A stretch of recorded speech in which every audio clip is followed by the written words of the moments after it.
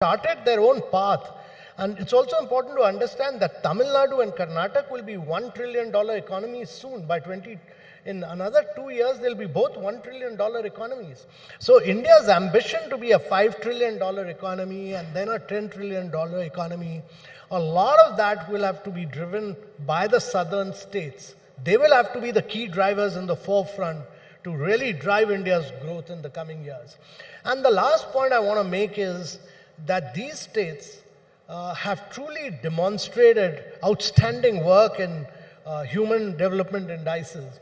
So the quality of life, the social indicators in health, education, nutrition have all been very, very high. I mean, compared to the rest of India, they've been way, way ahead. These are slow-moving indicators. They take a lot of time. But that really shows that work done over several years, despite changes in government, the consistency of policy on social development has really yielded results in these states. I just want a quick follow-up question. When you look at the fact of exports, for instance, since we're talking about global value chains, we had a huge bump last year. We have now plateaued on merchandise goods. It is services sectors that is booming. And this particular part of India, particularly Karnataka, has this huge IT infrastructure that has actually driven a lot of the services export. What is the next level you think this particular industry has to take? Given the fact that we have having artificial intelligence, all kinds of things, how can we leverage that to be really on top of the world in terms of these developments? So I think the South India must be the key driver of new skill creation. There's a very severe shortage of skills in India. It's impossible to get coders, it's impossible to get great product developers in India. They're very highly paid, it's impossible to get them. It's impossible to get AI and ML engineers today in India.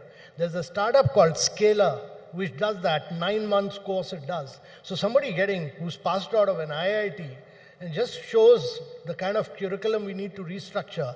He does a course where a person from triple IIT or IIT gets an entry fee of about 3 lakhs. Once you've done that Scalar course, your salary jumps up to about 30 lakhs. So that really shows that there is a need to completely restructure and redesign your curriculum of triple IITs and IITs for the world of today.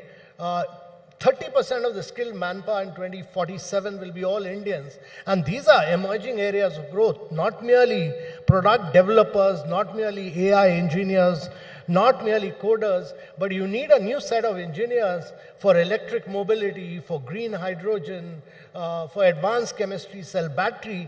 These are the emerging areas of growth which are going to take India to the next level of growth. Without these areas, India will never be able to become a $10 trillion economy. I mean, if you look at China, which grew at 10% plus from 1990 to 2010, its emergence is largely because it became a great manufacturer of mobiles.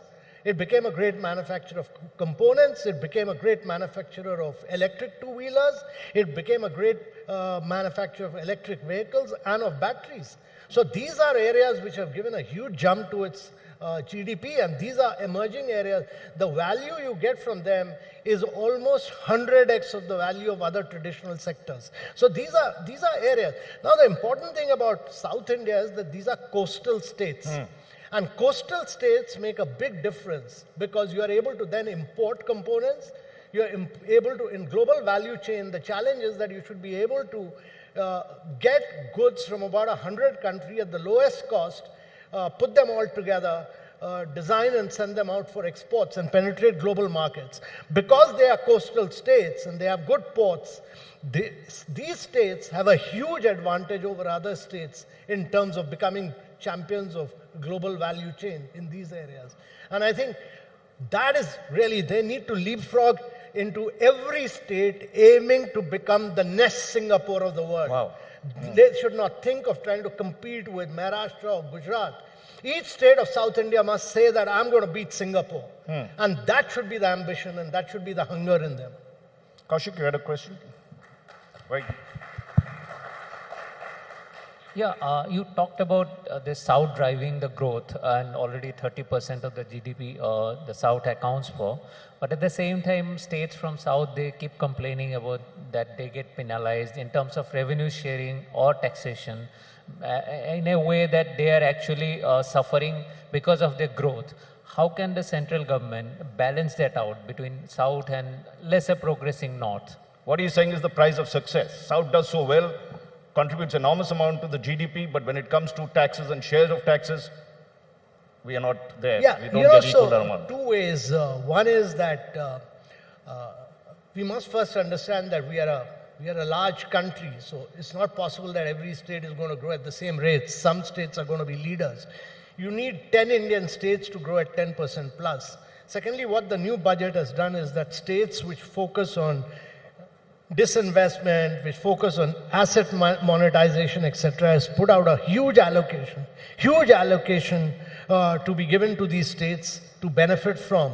So it's actually given out benefits to states which are moving towards progressive policies. So if you look at the budget of last 3 years, what it does is it incentivizes good policies. And that is the right measure to take. Instead of penalizing, some penalization will take place because you need money to finance other states as well. Otherwise, Bihar, etc., will never be able to grow and prosper. That's important.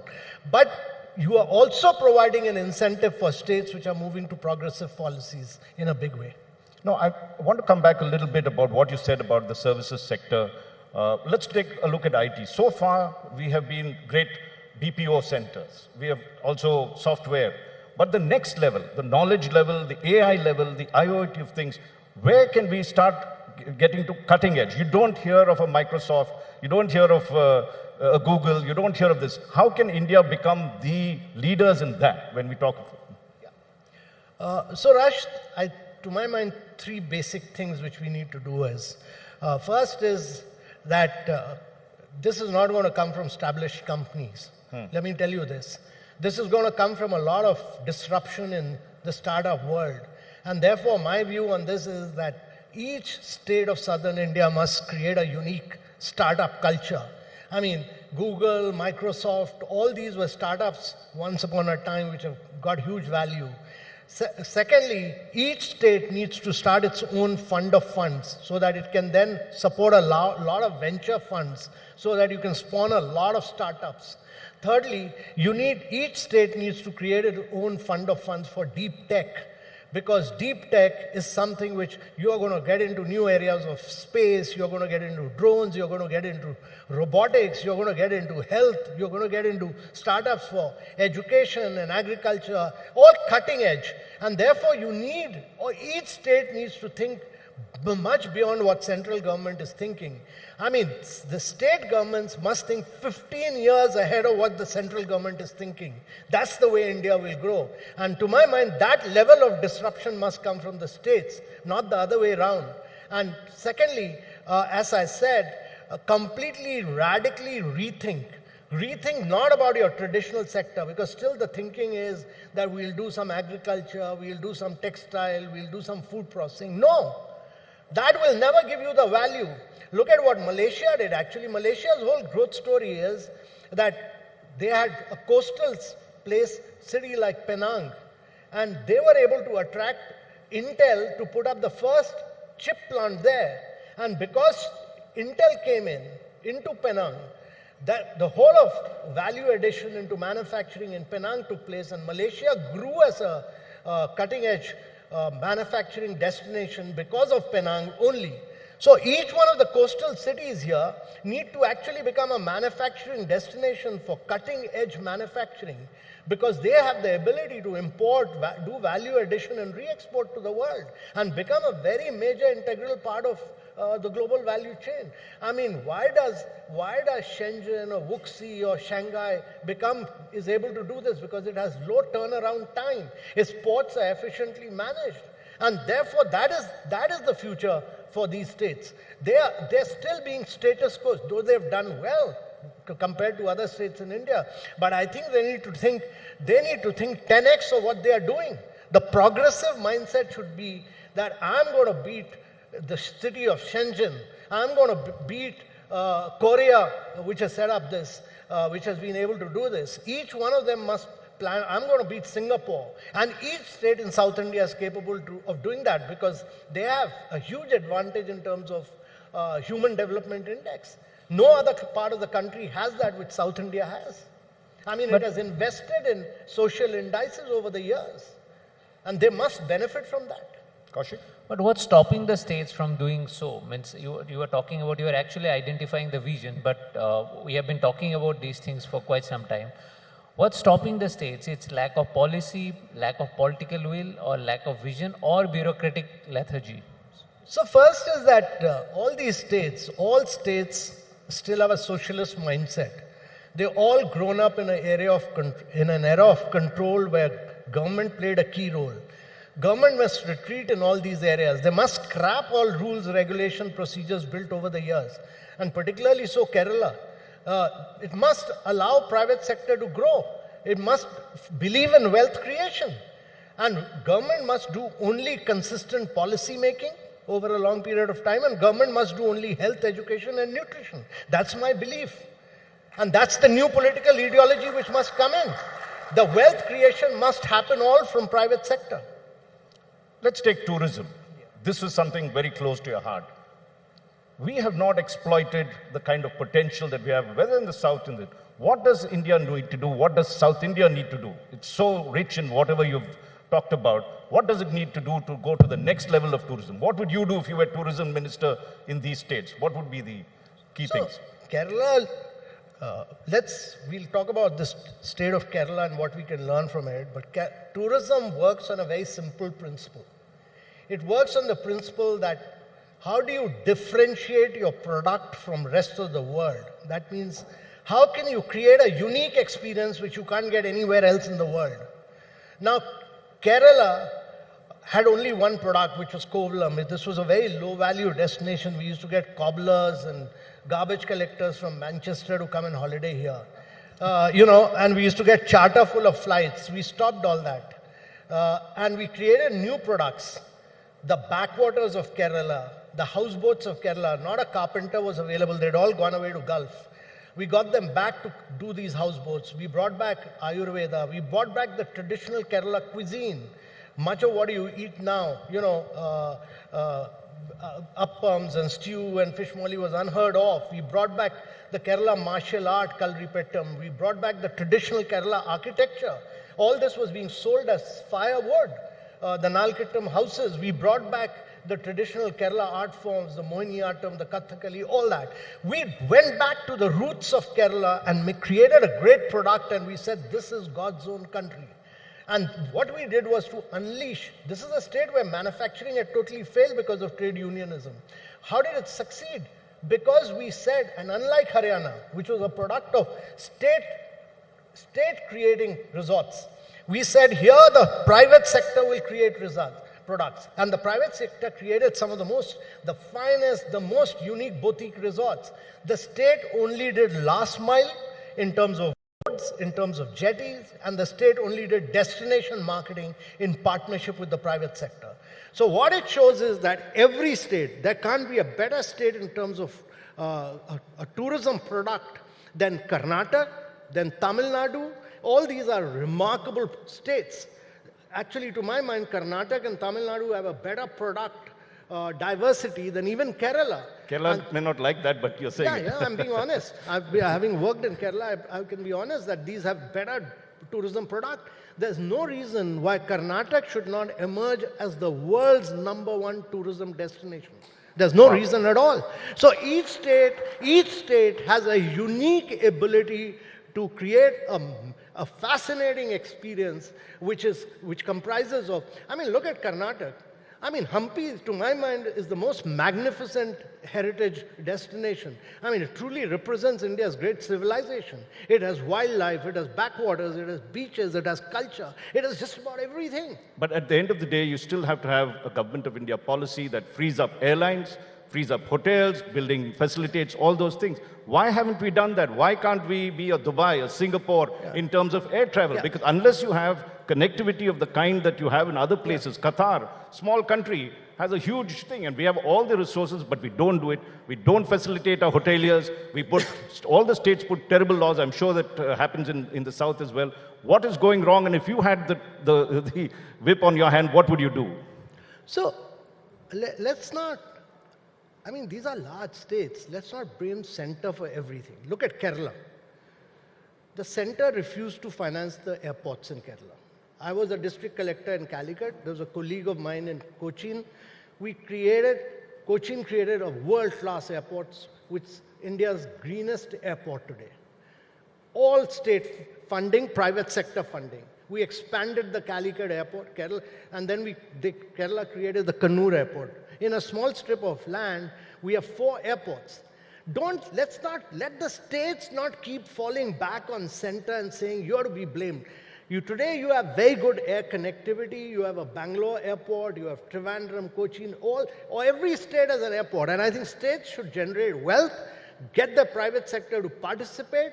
These are unique models of private-public partnership. If we could do Delhi, Mumbai, Hyderabad, Bangalore, all in private-public partnership, why should the states not create their own airports? You're being kind to the center. You're not even saying anything what the center should do. You've whacked the states. No. Is this because you're Sherpa? No. Because I'm a believer that quite often we get into this business about states blaming center and center blaming states.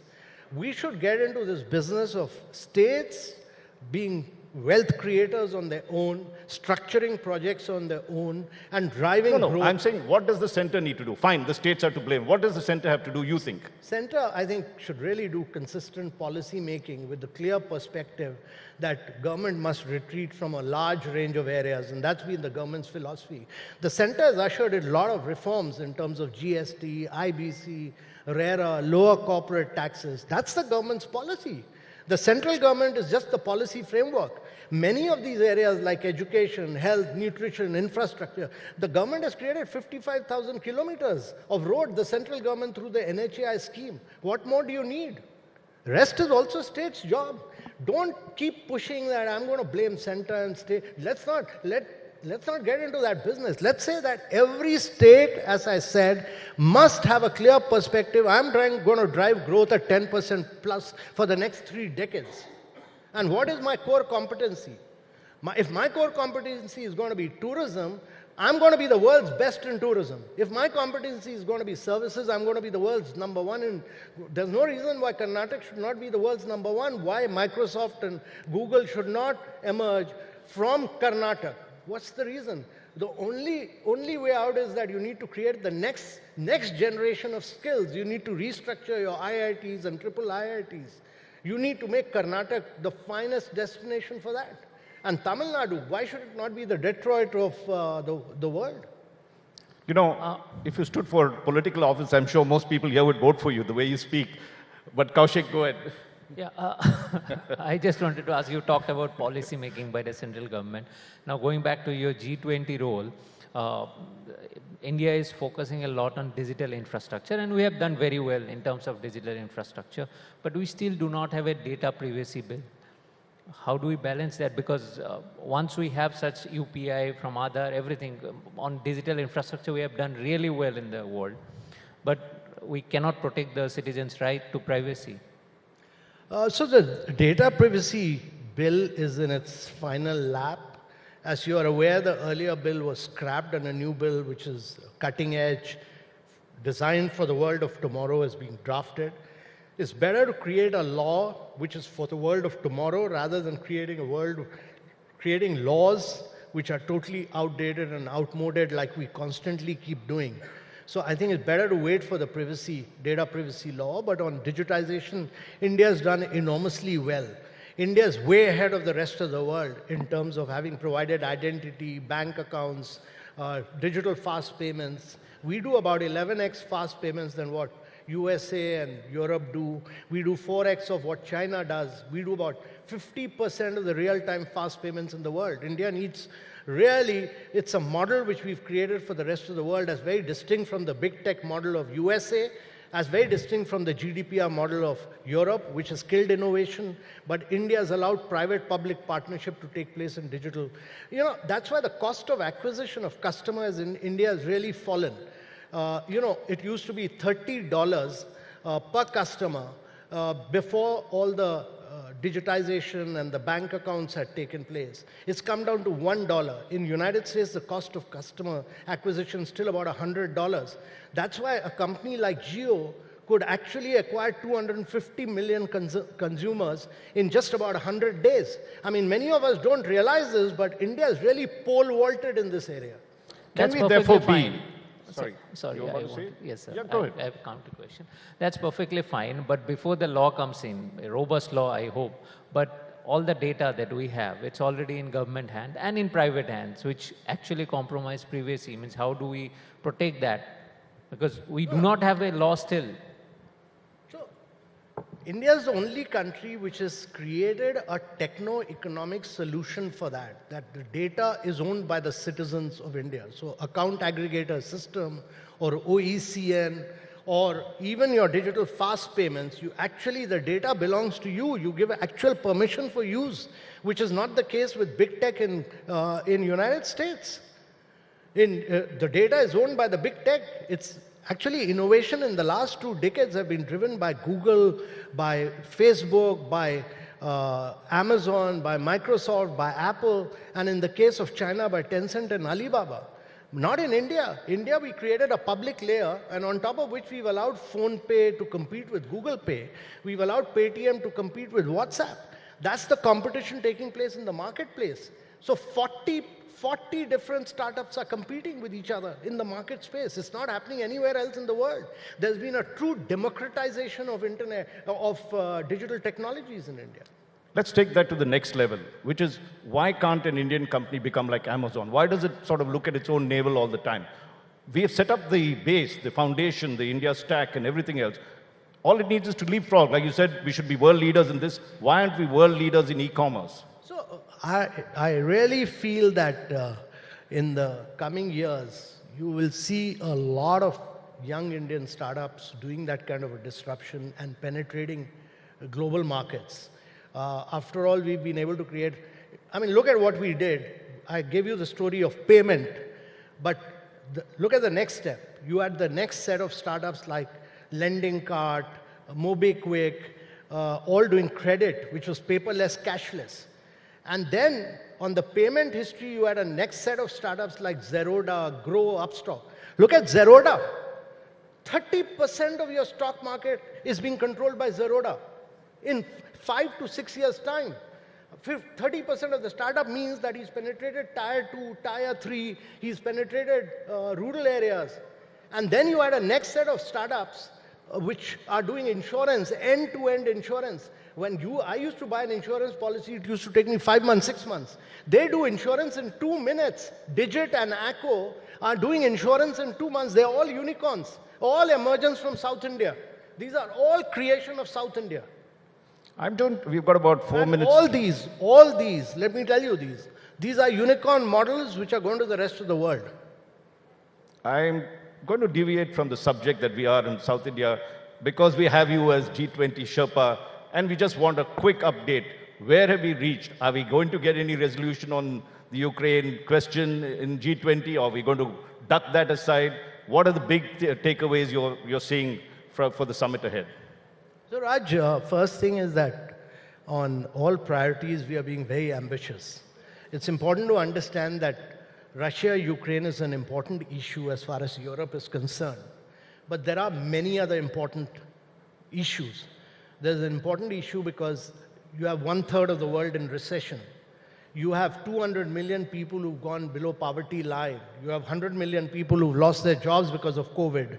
You have 75 countries which are facing a global debt crisis. You have an issue of climate action and climate finance. All these are very critical, very major issues of the world.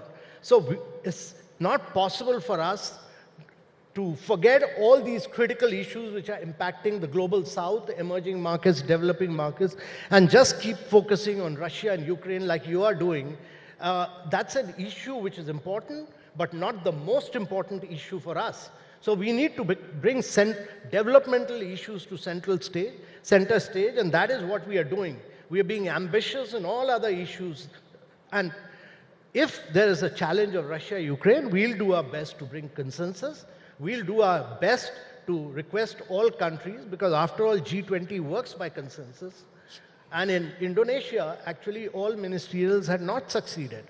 But in the final round, we were able to hammer out a paragraph 3 and 4, which brought everybody together. So I'm quite optimistic. I'm very hopeful that ultimately we'll bring everybody around. But in the meanwhile, we should push all these issues which are impacting the global south. Yeah. And if you had to give us a status report, where do you see the breakthroughs? Is there a big 2 or 3 big breakthroughs that you think we could achieve in the G20 summit? We are being very, very decisive. We are being very inclusive.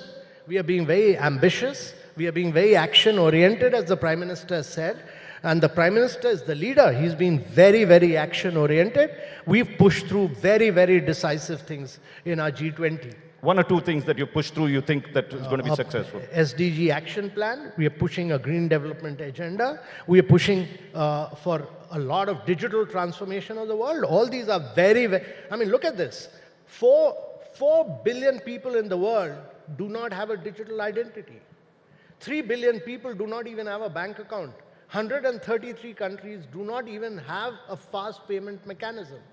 During COVID, we were able to put money into the bank accounts of 800 million people rather than giving large packages. We were able to protect our population. And therefore, we need to take this model to the rest of the world. That is what the G20 is attempting to do. Quick question, last question, Kaushik. It's a kind of out of syllabus question. You have worked very closely with Prime Minister Modi, and you are a kind of superstar bureaucrat. Now, recently, Mr. Rahul Gandhi has said that Modi can even teach the God and can confuse the God. So now, working with the Prime Minister, do you think he comes to you as the God, or he's keen to listen to bureaucrats or people who work with him? Do you believe in the Rahul Gandhi's assessment of Prime Minister Modi? Because you have worked very closely with the Prime Minister. No, I don't want to get into politics. That's not my objective. But I've worked with the Prime Minister. I was a Secretary, DIPP, Department of Industrial Policy and Promotion, 9 years back. So I've been working with him for about almost 9 years. All I can say is that the PM, and I've worked with him on ease of doing business, opening up of the foreign direct investment regime. I have worked with him on a range of areas, including aspirational districts, Make in India, Startup India, all these whole range of areas. Let me tell you that when we started Startup India, there were just about 450 odd startups. Today we have 99,000 startups in India. And the Prime Minister is very futuristic. He's very visionary. He's a tough, hard master. He wants delivery on ground, and he ensures, and that's the reason, that's the only reason why we've been able to work. He believes in breaking silos, and that's the reason why we've been able to do. I mean, look at the size and scale of the transformation. It's important to understand this. I keep saying this because 40 million houses is like making a house for every Australian. I mean, 243 million water connection is like providing a water connection to everybody in Brazil, and 110 million toilets, 2.5 billion COVID vaccination during COVID. Nowhere in the world has this happened. And that's why, the Bank of International Settlement, BIS, in a study has said that India achieved in 8 years what it would have taken 50 years to achieve. 8 years, what it would have taken 50 years to achieve. And actually, that has been reiterated by the new Morgan Stanley study. So, India's remarkable in delivery on ground. I did the aspirational district program. These were all backward districts, the most backward districts in India. Nothing was working. Far-flung, geographically far-flung areas. He asked us to work only on data, on competition, on putting the ranking out in public domain, and districts were transformed in 4 years' time, simply because of competition, data, good governance. Well, let's use your slogan that you use for tourism. It's Incredible India. Amitabh, thank you very much, Amitabh Khan, for this. Ladies and gentlemen, let's give him a very warm round of applause. Thanks a lot. Thank you.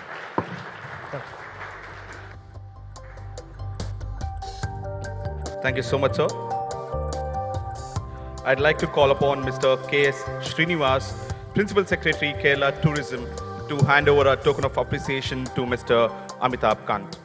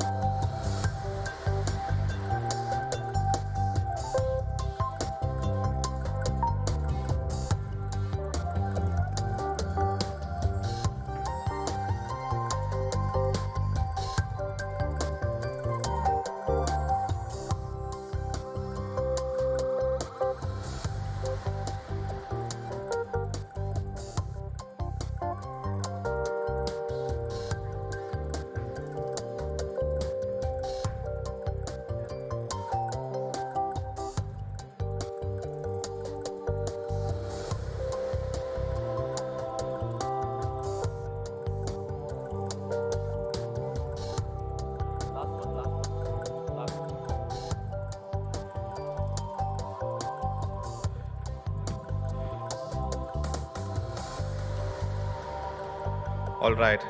Our next session is Gender, the Other Frontiers to Conquer.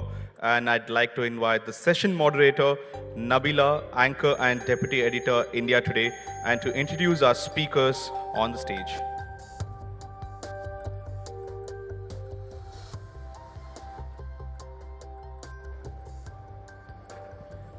A very good morning, all of you. I'm Nabila. Thank you very much for joining us at our 5th edition of our India Today South Conclave.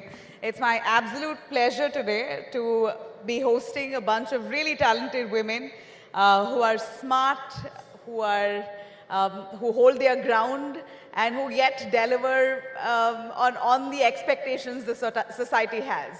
I'm going to try and capture from them on their challenges and how they wade through their daily lives and yet thrive. Thank you very much for joining us. Can I please have on stage Dr. R. Bindu, Minister for Higher Education and Social Justice of Kerala. A big round of applause for her, please. We also have Methil Devika, who is a dance exponent and academician, who's a two-time award winner for her Mohiniyattam. She's part of the Oscar contention for her works as well, so a real pride for India. We also have Mridula Ramesh, who is an author, founder of the Sundaram Climate Institute, a vociferous voice for climate change. She'll be giving us a sense on how climate change impacts women. That's an area of interest for me as well. Thank you very much. A big round of applause again, guys. Right. Thank you very much for joining us. I know this must have been... I'd like to start here and begin with, not to sound too... I'll get straight to my question. What were the challenges to come to this stage, this event here today? What was your routine right from the start of the day? Why don't you start, Ms. Bindu? How did you start the day today? First of all, I wholeheartedly thank the organizers for inviting me to this conclave. I have many meetings today, so it's difficult for me to spend much time here, but at the same time, I want to share my concerns associated with the gender ideology existing in society, because it largely influences the power structure. Yes. So, as an activist, I am interested in changing this scenario.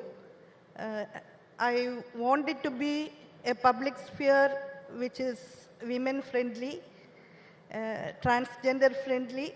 Lovely. Our Indian society is primarily hierarchical, pyramidal, and women reside at the bottom.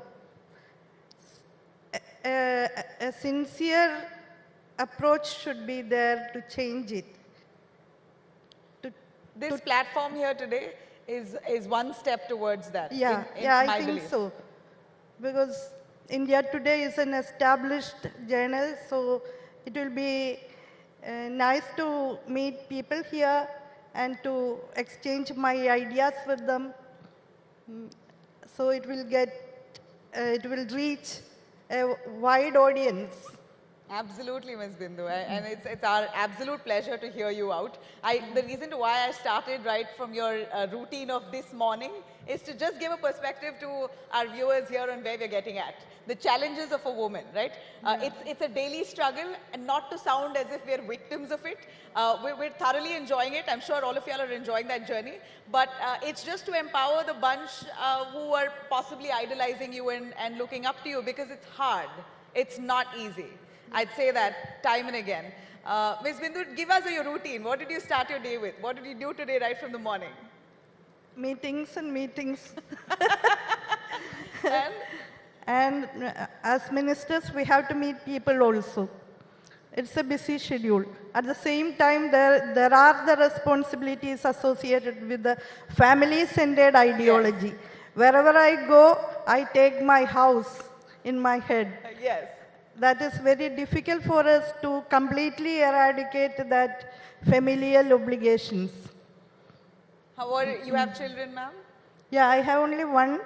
He is 30 years old, but still the family-centered ideology is haunting me throughout my career.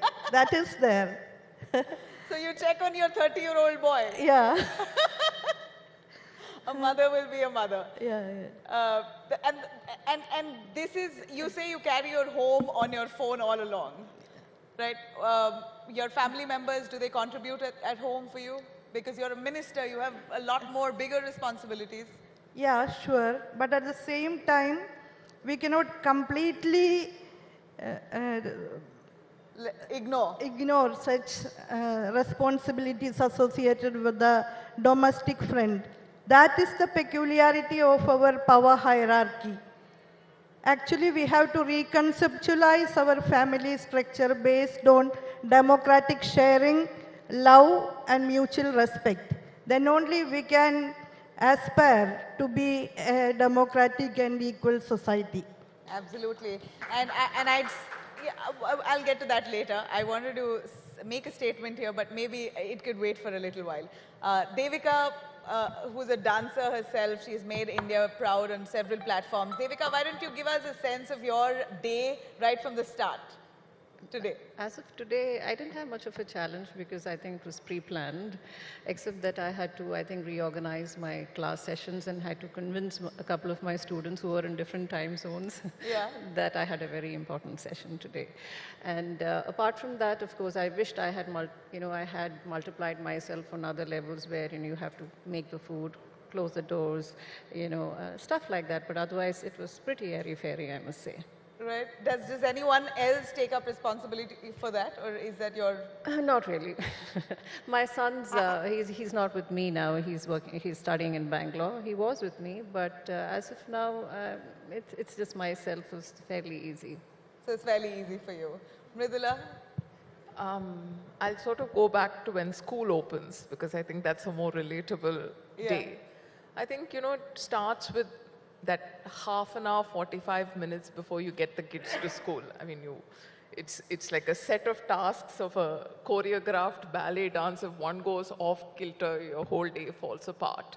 Yeah. And, I think we all need to keep that in mind, because if any solution that you put for any problem in the world doesn't work with that degree of pressure, it's going to fail.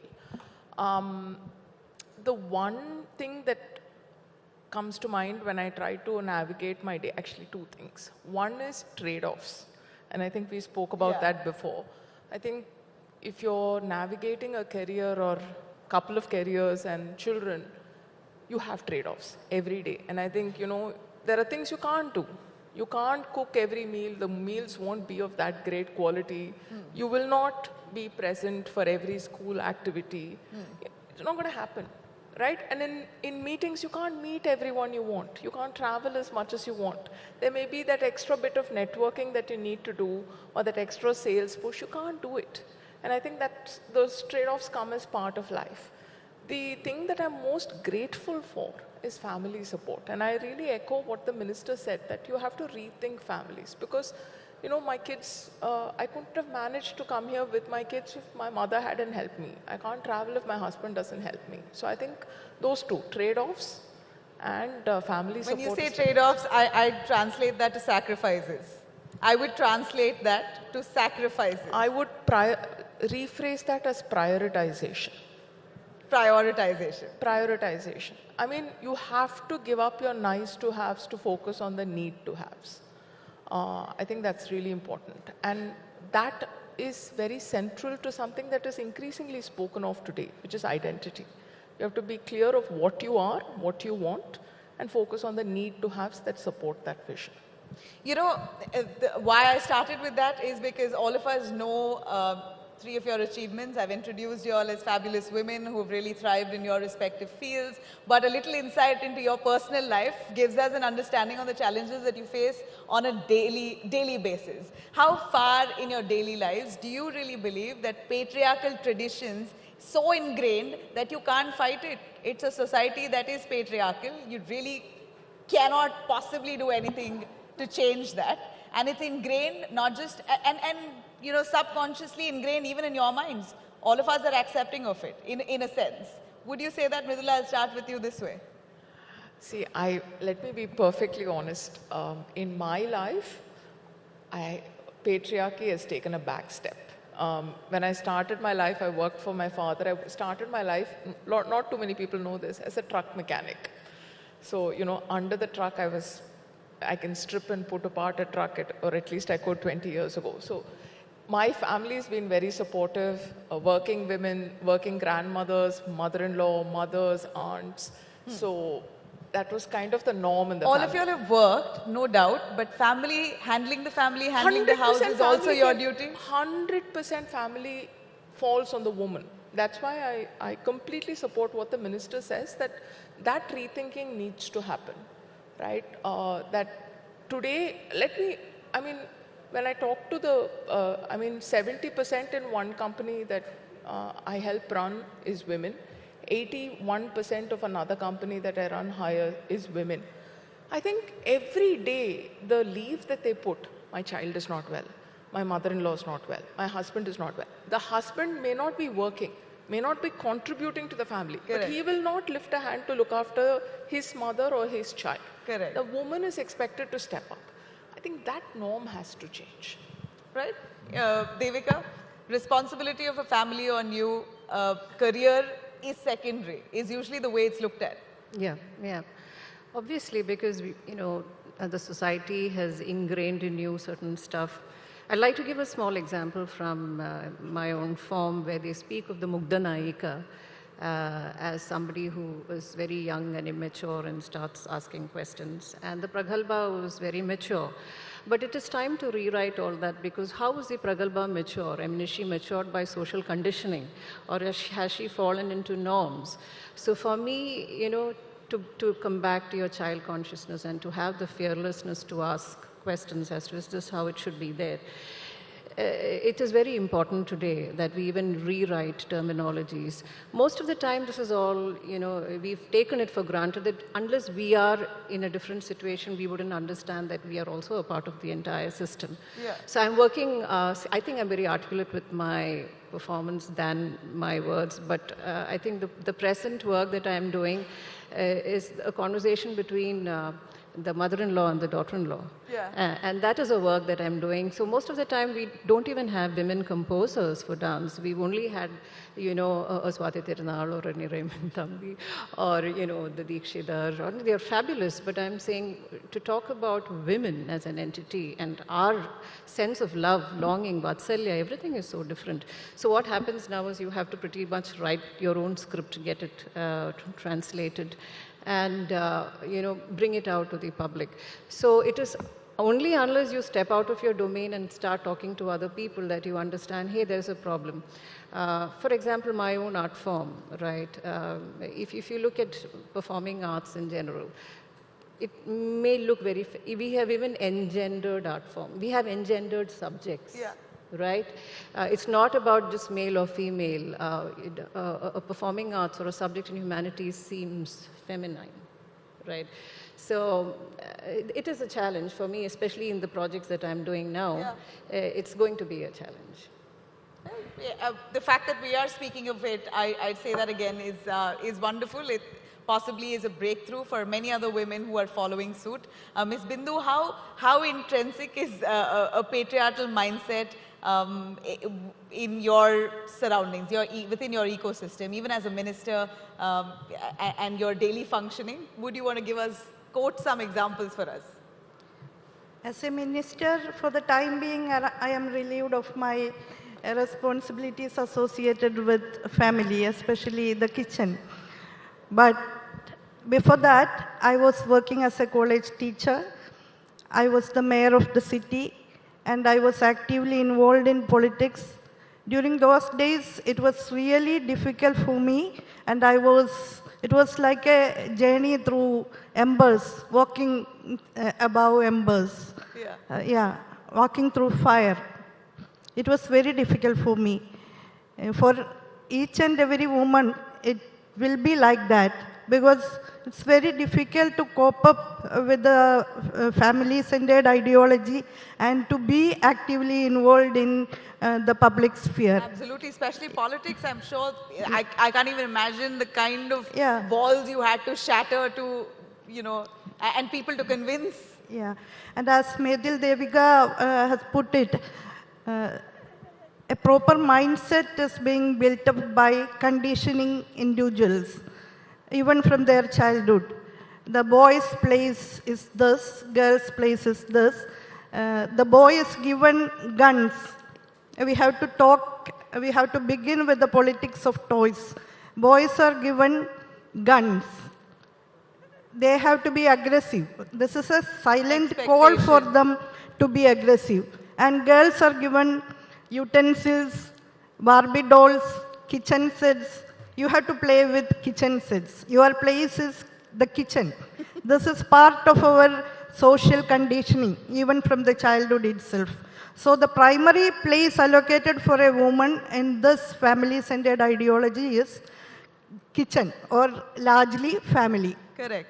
100 years ago, a slogan echoed in Kerala's public sphere, that is, Adukkalayil ninna Arangathekku, from the kitchen to the public sphere. Even after 100 years, we miserably failed to fully realize it. Yes. Yeah. Now we have Kudumbashri movement, which is being presented as a very proud organization for women. But still, the responsibilities associated with the family, they are still there without being shared. Yeah, you don't speak about it aloud, you just embrace it. And a lot of women do it with absolute pride. And like I said, this is ingrained so much in the system and within ourselves that at one point I hear women say very proudly, yeah, it's my responsibility and I do it with a smile. I have no qualms in delivering it. While a lot of them are happy to do it, a lot of them may not. They just go along with it. But and maybe now is the right time to say it after we've said enough and maybe in a way thrown a shadow on the men. I'd still like to clarify, thank you for all the men in all of your lives and mine for the encouragement and the nurturing and the fact that we are thriving here today. I think that credit also goes to the men in our lives. I'm sure all of you all would agree. Yeah. So, because it's, unconscious conditioning even on them. They're just playing the role and are the outcome of tradition. So, can't really blame one another. But maybe time to rewrite that or change it in every sense. Ms. Bindu, as you're a Minister of Education here in the state, Kerala is known to be one of the most literate states. When you speak of education among women, would you give us some statistics to show how Kerala women are a lot more empowered? There's a lot of praise for Kerala and education. Tell us more in the women front. In the case of participation of women in higher education, 56% of girls participate in higher education sector in Kerala. This is the highest in the nation. But still, our female literacy rate and educational participation are high. But still, the problem of agency should be noted. The agential capacity, the intervening capacity, that is comparably low in Kerala.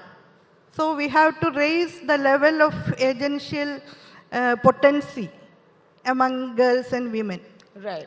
Yeah. You know, and that was one of my questions, Devika, I'd like to ask you on that, on the right we have on our own bodies when it comes to the reproductive system itself and the decisions that we want to make to have a child or not, the kind of influence that family has on that decision to do with your body.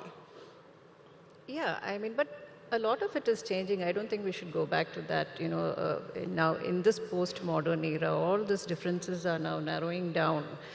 But personally, in my spaces, I think I do an art form called Mohiniyattam, which has been dictated also by, you know, it has had its leanings in matrilineal society, but it is also dictated by a patriarchal system who impose the concept of lasya and sensuousness.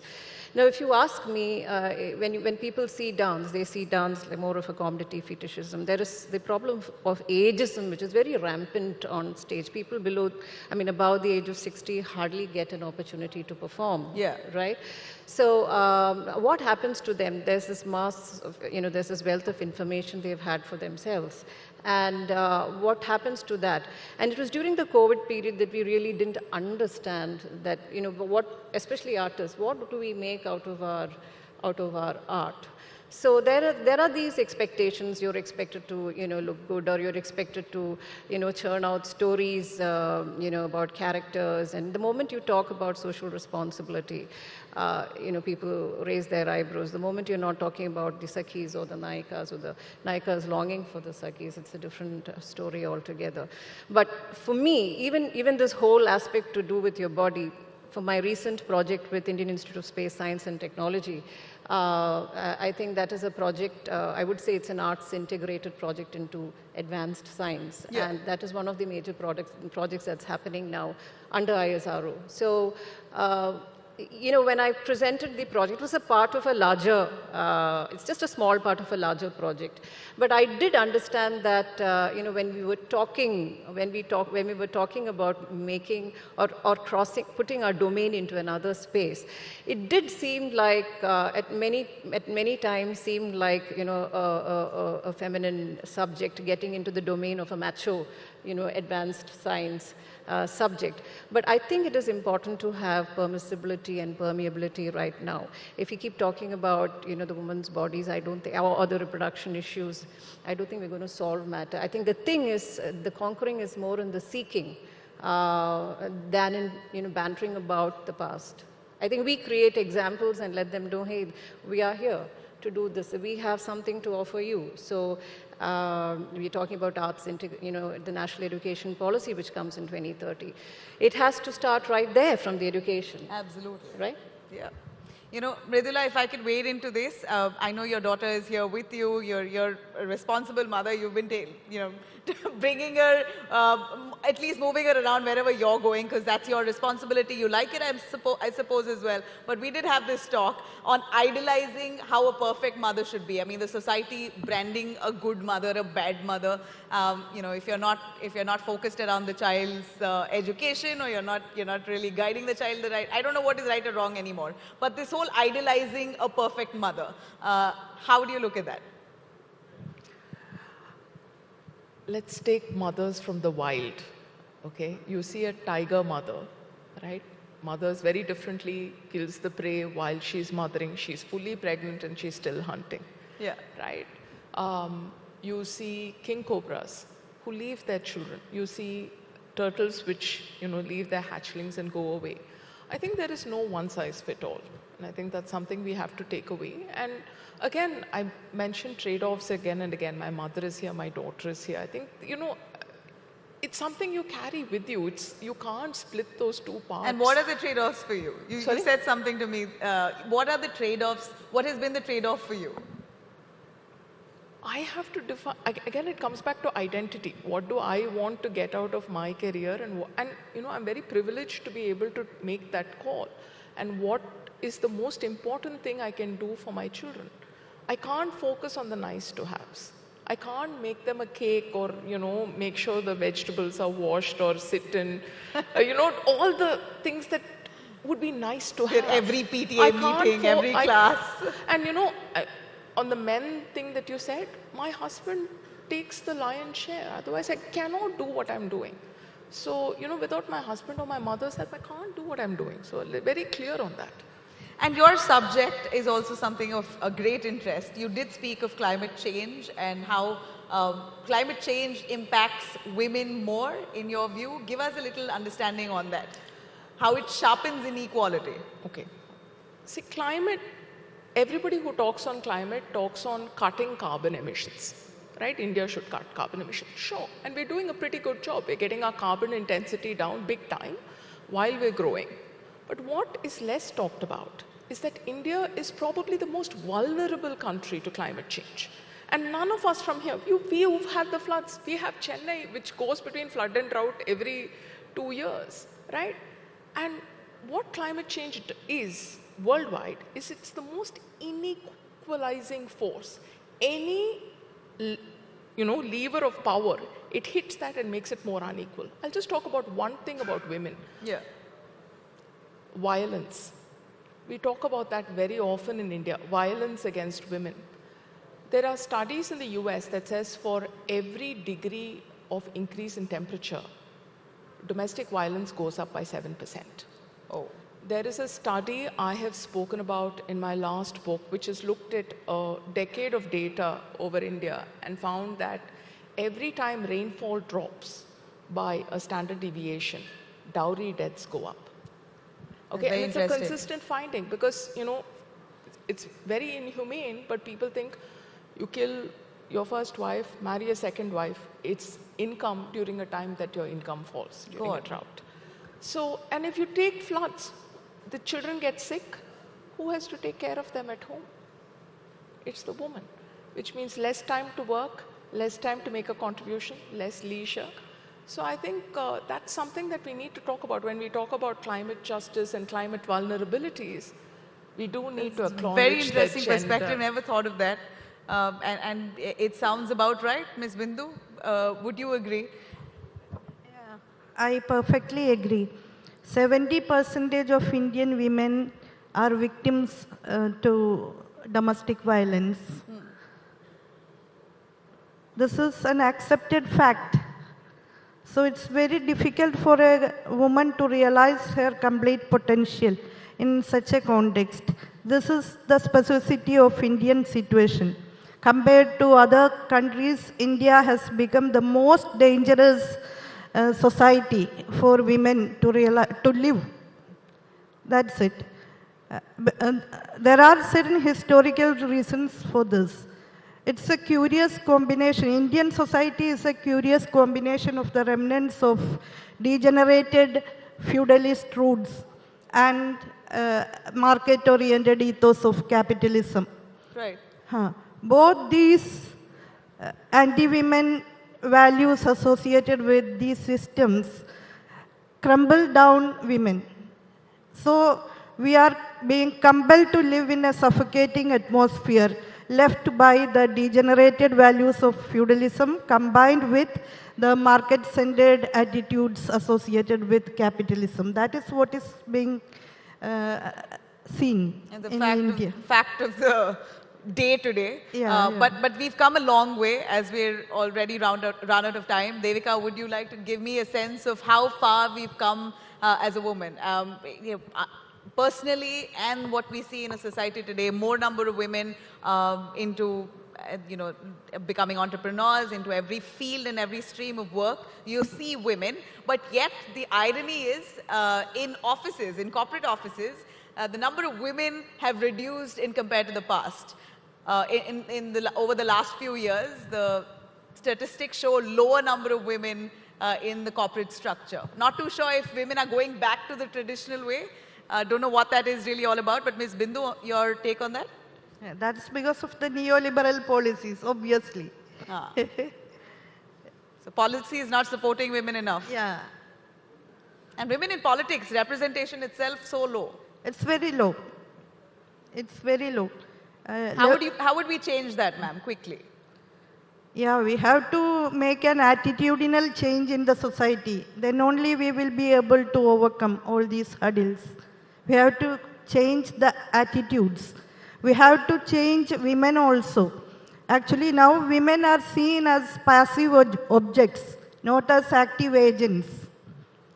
Women themselves have to reconceptualize themselves as active agents who can intervene in the public sphere, who can talk about all these things.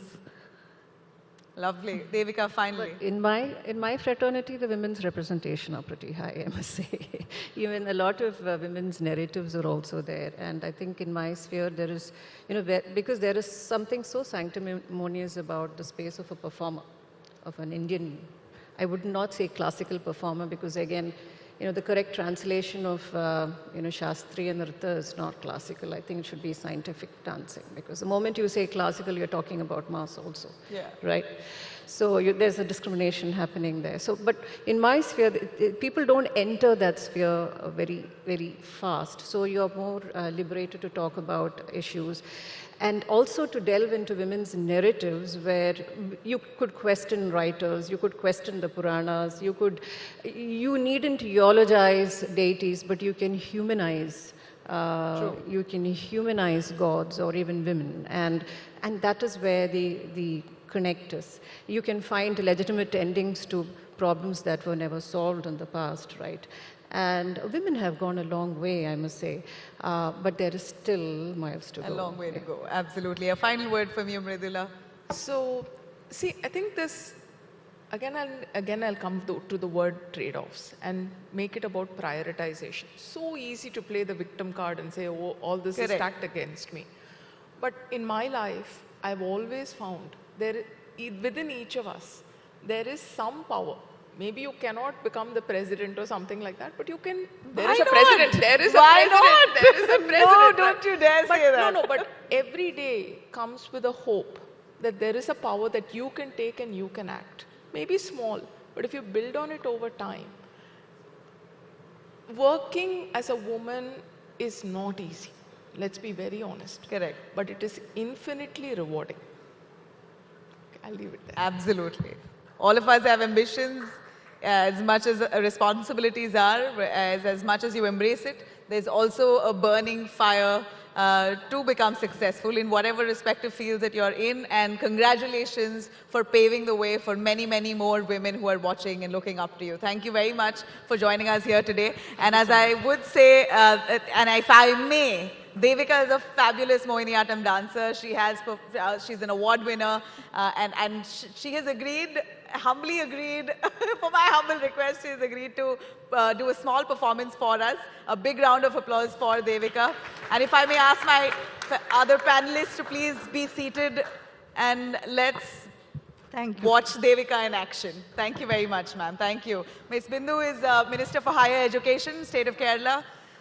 Devika, a fabulous dancer. Mridula, an entrepreneur herself, a climate change voice. Thank you very much, our guests, for joining us here today.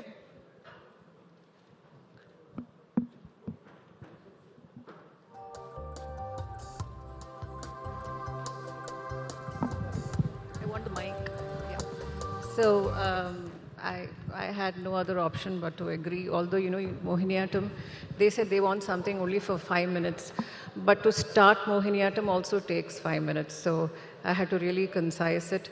Well, I'll give you a gist of what I'm doing. It's just an excerpt from the famous Chidambara Stotram. The myth is this, that Patanjali, I'm talking about the Patanjali of Yoga Sutra. Patanjali visits Chidambaram and he wants to see Lord Nataraja, and of course Nataraja's secretary Nandi stops him, as usual. And Patanjali breaks out into this beautiful verse, and apparently Nataraja came out of the sanctum sanctorum, and because it was at the behest of somebody else, it was more graceful, it had a lot, it was unhurried, it had restraint. And this is beautifully compared to the dance of the male peacock. And this focuses on the lasya, or the feminine, or the grace of the masculine. So just taking a bit of this, sung by my by my singer Malayalam Vinod and composed by me. Thank you.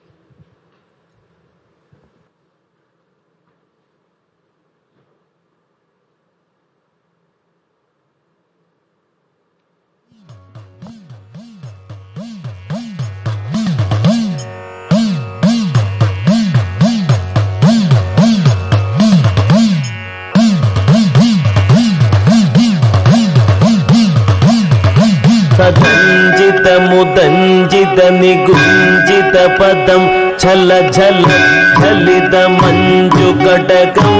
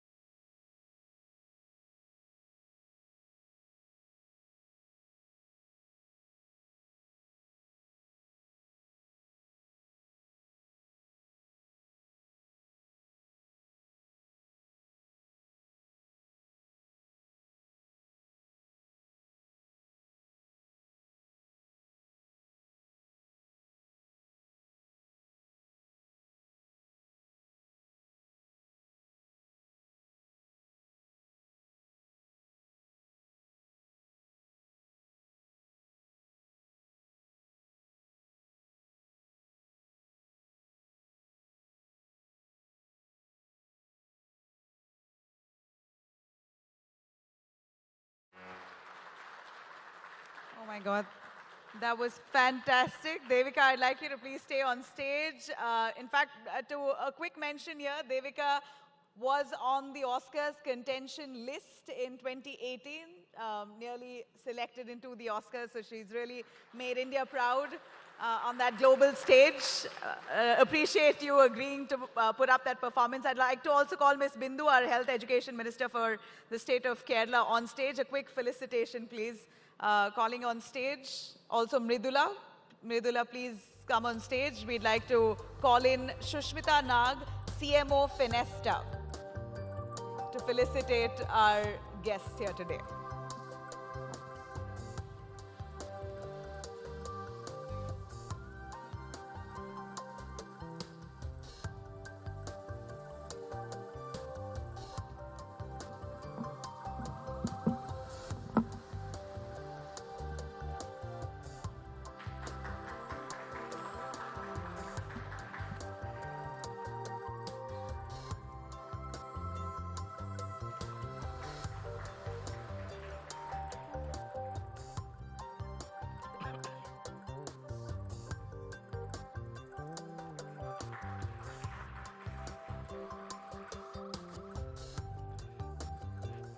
Thank you so much for all those speakers.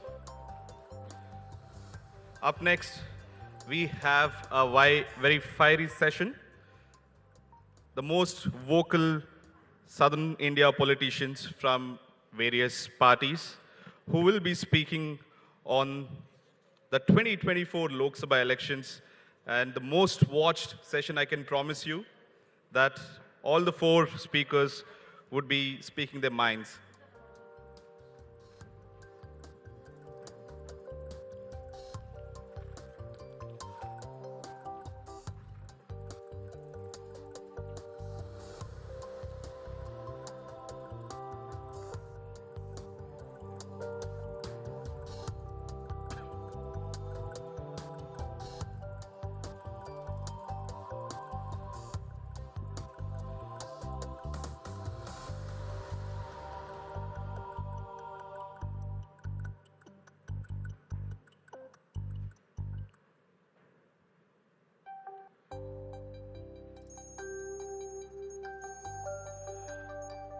Target 2024, Who Will Win the South? Sponsored by Radico.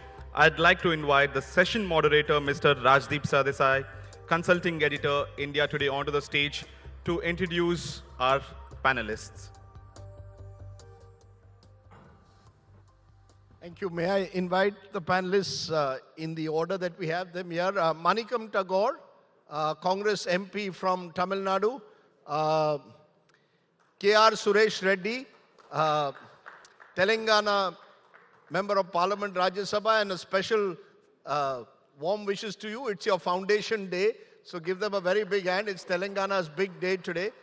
Annamalai, President of the Tamil Nadu BJP, and a special thanks to him because he's come despite an attack of food poisoning. No conspiracy there. It was just something that he ate.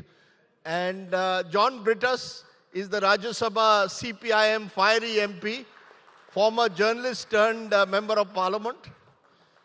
Thank you all for joining us. Do sit. Thank you.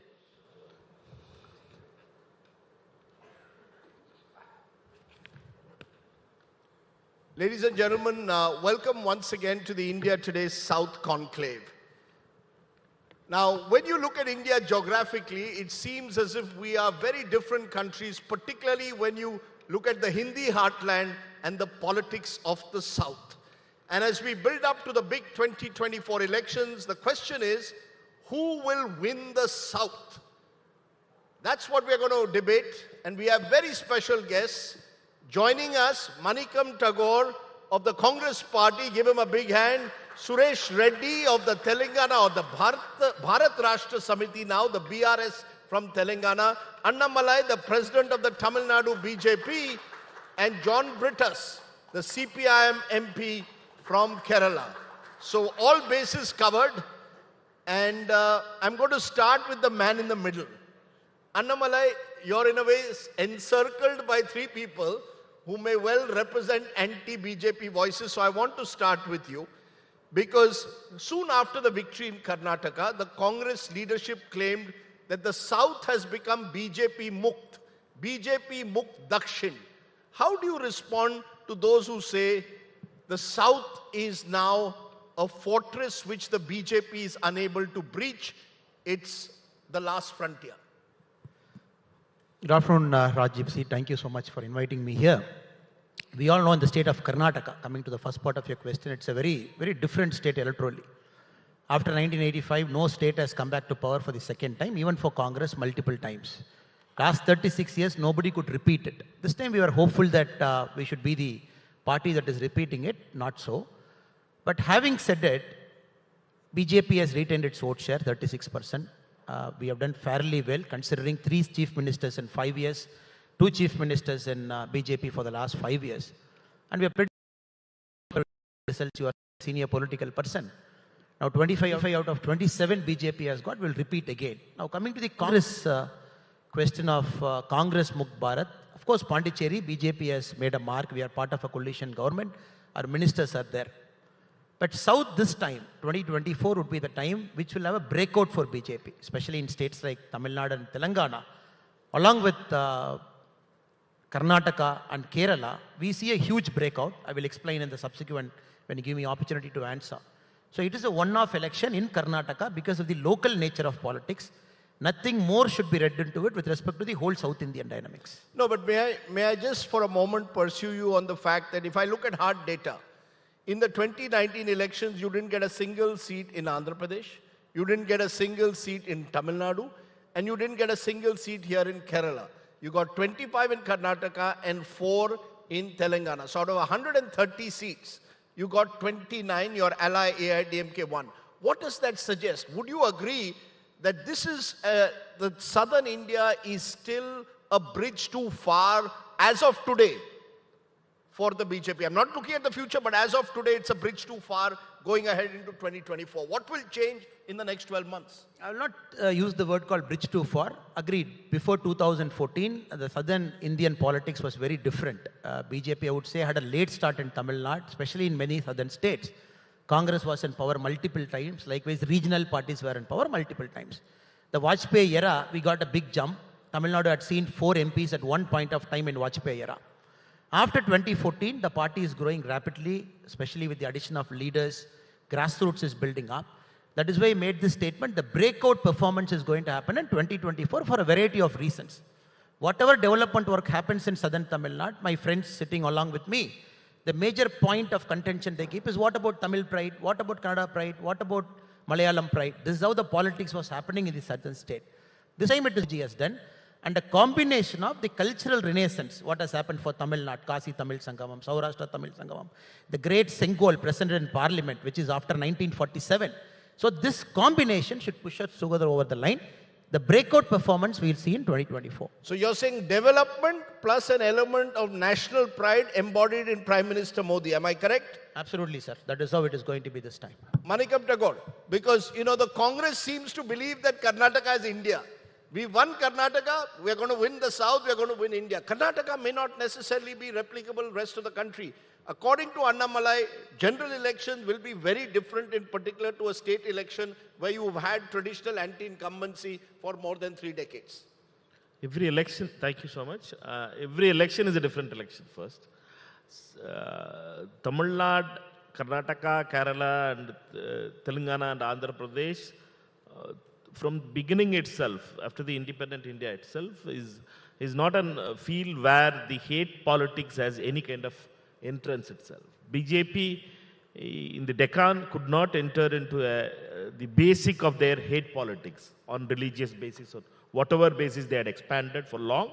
The hate politics of BJP, particularly the RSS-backed hate politics, doesn't have a scope in southern part of Tamil Nadu, the southern part of India, except in Karnataka, where they were able to break these Janata Parivar's one group of Mr. Ramakrishna Hegde, and they entered into that. The mistakes of Mr. Devagowda and others allowed BJP's entrance into Karnataka. Therefore, they captured with that thing all the Karnataka leaders. You take any Karnataka leader of the BJP, maybe the ex-chief minister who has just been voted out, are all ex-Janata fellows who had been with Ramakrishna Hegde. Therefore, that model of BJP to replicate in any other state, in Karnataka itself it is failing, other states also it's going to be difficult because in southern India, the politics of education based on a primary education, health and other issues on which real social and economic challenges are there.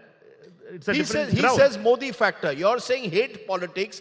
Annamalai is saying development plus Modi factor will become the breakout moment in 2024. Modi is the person. When we say Modi in southern part of Tamil Nadu, people doesn't vote for it. That's the thing. I have to ask only one thing, that whether you want a Modi government in central, people will not vote for it. That's my constituency.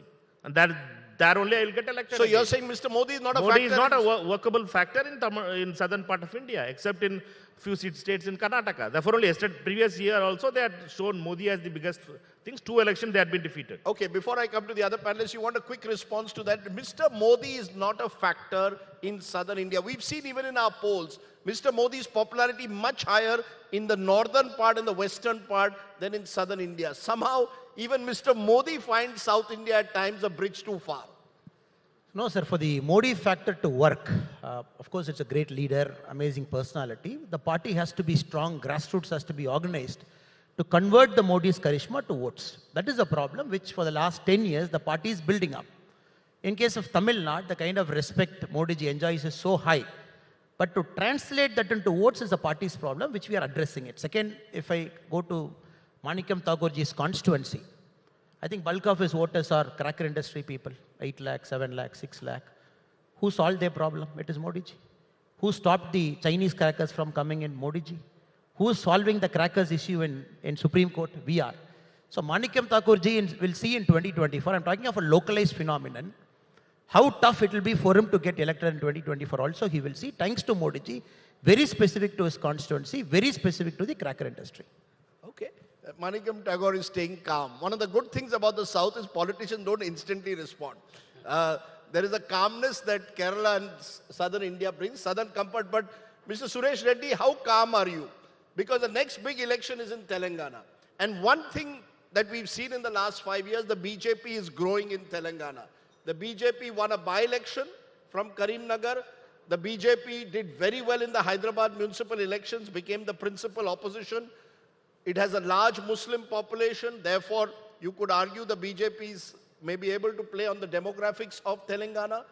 How worried are you going into the Telangana election? The BJP is emerging now as a challenger in the state of Telangana. Thanks, Rajdeep, because I begin my India Today innings with you. So, very happy about it. The only thing going south for BJP is its graph. Only thing south going for the BJP is its graph. Is its graph. And I say that with the reason that BJP had an opportunity in Karnataka. Wherever state governments were functioning, BJP was one of the state governments running in Karnataka. The performance, the election results have shown what the performance was. Now coming to Hyderabad, well, you're talking about BJP winning 1 seat or a couple of seats in the municipal elections and about 3-4 seats in parliament. In my view, that's not a big number. The reason being, in Telangana, in the last 9 years, we had 3 big elections, the 2014 election, the 2080 election, and 2090 election. And in all the 3 elections, TRS then, BRS now, consistently performed and increased its position from election to election. Number 1. It was not just limited only to the general elections. When you come down to the local elections, the municipal elections, the Zilla Parishad elections, the Sarpanch elections, BRS party swept the polls. How did it happen? How is it that BRS is winning Telangana continuously and BJP lost an opportunity in Karnataka? It is the regional performance. So when you come to South, Modi factor or the other factors what BJP is propagating will not work in South. What will work in South is the performance. And you're competing against performing leaders. who have performed remarkably well. You don't see any anti-incumbency after 10 years in power, creeping anti-incumbency against Mr. Chandrasekhar Rao? Well, we had elections, a by-election just about 6 months back, and we won it. In spite of winning elections continuously, the fact of the matter remains that the policies, the programs, the visibility, availability of the leadership in Telangana is a clear indication that what people of the state want. So it is not dramatics, or it is not a very aggressive media which works there. It is what's working on the ground. So you're saying people in your state, or indeed across the south, vote for regional leaders on performance of regional governments. Am I correct? It's not about who runs Delhi, it's about who runs the states. Well, historically, Rajdeep, if you look at it, the south was entirely under Congress control. Why did it wither away gradually? Because they could not reach out. The leadership in Delhi could not reach out, understand the ethos, understand the needs, and develop regional leadership. That's how the aspirations were not met. Okay. So this gave rise to regional parties. The regional parties, not just merely to be regional, but to perform and show. Okay, interesting. John Brittas, Kerala marches to its own beat. You have your own politics which perhaps cannot be replicated anywhere else. Many believe the CPIM is actually a regional party in Kerala, with Mr. Pinarayi Vijayan a face of that regional party. Do you agree that you have a Kerala model for the CPIM that is limited today to Kerala? Rajdeep, let me just make it very clear that whenever you have a discourse from Delhi or a Delhi-centric discourse, you find all the parties based in South being regional. We are as national as other parties who are based out of North India. So, as Suresh Reddy said, we would be equally national like those parties which are in Bihar or in Uttar Pradesh. Second thing is that, see, 18% of the population, that is South, we contributes 35% of the GDP because we have kept BJP away from South. That's it. And third thing, what is the Modi factor?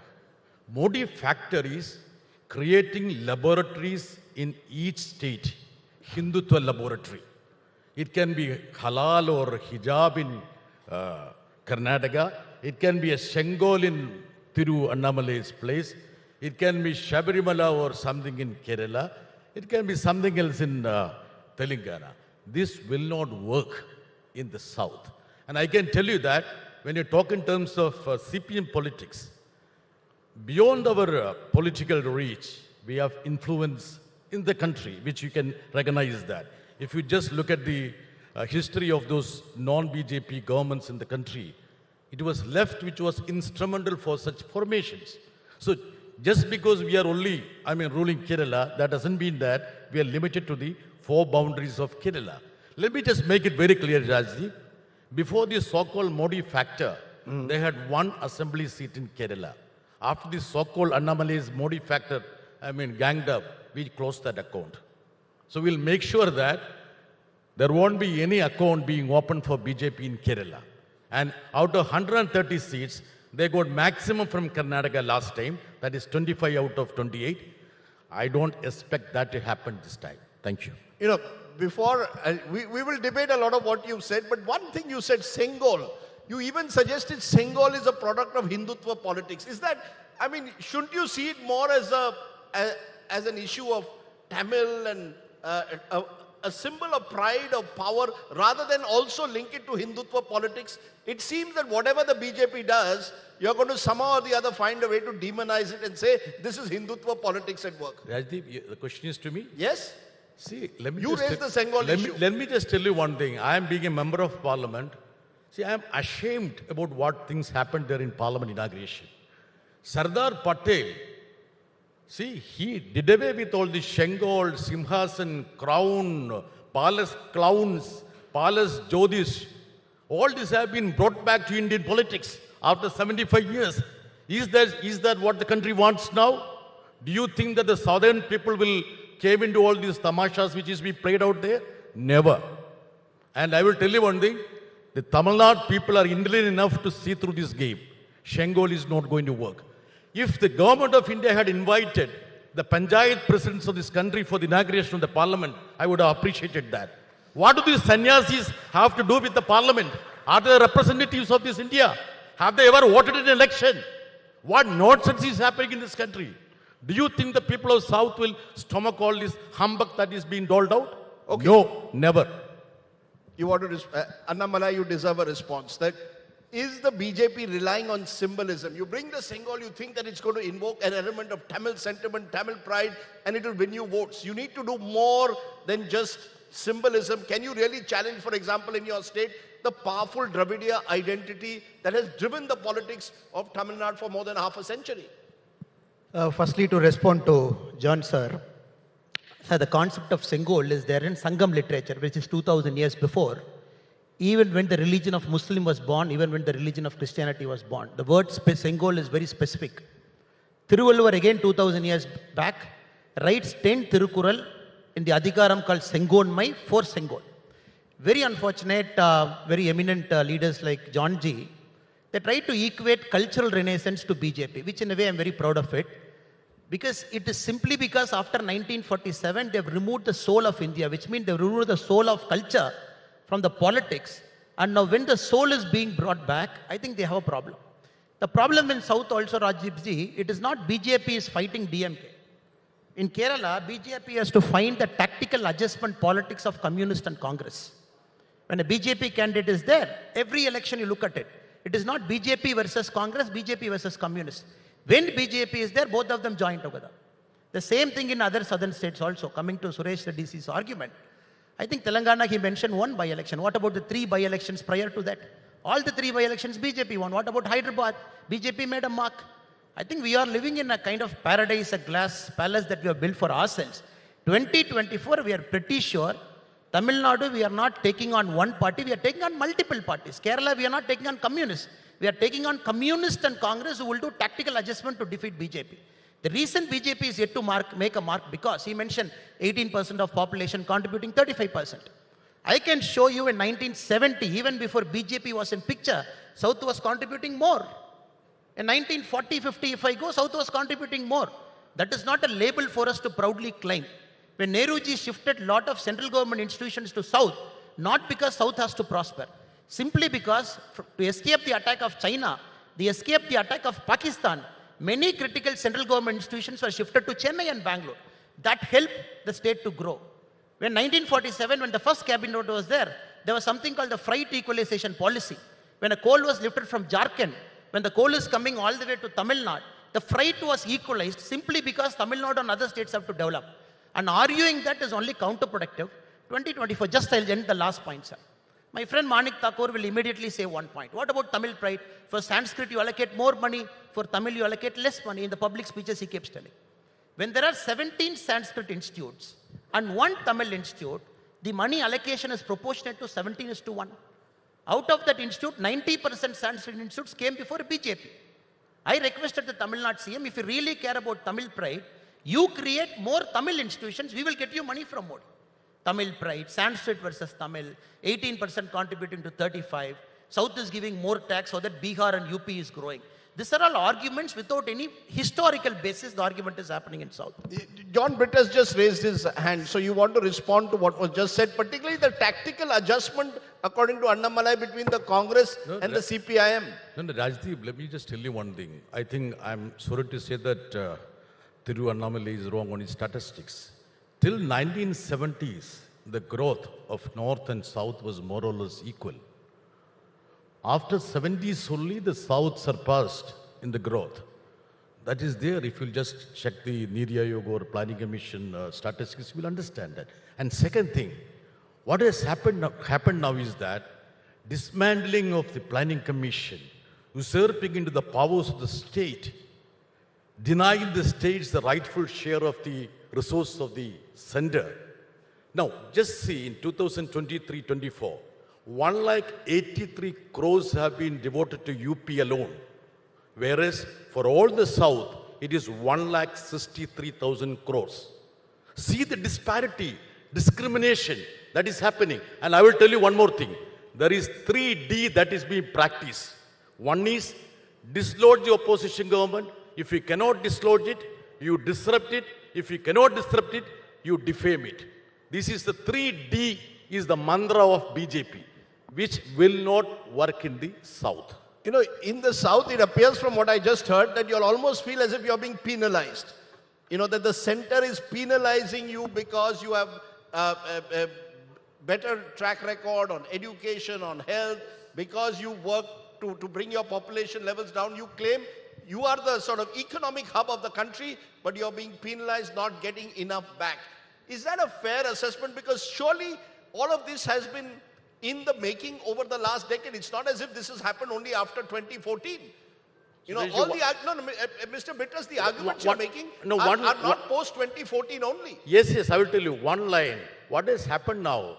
See, after the 2014, see, there was a planning commission, there was Gagged formula. All this has been dismantled. The only job of BJP is to construct building, demolish institutions. That is their hobby. And I will tell you one thing. What is happening now is that if you perform, you perish. Perform and perish. That's Finance Commission. The Finance Commission is the one which is deciding on revenue sharing. You build buildings, you demolish institutions. That is their habit. Yes, Mr. Reddy. Yeah, getting to Mr. Annamalai's the Sengal thing. He said it's the soul of India. If the soul of India is placed in Parliament, in my view, the soul of India is the debate in Parliament. The Sengal, of course, in my view, it just reminds me of part 2 of the King's coronation, the way the event took place. But again, Modi ji lost an opportunity while inaugurating the Parliament. How did he lose the opportunity? He could have assured the Honorable Speaker of his party's support in ensuring that this new Parliament will ensure a good debate. He could have assured the Honorable Speaker that today only 14% of the bills are referred to the standing committees. He could have assured the Honorable Speaker. You could have availed that opportunity. But nothing came. The only thing came was population increase, number of seats increased, so obviously there'll be a new Bhavan. It's an opportunity lost for Mr. Modi and for BJP, I would feel. I'll come to delimitation and what it could do to the map of India and the relations between southern states and the north in a moment. But Manikam Tagore, from what the BJP here is suggesting, they believe that they are bringing about a cultural renaissance. They believe a number of symbols, the Sengal is seen as a symbol, according to Annamalai, you can correct me, as cultural renaissance. Opponents are seeing it in narrow Hindutva terms. Do you believe that you can defeat the BJP by demonizing them on Hindutva politics? Or do you believe you are going to have to also offer a development agenda? In Karnataka, for example, you offered 5 guarantees and they seem to have worked. Basic guarantees to people. Is the Congress very clear that the battle in the south cannot be fought like it is in the north? You can't use Ram Mandir, they cannot use hijab, halal, azan possibly. You're going to have to find a different paradigm. Just as they've lost out, where are you? You are 0 seats today in Andhra Pradesh, a state that you were once powerful. In Telangana, you're on the back foot. In Kerala, it's Mr. Vijayan who's come to power. In Tamil Nadu, you're reliant on DMK. So it's all very well to attack BJP, but where is the Congress in the south? To my friend Annamalai's Sengal thing, usually whenever election comes, BJP will come out with some kind of symbols. Previous assembly elections in Tamil Nadu, they came up with a veil, Murugan veil, our union minister now, MOS, Murugan was taking veil everywhere. I suppose my friend also took it in Arvakurchi when he was vice president. With veil, they were having veil yatra across Tamil Nadu. For now, they are taking the Sengal because, as my friend was telling about that, it is very auspicious or Sengal is. 9 years where this Sengal has gone. When Modi ji has come Prime Minister in 2014, where is that Sengal was there for 9 years? Why they were not speaking about it? For BJP, particularly the same model of everywhere, across India, they have a pattern, RSS pattern, that we will have symbolism and we will have Rath Yatra, we will take Ram, we will take somebody else. All this kind of, that is not going to work in Tamil Nadu. Sengal, after the Ponniyin Selvan film, They had got that Sengol story, and WhatsApp University is making out, and they are believing that it is going to make a big mark. Means that's not going to happen in the ground. Yeah, but it is the economic issues. It is the social justice issues which matters. But beyond Sengol, as I said, you are zero in Andhra Pradesh, a state you were in power. In Telangana, you are on the back foot. You've given up power to the in Kerala for the last decade now to the CPIM. Where is the Congress party? What's your model? It's very simple, brother. You have to understand that Congress idea of Congress is occupied by Jagan-like parties, which Congress vote bank has shifted to Jagan because of the division, bifurcation of Telangana and Andhra Pradesh. Therefore, we need to understand that the idea of Congress, the idea of inclusive society is being accepted in South India. It is not that hate politics of BJP or a religion-based politics of BJP is being accepted in Tamil Nadu. You divided Andhra Pradesh. Let's be very clear. Bifurcated. Please do not blame anyone else but yourself for the division of Andhra Pradesh. You divided Andhra Pradesh between Andhra and Telangana. We are proud that we had formed a state called Telangana, and the formation day is today, and we take full responsibility for that division of that state, and we take it pride. And I suppose that my friend Suresh should also give that credit to us that we had formed that state. But we kept our word. Okay, but let me take that forward. Do you agree in both Telangana and in Andhra Pradesh today, the parties in power are regional parties? In a way, Jagan Mohan Reddy, YSRCP and BRS are regional parties. Have the national parties lost out to regional parties in the south who are more connected in a way through regional leadership, regional culture? Andhra Pradesh is a different story because of the division. Congress vote bank shifted to Mr. Jagan, and therefore YSRP was formed, and they were able to keep that. It was on a pain they are fighting that election.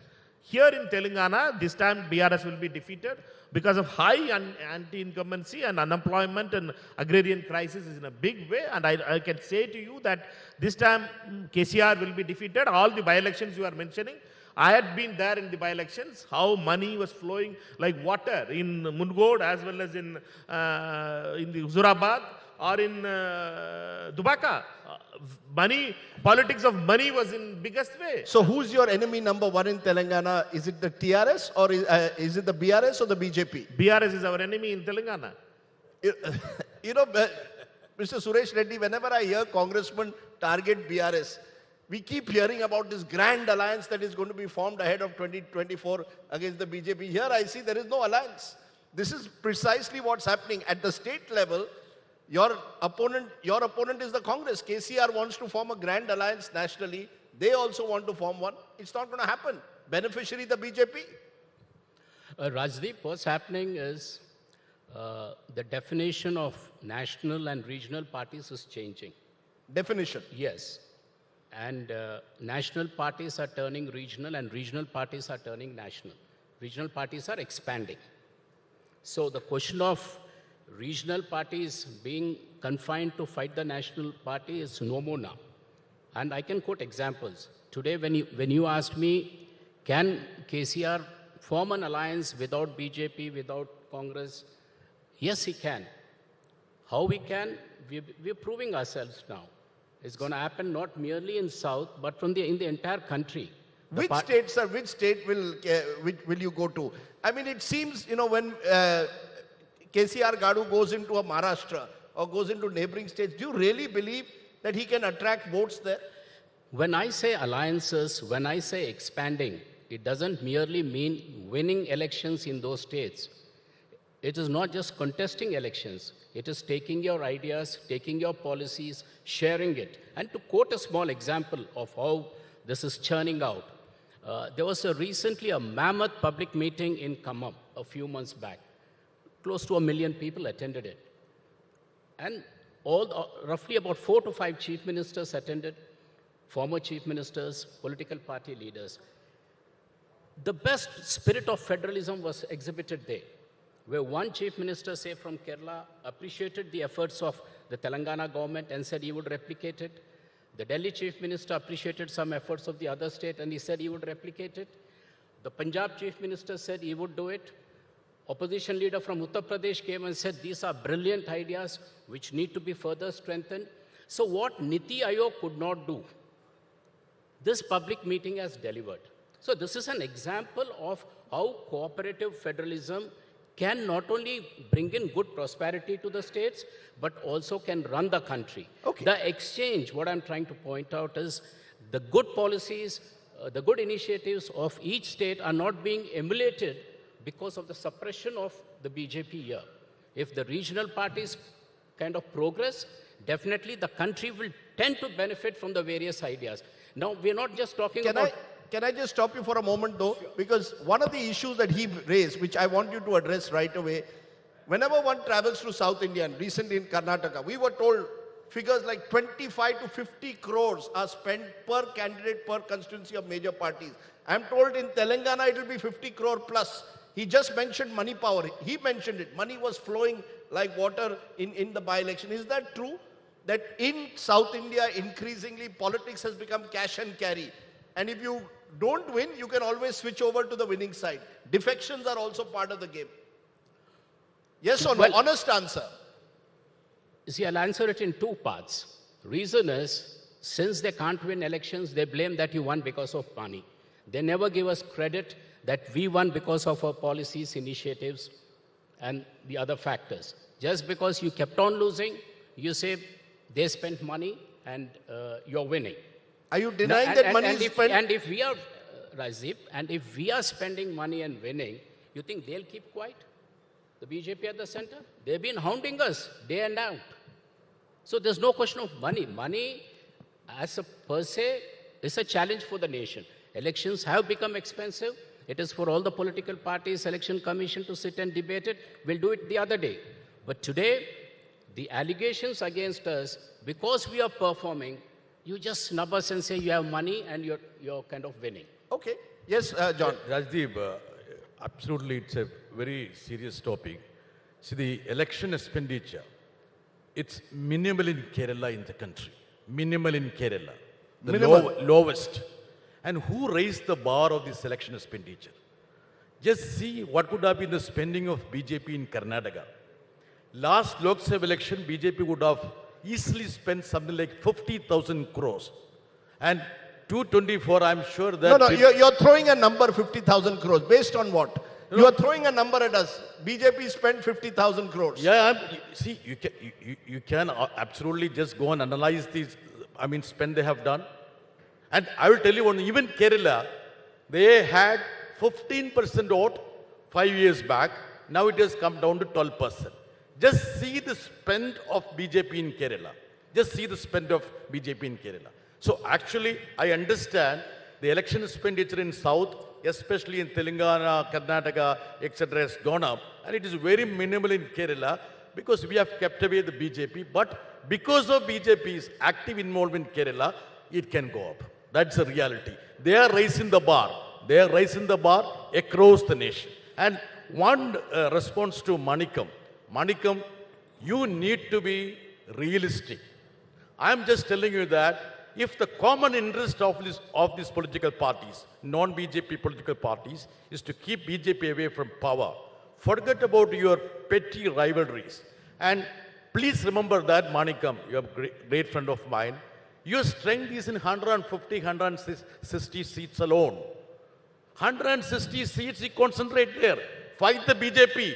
Win 50%, they're out of power. You win 50% of the 160 seats, BJP is thrown out of power. Instead of that, don't go here and there and don't send your leaders from north to Kerala, Karnataka to contest and so on. Forget about it. 1 minute. Are you asking the Congress to abandon Kerala also now? Come on. No. Rajdeep. No. Kerala will abandon Congress. No. Look, you are telling them to leave Kerala, you tie up with them in Kerala. You believe BJP is your main opponent, you tie up with them in Kerala. I am only giving an unsolicited advice to Manikam that they should be realistic. That's all. Nothing more, nothing less. Annamalai, somewhere in all of this, as I listen to all of the others, they seem to see you, or the BJP rather, as enemy number one in some form or the other.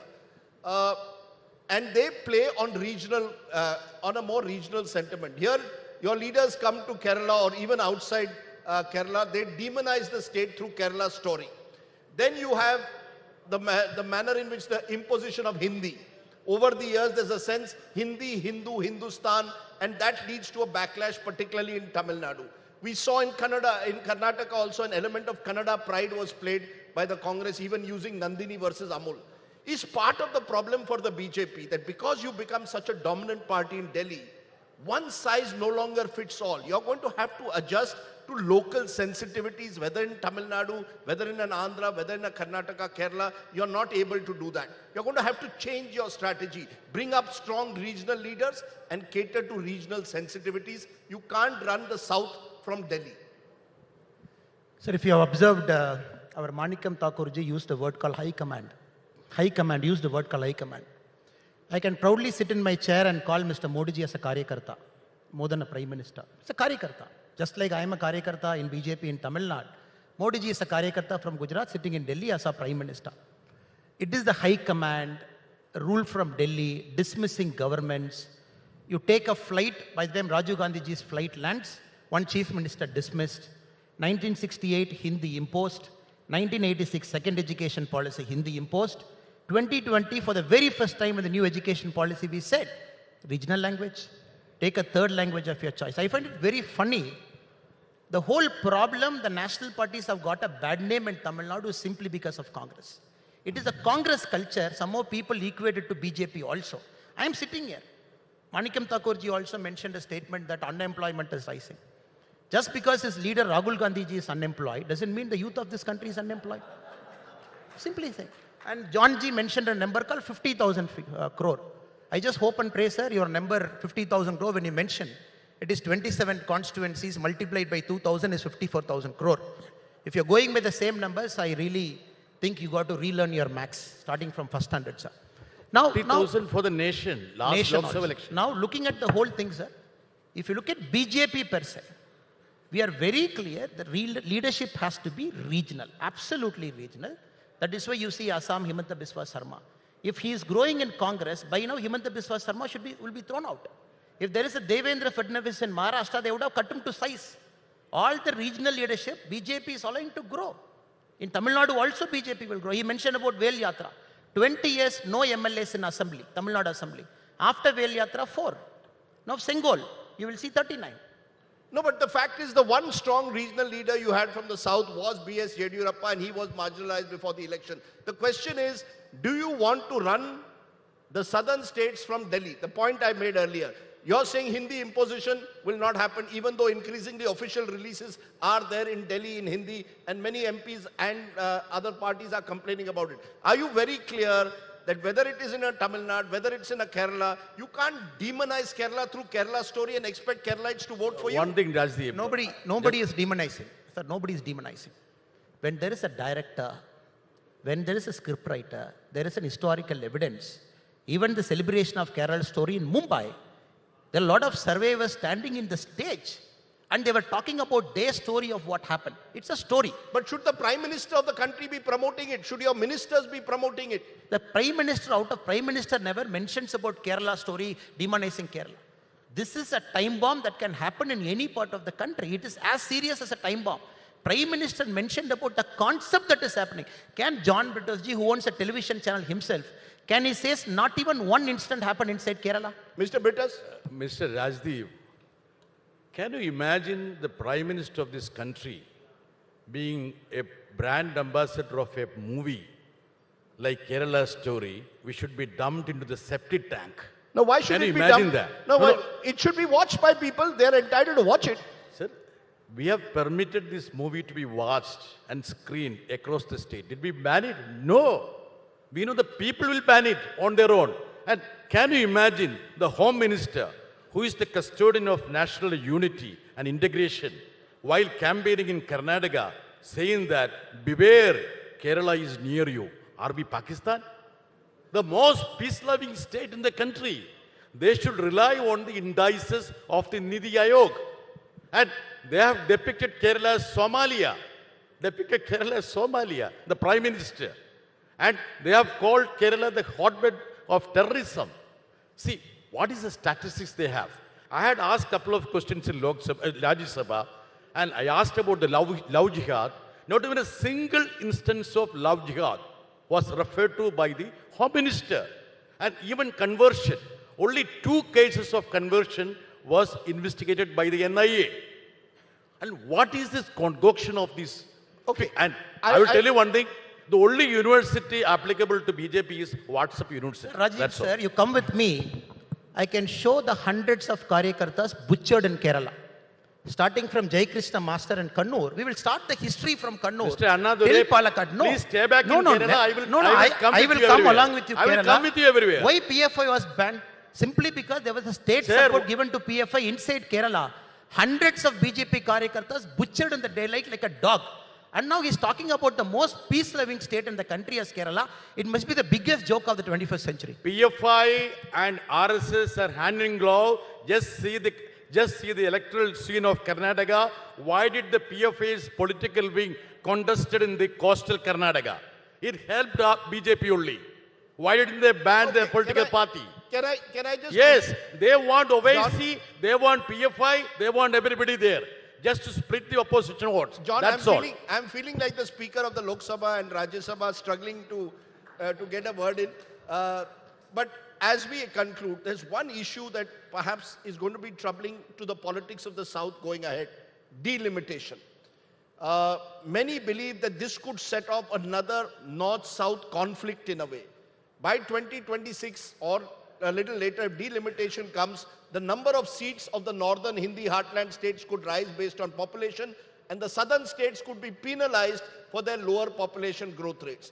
This plus the fact that you have better economic indices could lead to resentment and an alienation.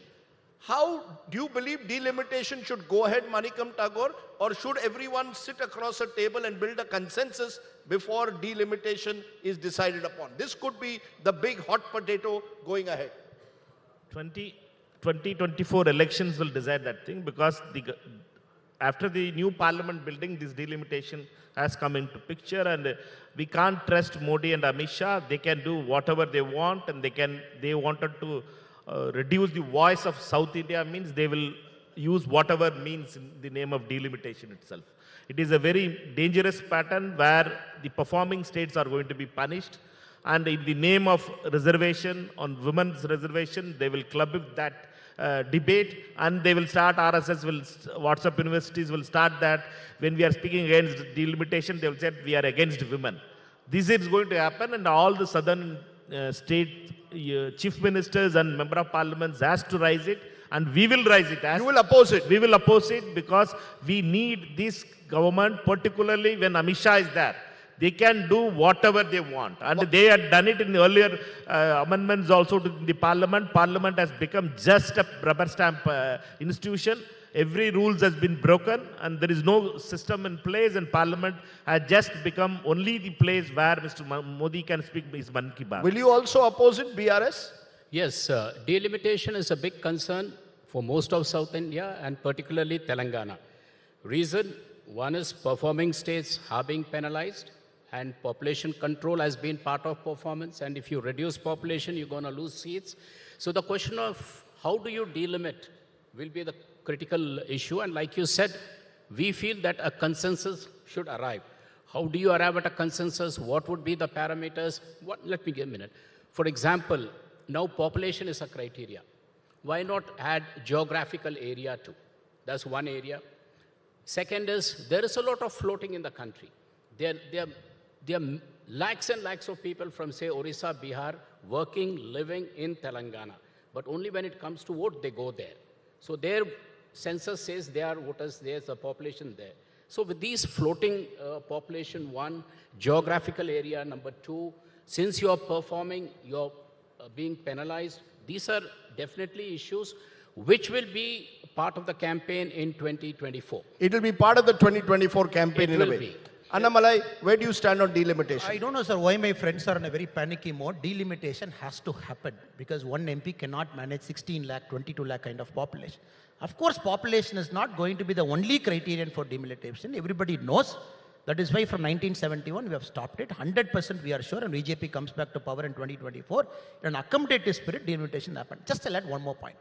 Inside Tamil Nadu, we have about 4 distinct geographical areas. We are talking about the state. Let us talk about inside the state. I belong to the Kongu region, inside Tamil Nadu. They're like, no, when delimitation happens, we will be in trouble because our population is much less. The other parts of Tamil Nadu will get more seats. So not only at the national level, not only at the state level, even at a sub-regional level, it has to be a carefully done exercise, which BJP will 100% do. Interesting point. John Brittus. No, I am not against delimitation. Delimitation can happen. But if you increase the number of seats according to the population, that is going to be a serious issue for the country, unity of the country. And I will tell you one thing, I will request this present government to read closely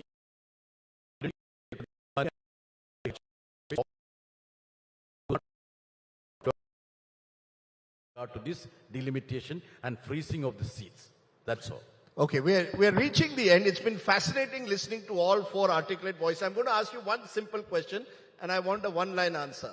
What, according to you, makes the South politics distinctive to politics of any other part? And I'm using South in a very generic sense. I know that each of you have your distinctive identities. What makes politics in the South so special? What should the world and India know about the politics of the South that they don't? Manikam, you start. There is no hate politics allowed in South India. No hate politics allowed in South India.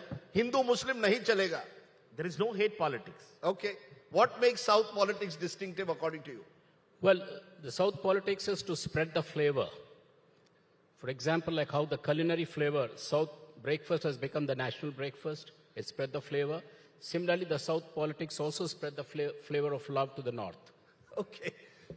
You know, from the midday meal scheme that MGR or Kamraj before him started, then MGR, the great welfare ideas have, of course, always come from the South and spread. Education in Karnataka. Annamalai, what makes South politics special, distinctive? Dynasty, family, absolute corruption. Since you spoke about dynasty, family, absolute corruption, you want to tell us where did you get those audio tapes that allegedly exposed the Tamil Nadu finance minister, PTR? I should not tell you my secret, sir. I just hold it to myself. Normally when corruption rises, the information starts coming out from the inside of that system only, sir. So they came from inside the DMK? Came from inside only, sir. Okay. Final word. What makes South distinctive, John? South is truly national.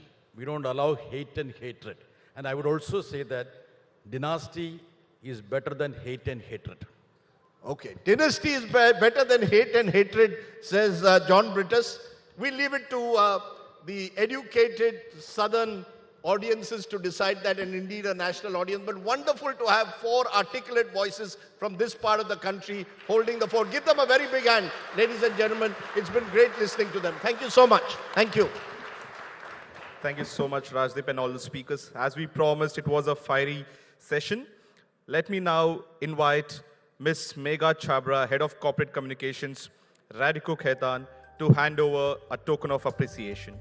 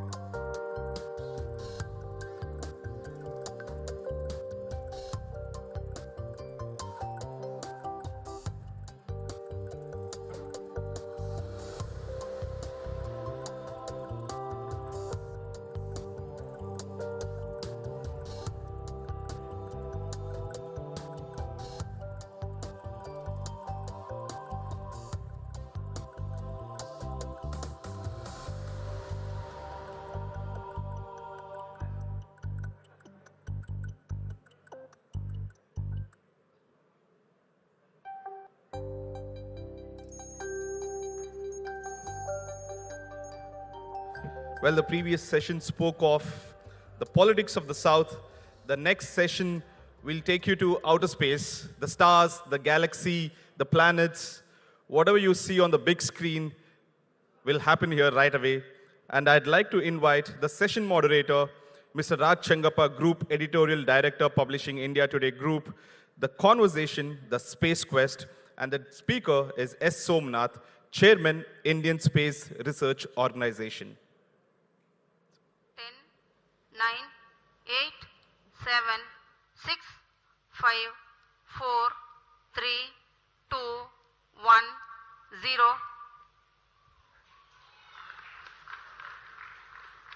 Plus 5 seconds. Lift off normal. प्रज्वलन और सफलतापूर्ण उत्थापन GSLV F.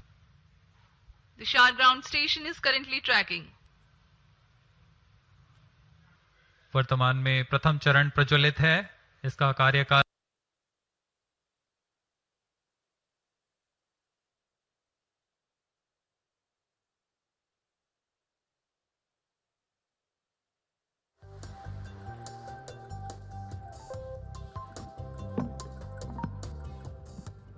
Good afternoon, ladies and gentlemen. That spacecraft that you saw was GSLV F-12. And let's give the chairman of ISRO, Mr. S. Somnath, a very warm round of applause for that.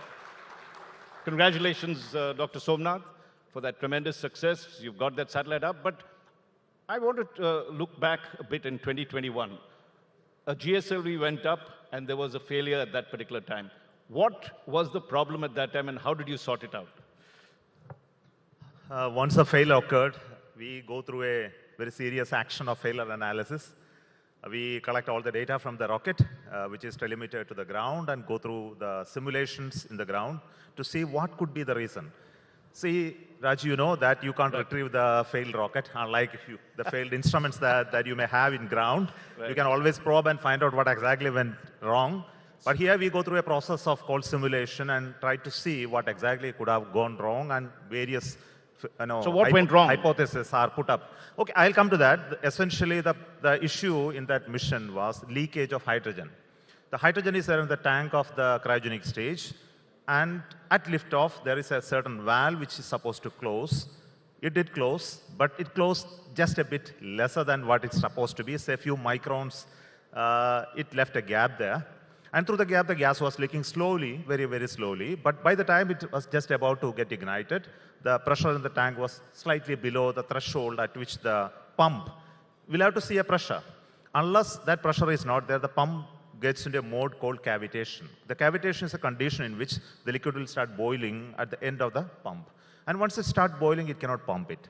Its speed increases, it doesn't deliver the liquid to the engine, and the engine stops developing. And our onboard computer found out that this engine is not developing the required thrust. So as to save the mission, it is told to cut off at that point and separate the satellite. So it did that, but unfortunately the satellite is not having the velocity, it will fall into the earth.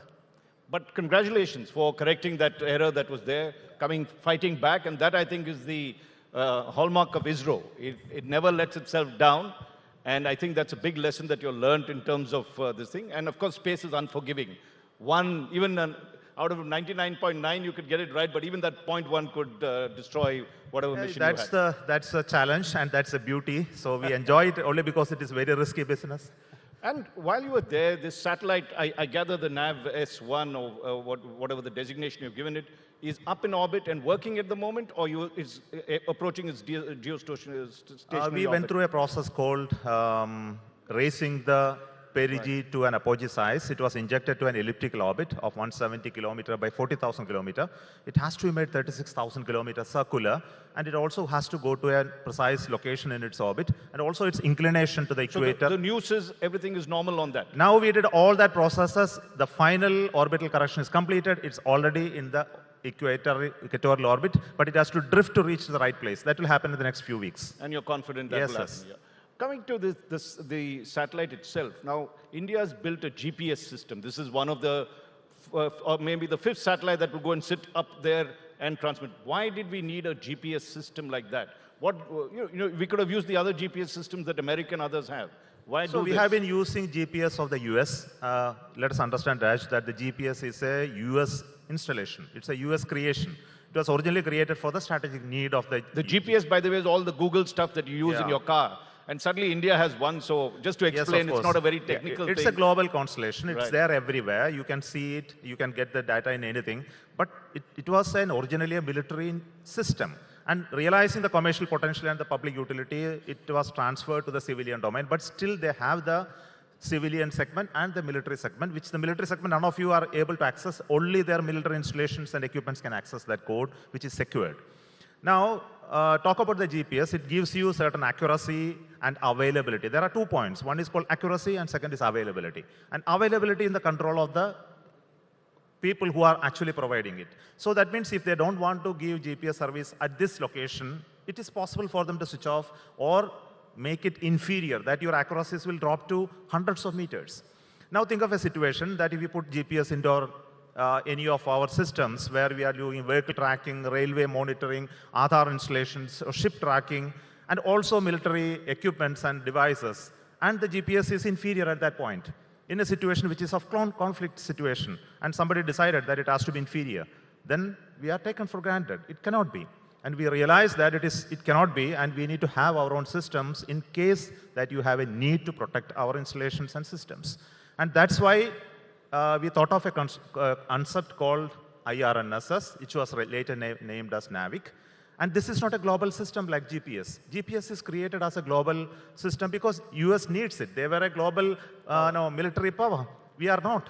So we looked at it how a GPS system or equivalent can be made for India and its neighborhood, which will serve the purpose which I mentioned, which is basically a strategic purpose. So we defined a different architecture, which is not of GPS nature, which is a GPS goes in a MEO orbit where we are stationary. The satellites are stationary there and looking at only India. This gives us a distinct advantage. It is much more accurate. It gives you 3 meter, less than 3 meter accuracy when all the 7 satellites are there, which is not GPS doesn't give. So in effect, these set of satellites makes India self-sufficient. Sure, yeah, it's not only self-sufficient, that you are the decider of your destiny. And what secure. You want to do with your satellites, you can decide. Secure, strategic one. Yeah. But let's come to a more, I think this is the thing that's very popular. Chandrayaan is about to go up, and this is Chandrayaan 3. Yeah. Tell us about this mission, our mission to the moon, and what will it do? What's it different from Chandrayaan 2? And when is it going up? Yeah, essentially, Chandrayaan 3 is similar to Chandrayaan 2 in terms of its architectures, the scientific objective, the mission, everything is same. But what we did is that we had a failure in landing safely at the required velocity in the lander, but the orbiter is still there. It is working beautifully, giving the scientific instruments, are doing the measurements, and we are getting enough of data. But the final target of landing softly on the moon could not be achieved. So we took pains to understand why it went wrong, and we are very clear. In the similar lines, as I mentioned about the GSLV, we did a failure analysis. We found out through simulations what could have gone wrong. Again, no message came from there, I am wrong here or bad here, but we could synthesize it and understand over a period of time. And can you tell us what was the problem? Simply, we don't want too much of detail. We're not a technical thing. Yeah, of course. I will tell you, it's an error. There was an error sitting in the software. Sorry? An error sitting in the software. Okay. But the error sitting in software will always will not be triggered because there are conditions that will drive you to that error. Those who are in software business will know that always software even if an error is there in the software, it may not be triggering, causing a mission failure. But there are some of the situations or some of the conditions prior to that drove the system to that software error. And once the software error occurred, the satellite lost its control. It couldn't realize that it is at this height, and this crash landed. It was not anything to do with the mechanical processes of the lander that was there or any of that? No, nothing to do with the mechanical element of it. But of course, there are some mechanical reasons behind the initial conditions which caused the later problem. So of course, that requires a lot of complex explanation, of course. Sure. No, I mean, just of it, you have been able to overcome it. You're confident. Now, this is going up when? In July? No, we are trying to put the launch in a window which starts on 12th of June. It will be a very short window because we need to launch it only at the right time when the moon, sun, and the earth locations are appropriate for us to minimize energy required. So the date will be announced soon. We're also quite excited about the fact that finally we are going to put India, our own mission in space, a manned mission, in space. Yeah. Now, when is that going to happen? Everyone's asking, it's Gaganyaan.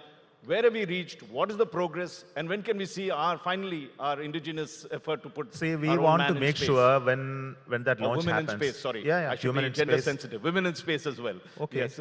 So you always say human in space Human rather. in space, Yeah. okay.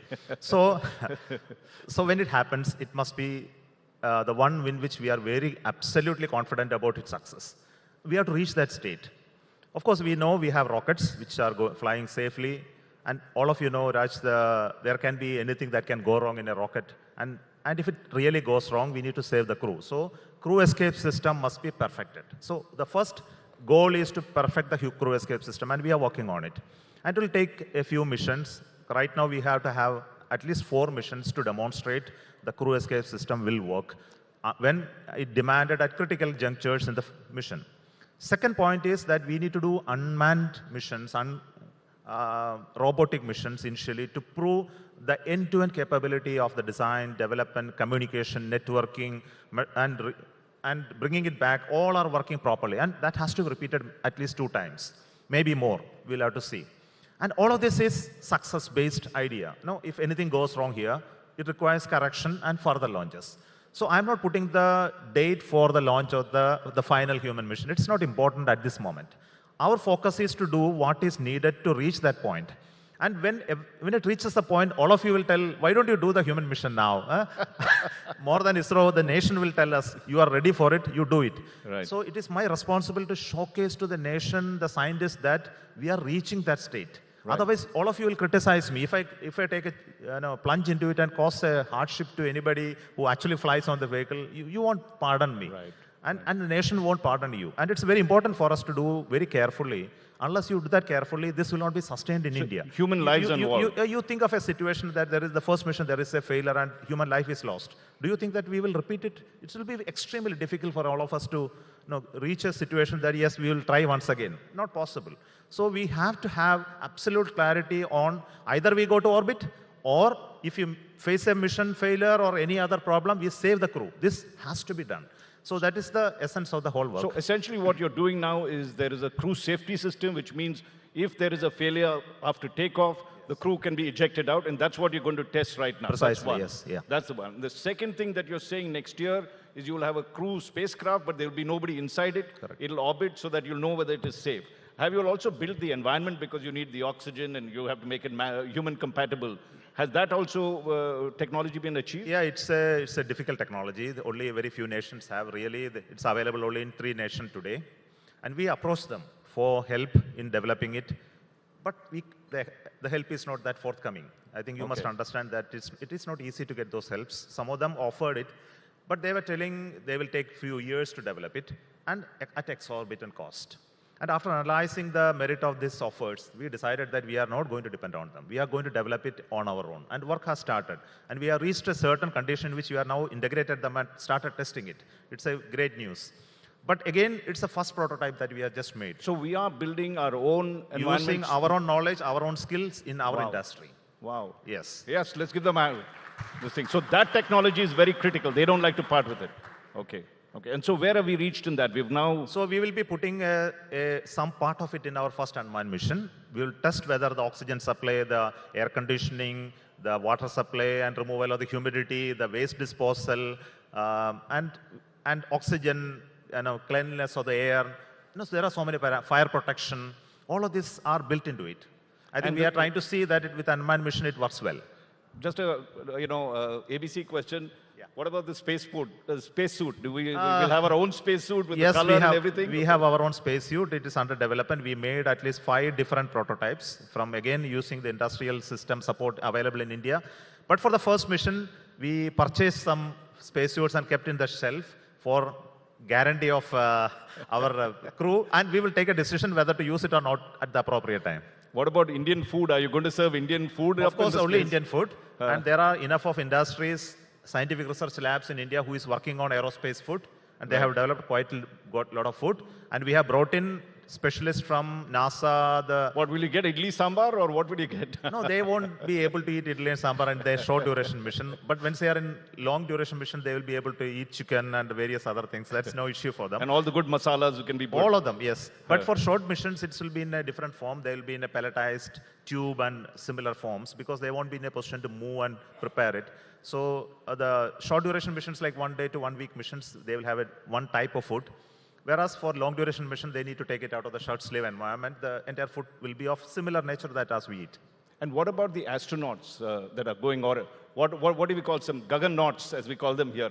How many have been selected, shortlisted, and are there women in that? And how many crew will actually go up finally? See, the astronaut pool is something that we need to develop over a period of time. So what we did is we have only one astronaut in India, Rakesh Sharma. Of course, he has gone in a Russian vehicle and we have huge amount of exposure, experience from him shared with us. And he's with us while we are selecting, training the people. The only place I can look for astronaut is Indian Air Force. And they are the pilots who have the ability to withstand those type of environment. And we have picked four such pilots who are into the fighter plane. They were testing pilots and they have joined us as astronaut trainees. And they have gone through the entire training program in other countries. They have come back. We are setting up the training facilities and they are going through coursework, simulation training, etc. Now they are student trainees of astronauts, and they will graduate themselves, and using their exposure to whatever training they have done, we are designing and developing the module in which they sit. So it's actually designing a car in which a driver is already experienced with, and his experience is used in designing the car. It's something like that, yeah. And is there any female in that thing? Will we see India's See, first? right now we don't have even fighter pilots. Right. Women are not there. So naturally, when I look for them, they are not available at this moment. I'm sure they will come at maybe a little later when we expand the pool. Now, just a comparative thing. We have seen, various private companies going up to space. You had Bezos's company, Jeff Bezos. You had our Elon Musk. They're putting up people into space. This thing. What is why is ISRO taking so long? If these chaps can come 10 years, 15 years, and then put someone up in space, and here we've had a space program that is almost contiguous now, 50 years. Why hasn't it happened more quickly in India? I think you need to understand the background on which that has really been developed in US. When the US was sending space shuttle mission, they faced two very, very critical failures, and they had to shelve space shuttle. And when they stopped space shuttle launches, where it was capable of sending human space mission, America had no launch vehicle capable of taking human beings to space. And they were sending the human beings in a Russian craft for many years later. So for next 7 to 8 years, they had no rocket taking human beings to space. And they took a challenge in US when they shut down space shuttle.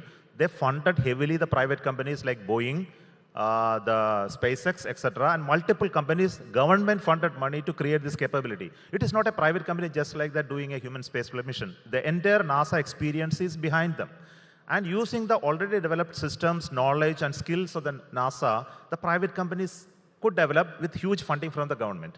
And SpaceX itself took 11 years to develop the capability. Let us not forget the part. Their rocket, the initial rockets were failing one after another. And he was bankrupt, Just forget about the human launch, even the first taking of the rocket and landing, he couldn't achieve over a period of time.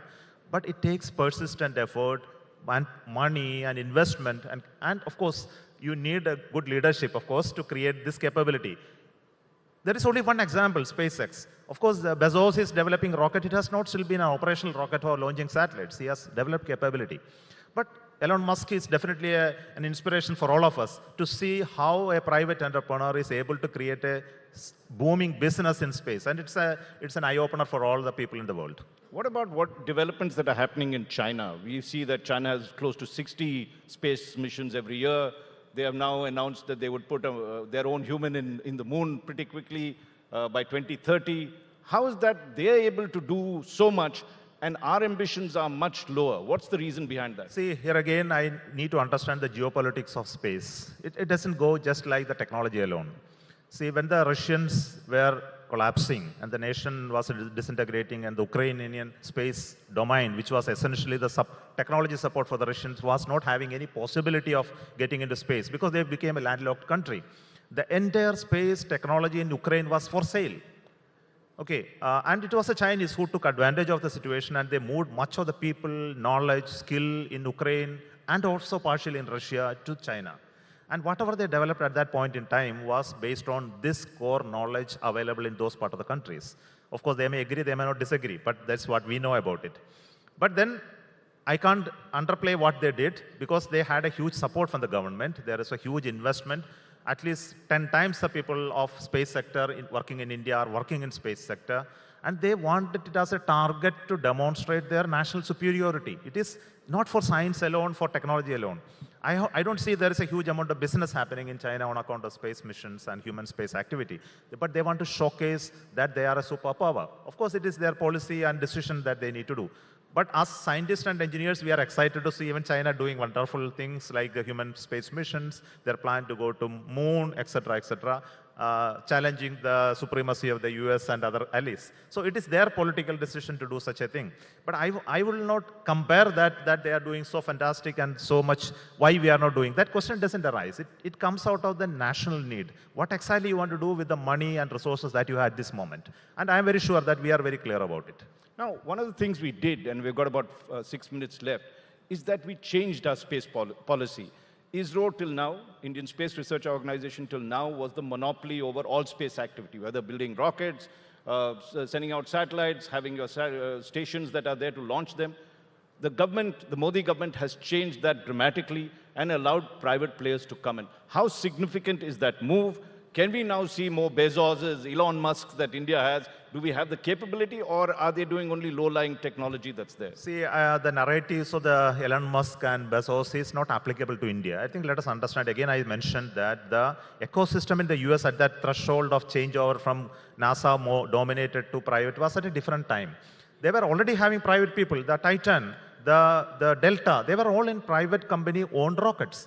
In America, they were launching rockets by private companies, fully built, designed, because they are huge techno companies who are into the defense sector and they know how to build missiles. All the missiles of the Americans are not built by the government, they are built by the private companies, even today. And they started much before government started doing it.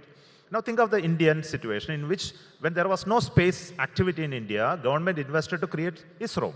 And ISRO became responsible to create the capability in this country. And we brought in industries, supplier chain into our midst. And we have at least 500 such companies today doing space-related activity, high-end technical activity today. Just because ISRO did this, today we have an ecosystem around available in this country capable of doing aerospace-related work and related activities. It is not a small task. Last 60 years we did that. But now the challenge is they have to upgrade themselves to the people like Boeing. They must be having capability to have end-to-end design capability. They must be able to do business. They must be able to provide solutions for the space sector. Building satellites, building rockets if they want, building applications without ISRO support or even with ISRO's mentoring. How to bring that change? This is a question. Unless we do that change, the business side will not expand. We need investment in this. We need more jobs to be created. Our industry should be capable of doing it. And we have reached an inflection point at this time. Unless we do the opening of the space sector, it will continue in this mode with a very low scale of operation. So we see now the space sector is global. There is a business opportunity outside. We can build and export satellites. We can build and export applications. And we can bring in a reasonable amount of predicted revenue to this model. So that's why the space sector is opening. And will ISRO, because I saw recently there was the Hyderabad startup, Skyroot, that sent up its first launcher. You have a whole range of people both in the satellite. Do you think that when it comes finally in the coming years, all your launches will start moving towards private sector? You would actually, all the needs that you all are meeting of India's private sector will now be dominated by private sector launchers and satellites? See, I won't simply use the word private sector, launches will move to private sector. There is nothing like that approach. We are encouraging private investment in space. So it will include applications, which is the 85% of the space business is in application delivery of services, which includes communication services, remote sensing services, strategic services. I believe that biggest of the business will be in that sector. Now comes building capability in terms of satellites, ground station, receiving equipment, communication equipments, which is not even there in this country. You have to bring those industries to build receiving stations, communicate network, equipments, etc., which is again 30-40% of the overall business. Now, look at the satellite building, it is hardly 15% of the overall economic scale of economy. And rockets are hardly less than 10% of the overall size of the market of the space. So the niche markets are very difficult to reach. Building rockets and launching in private is not easy because the 2-3 failures will kill a company. So what we do is we do a very calibrated approach. ISRO will support these private players who are coming into rockets, handhold them, try to develop that capability, and look at what innovative things they are bringing in, not routine. So we are allowing them to take on whatever knowledge we have, give help from higher. Similar thing for satellites. But in the application domain, we don't have to do that. There is already an innovative ecosystem available, and we only have to allow them to do without government control. Well, we're almost out of time, but let's ask you about our mission to the sun, Aditya. When is that going up? That sounds very exciting. Yeah, that's going to go in August. Oh, wow. Yeah, okay. So we have just prepared the satellites, getting ready. Right. And maybe that's a window available for going to moon again for all. And what will we do? What aspect? How close will we get to the sun? You know, moon, its orbit. The location where the satellite will be 4 times the distance of moon from Earth. So there is a point called L1. It's a Lagrangian point L1. It's a field where the gravity between sun and Earth will neutralize. And if you send something there, it will stay around that point. Okay, so we will take the satellite there. You leave it there, it will simply move around a fictitious point and will continuously look at sun. For how many years? As long as the satellite lives. So that's about 8-9 years, or no? Our designs are for 5 years. Okay. But what will it do? What will it stare at? What it does is, see, it will look at the sun and look at the corona. You know, corona has lot of activities in which that it ejects coronal mass. Recently, you would have heard there is a solar storm hit the Australians and New Zealand area and disrupt the entire communication networks. We have weather, space weather, which is very important. So we put instruments to look at sun, predict such coronal mass ejections, do remote sensing of the sun, and also when the particles are coming, much before it reaches Earth, we will be able to give warning to us. This is only the part of the service part of it, but there is a huge amount of scientific interest in understanding the processes that are happening in sun. And is this the farthest in space that this thing, or Mangalyaan was further than this? Mangalyaan was further away, no? Okay. Of course, you know, it is, we are just around the moon only. And finally, since we have hit zero, what is your favorite moment? You've been a rocket specialist. Yeah. What is your, your moment that when you look back, you say, that was something I did. You've been 40 years in space, or 38 years in space. I am 38 years plus. Yeah. Okay, see, I was a project director of a rocket. I was responsible to design and develop the LVM-3, which is going to be the human That's the heavy lift vehicle. Heavy lift vehicle, which... Just to explain that earlier we had capacities of 2-ton satellites. Now we have 4 ton plus. Now we have 4 tons to 8 tons. We can go up to if you want to. Yeah. So this rocket was being developed, and I joined the team. And when it was launched, the very first time, I was a mission director. See, the joy that we get when we actually sketched this rocket to write a project report, maybe 10 years back. I was making a drawing on an A4 sheet of paper, or of engineering drawing, an idea to put up a project report, doing its basic design at some point in time in my life. And later, 10 years later, you see the rocket standing, ready to get launched, massive 600 ton, manufactured, designed, and developed by Indians, my team. And what a joy that you see looking at it taking off. No? It's like a mother creating a baby and then seeing it growing and taking places, going places. No, you feel similar enjoyment in life. I think nothing can match that. Dr. Somnath, you are a real hero of India. Congratulations, and to all your scientists and your team. Ladies and gentlemen, let's give them a very warm round of applause for this. Thank you so much.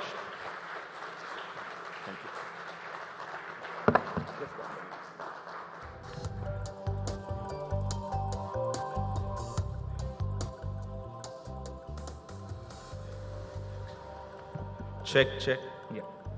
Thank you so much, Mr. Raj Shangappa and Mr. Somnath. I'd like to invite Mr. Sunil P. Nayak of Sham Steel to hand over a token of appreciation to the guest.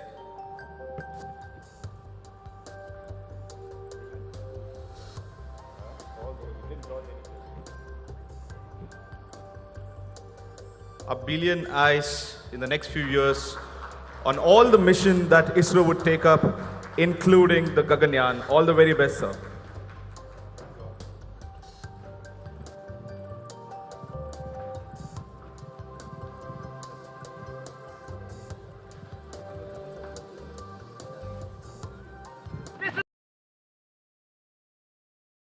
Of your grit and versus nature. No GPS. Danger lurking every turn. Season 22 coming soon. We've been watching this for 21 season seasons. has more adrenaline. तुम्हारा कितना leave बचा है?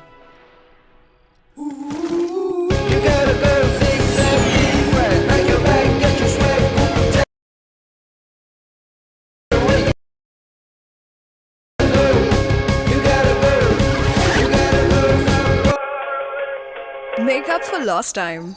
Back up for Kerala. Yeah. Just hold on. Yeah. Sure. Really, Dad? I'm not 5 anymore. You know she's off to college next year, right? You gotta go 670 friend. Pack your bag, get your swag, get away. You gotta go. You gotta go. You gotta go far away. Make up for lost time. Back up for Kerala.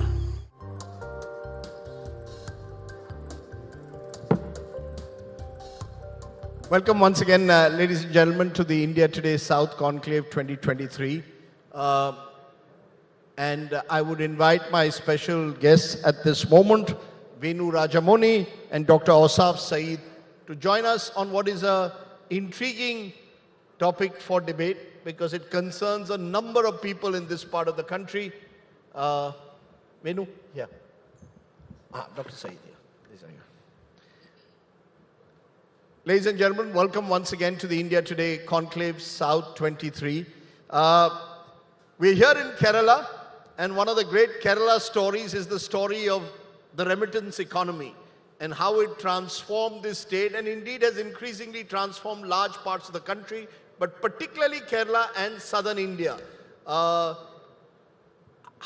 what is the way forward? Has Kerala and indeed southern India exhausted its potential, particularly when it comes to Gulf and West Asia? What are the new bridges that can be built? New bridges to the Gulf is our topic of discussion. I'm joined by Dr. Osaf Saeed. He's Secretary for the Government of India looking at overseas Indian affairs besides visas, passports, and a number of issues particularly connected with the Gulf and the West Asian region. And with him is Venu Rajamoni, Officer on Special Duty External Cooperation, Government of Kerala, works very closely with Chief Minister Pinarayi Vijayan's office and has been a distinguished Foreign Service officer himself over the years. So thank you both very much for being here.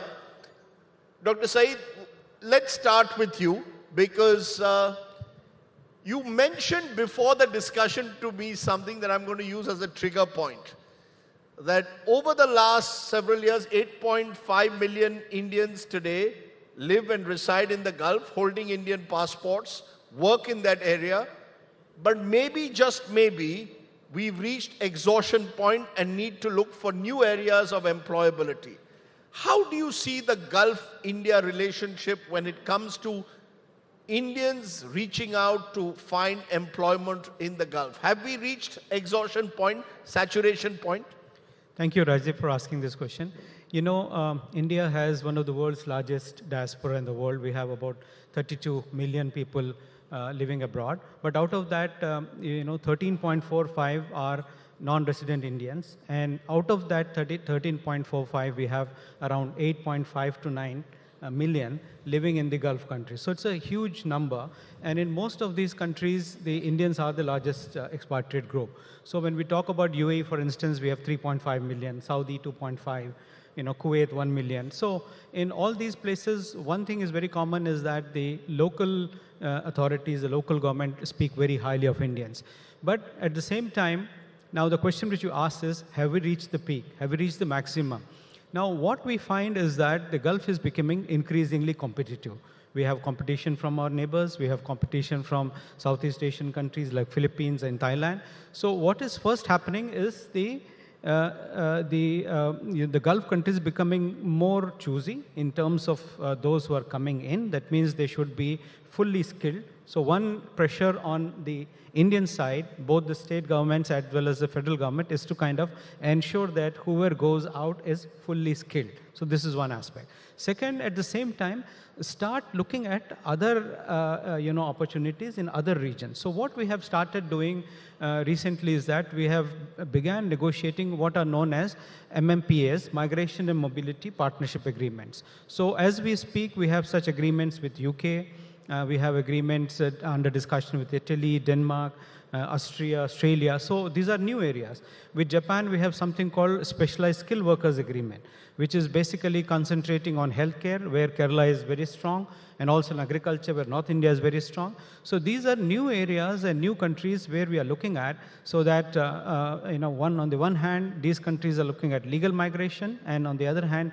we are also looking at safer avenues and newer avenues. At the same time, we are strengthening our ties with the Gulf itself. There's talk of a free trade agreement in the near future with the United Arab Emirates and possibly with across the Gulf Cooperation Council. Is that going to happen? So, because the Prime Minister Modi has invested a lot of his personal equity in building a stronger relationship with the leadership in the UAE in particular, and indeed across the Gulf.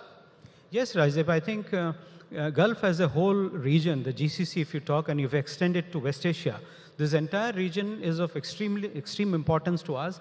I would say there are 5 or 6 major pillars for us in this. So one is trade and commerce, second is investments, third is energy security, fourth food security, and fifth is our maritime security and defense, and I already mentioned about the diaspora, the 6 pillars. So when you talk about the first 2 pillars, trade and investments, the importance comes from the CEPA, which is the Comprehensive Economic Partnership Agreement, which we have already concluded with UAE, and this was concluded in a record 88 days time, and it actually covers 95% of our tariff lines, which would go at 0 duty. So Indian exports are bound to increase dramatically. We have already seen in the last financial year, there is a growth of 20%. It has reached about 80 billion plus, and we are aiming at 100 billion only with UAE. Cumulatively with GCC, we have reached a total trade target of $185 billion. So I think this is there. But we want to expand this FTA with the GCC as an organization. So we have started negotiating with GCC. There is now an understanding between the two sides that these are very important negotiations. The terms of reference have been exchanged. And if things go well, within a matter of few months or so, we should have the discussions rolling with all the GCC countries. So you're saying that in the next few months, we will have discussions on a free trade agreement, an FTA, with all the GCC countries, which could become reality maybe next year this time when we have our next South Conclave. Am I right? That's quite possible. Okay, good.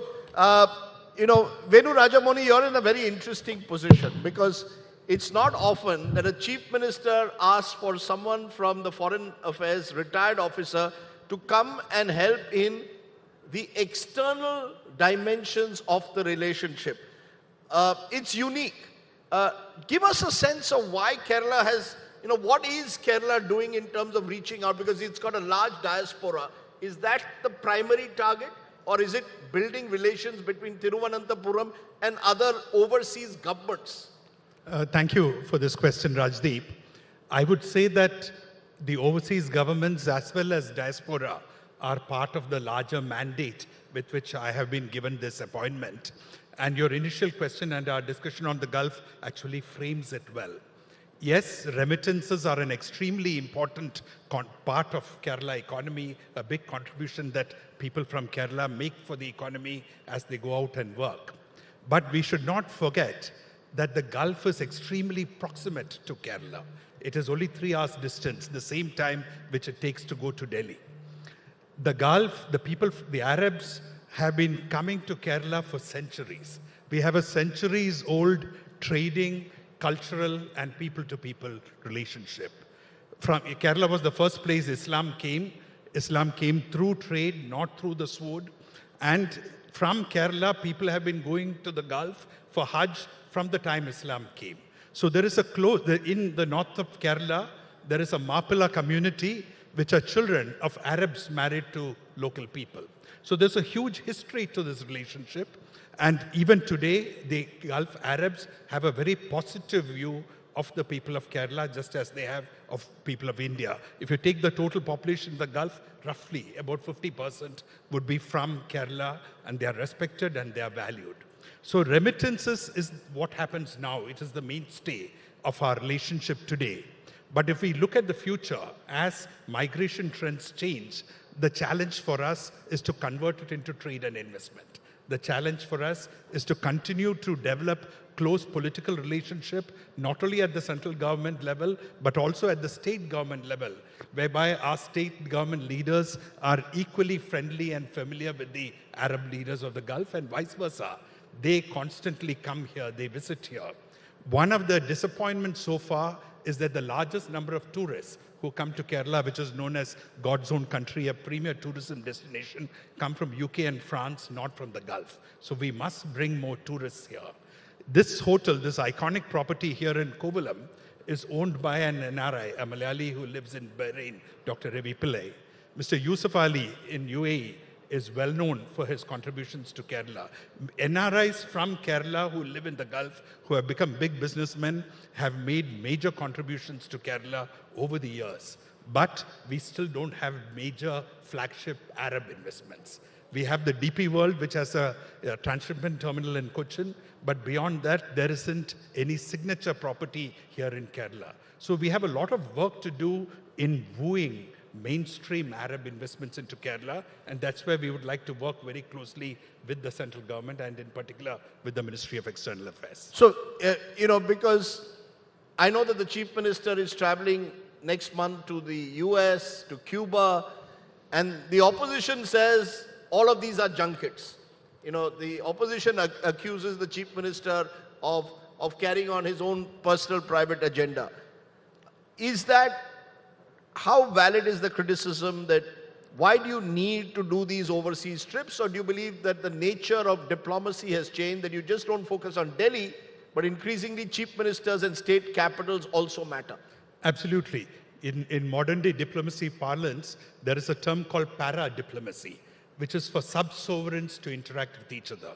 If you look at the large federal countries of the world, the United States, Canada, Australia, many of their provinces have opened offices in India and are interacting with our state governments across the board.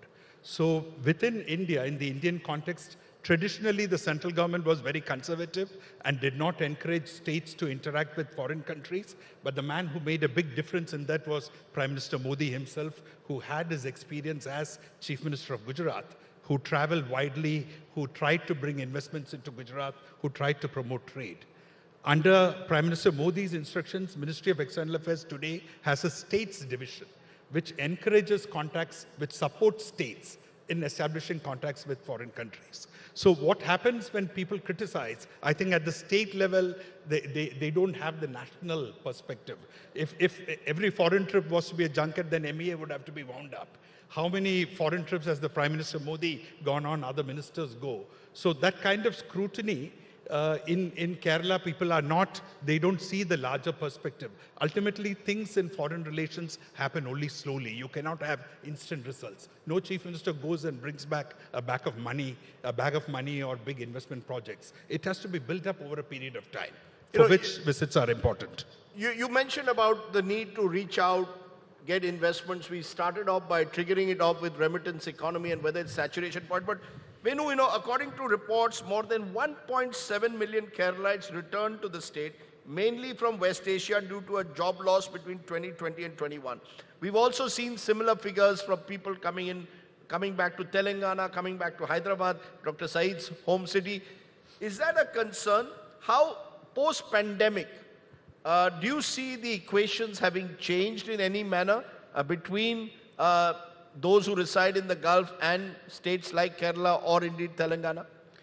Well, I think there is an open debate. Honestly, migration patterns are predominantly spontaneous. They're not sponsored by a government or by any agency. COVID certainly was a factor, but a lot of the people who came back are also going back. And in Gulf, the big question is Saudi Arabia is only starting to open up. And it's a huge economy with enormous opportunities. When Saudi Arabia really opens up, there will be many more opportunities for both Indians to go there and work, as well as for business to find opportunities there. If I At may the add- same time, Go ahead. If I may add on what Venu is saying, I think post-pandemic now the flight restrictions have been removed. A lot of people who have come back are now going. We are seeing this, and it is evident in many ways. Since I also look after the passport offices in the thing, we have seen that last year we had more than 1 crore passports issued. So which is a huge demand, and we are seeing people going to all the countries in the Gulf, and particularly in the context of Saudi Arabia as part of the Vision 2030, there is a huge expansion. New cities are coming up. Neom, as you would have heard, there is the largest floating city on the planet which is coming up there, the City of Line. So all these would lead to opportunities for our individuals and as well as companies in these things, and also with rapprochement between Saudi and Iran and many other files closing in the Middle East, you will find areas like Yemen open up for reconstruction and many other areas. So I think there are opportunities. I would personally feel that many Indians would go in these countries. It's interesting you mentioned Saudi Arabia there more than once. You've been an ambassador to that part of the world. And I was intrigued that I saw Saudi Arabia Tourism, one of the prime sponsors of the IPL.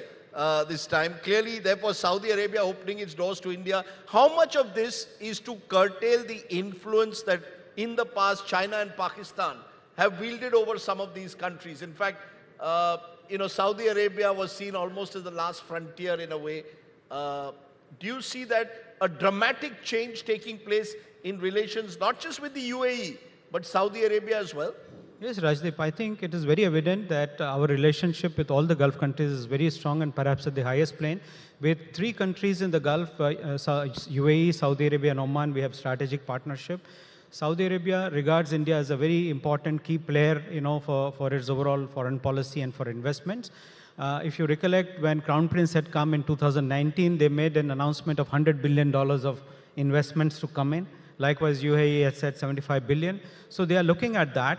And then, as you just mentioned about cricket, Saudi Arabia is extremely keen to kind of promote cricket in a big way.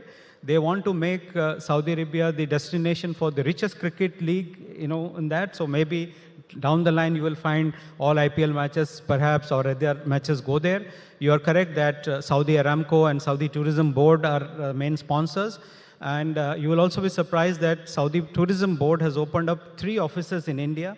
Delhi, Bombay, and Calcutta, which means that they are looking at India also for, normal tourists, not just the Hajj and Umrah tourists. So they are going to open up, for wedding destinations. They are encouraging Bollywood for more film shootings. In fact, they are incentivizing this by giving about, 40% subsidy to film industry to come and do the shootings there. So I would feel there will be great momentum in all these areas, sports, culture, Bollywood, and so on. So you're telling me there will be a potential IPL kind tournament in Saudi Arabia in the next few years? Very much possible.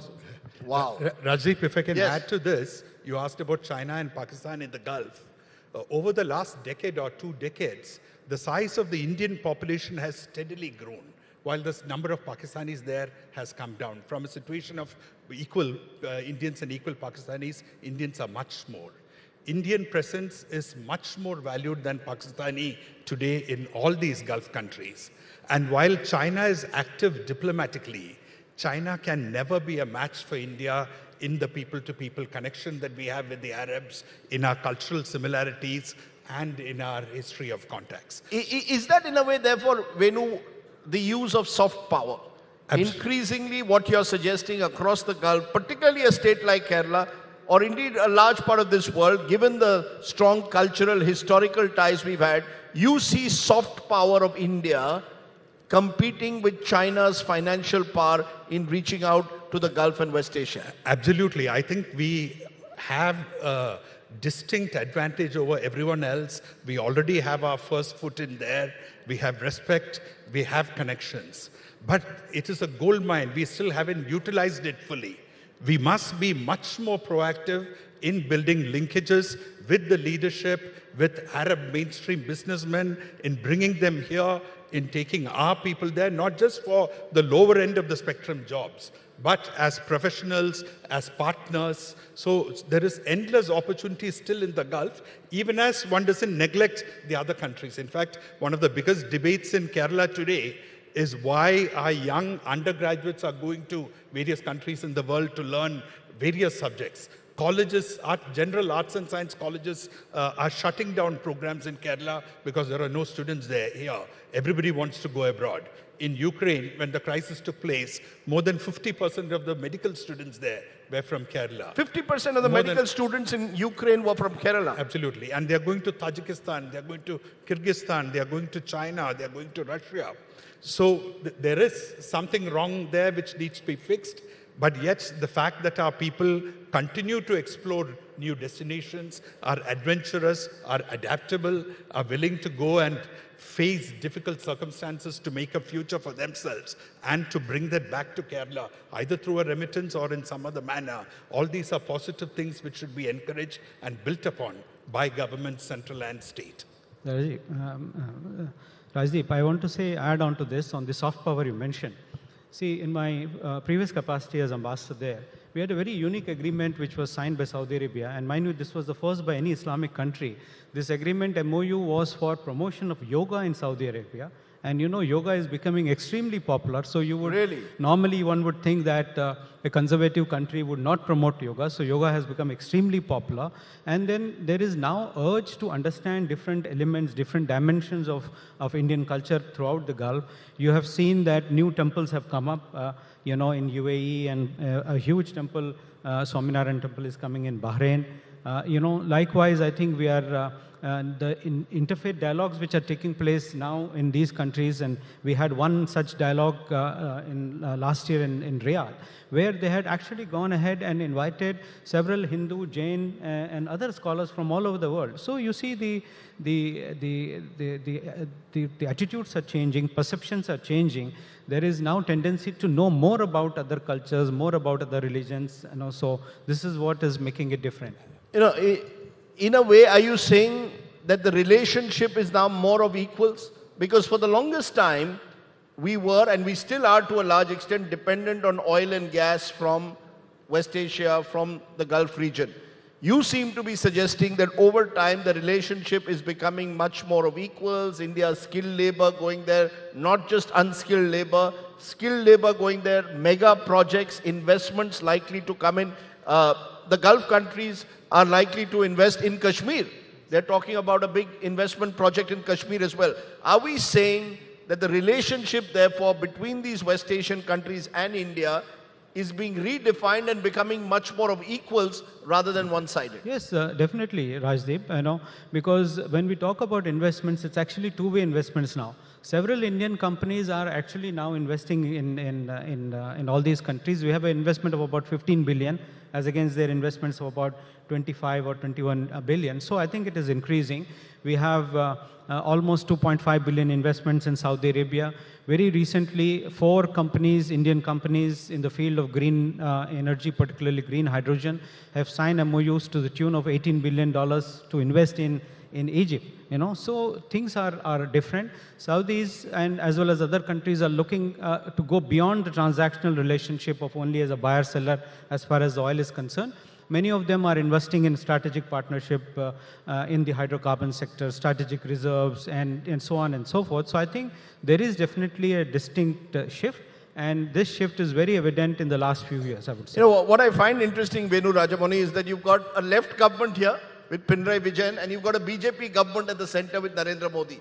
And what you're suggesting is that there is a growing convergence in terms of interest. Even the left is encouraging possibly foreign direct investment much more than they would have in a previous avatar, let's say when Mr. Achyutanandan was Chief Minister. Are we seeing a recognition now that when it comes to foreign policy, between the states and the center, a growing convergence? Since you work now in the state as well as the center, you would be probably well placed to answer that. Oh, absolutely. I many people have asked me, because this position was new, whether this leads to some conflict with the central government or this is encroaching in the central government's powers.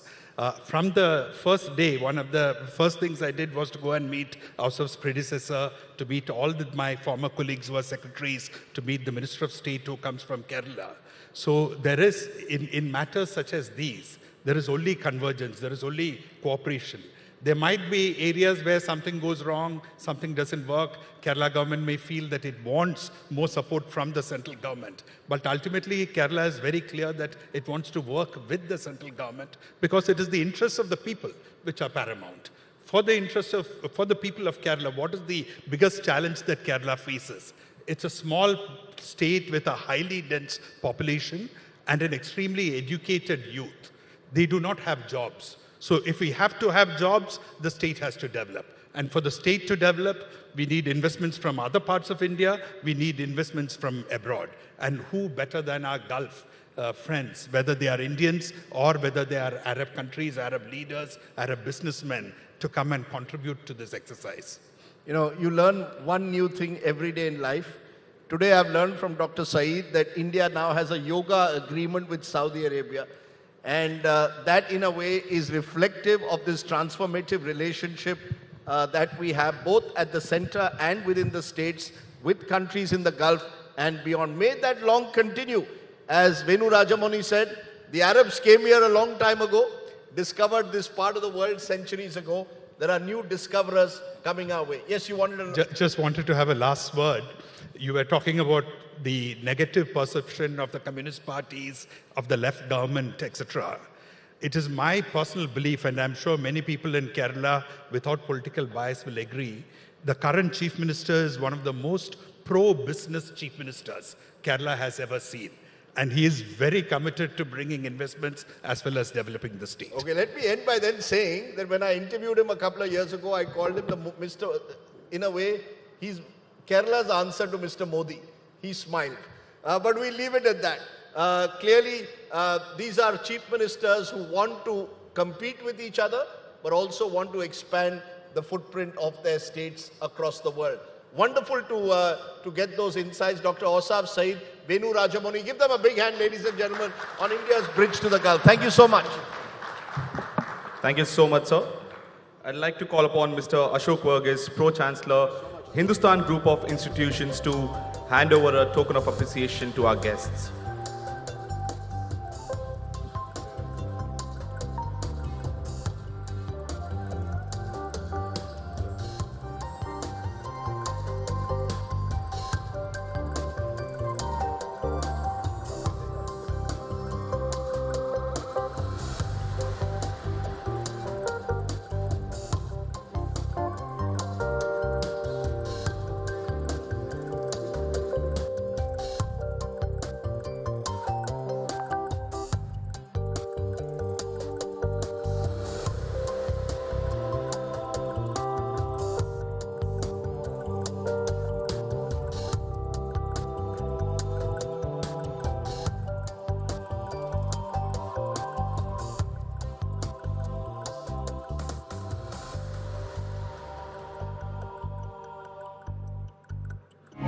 Only the impossible is worth doing. Amrita Hospital. 25 years of doing the impossible. Only the impossible is worth doing. Amrita Hospital. 25 years of doing the impossible. Only the impossible is worth doing. Amrita Hospital. 25 years of doing the impossible. Only the impossible is worth doing. Amrita Hospital. 25 years of doing the impossible. I'd like to invite the session moderator, Mr. Raj Shengappa, Group Editorial Director, Publishing India Today, and the speaker, Mr. Ram Madhav, Member, Board of Governors, India Foundation.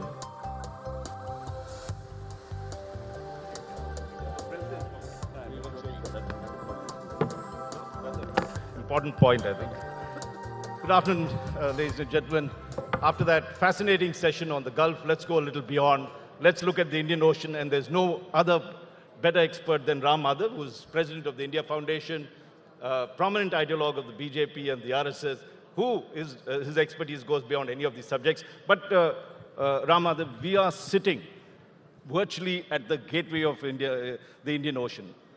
Kerala is that, Trivandrum is that. And yet, it is not India's ocean. How can we make that difference? What do we need to do to leverage our position, our geostrategic interest in this region? Okay, firstly, just as the South China Sea doesn't become China's sea, I don't claim that Indian Ocean should be India's ocean. That's not probably the right description about this great water body. But I must say that ever since this Indo-Pacific became a very prominent buzzword in the diplomatic circles, strategic circles and all, we forgot that Indian Ocean as an entity existed separately. You said we forgot. Who forgot? Including us. The Modi government or... No, I give you one example. In the last century, right, it was Europe and America which were in the driver's seat of the world's economy, right? European countries and the US. It used to be Pacific Atlantic. But the European countries knew that by themselves they were a powerful entity. So that's why they created European Union separately. They didn't simply call it, we are a part of the Pacific Atlantic, where always America was the dominant power. So something like that is lacking in our region because after all, what is Indian Ocean? It is the world's third largest water body. And 30% of the world's economy is situated here. 80% of the energy trade happens through this region, 80%. And as far as India is concerned, 80% of all our trade happens through this region. And 38 countries, am I right? 38 countries and 30% of the world's population, 2.7 billion now, people. That's a very interesting thought. You are talking of an Indian Ocean Union. Is this the new policy or is it something that is your dreams only? Earlier, some efforts were made to create a community out of this Indian Ocean region. We know about IORA, Indian Ocean Regional Alliance. They did not succeed for the important reason that somehow there is no pivot. After all, for this thing to succeed, you need a pivot. Now, why is Indo-Pacific becoming so prominent? Because there are 3-4 countries as pivot. There is one America, there is one Australia, there is one India, and there is one Japan. You formed a group called Quad. But when it came to Indian Ocean region, although there is a regional association, in IORA, not Alliance Association, but no country, Hindi mein kehte hain, my baap nahi hai. It's like that. So probably. But we have not only a baap coming, but a very big baap. We have seen what happened in China. They have created this string of pearls thing where they have ports now in Sri Lanka, Maldives, Djibouti, Laos, and apart from that, they have the Maritime Silk Road, which they built right across in terms of exactly the kind of the border, what's that called, the BRI initiative that China did. And they seem to be now capturing the Indian Ocean. More than India, it is going to become China's ocean if we don't watch out. Oh, that is the important point that especially India must keep in mind and must acknowledge that neither China nor America is an Indian Ocean power. They're outsiders to the region. That doesn't mean they don't have any stakes. Every ocean, every country has stakes. But today, the competition, if not the conflict between these two powers, should not disrupt the regional balance here. But unfortunately, what you are saying is the day-to-day reality. Their Maritime Silk Road or Maritime Belt and Road initiative has resulted in a major death trap for many countries in our neighborhood.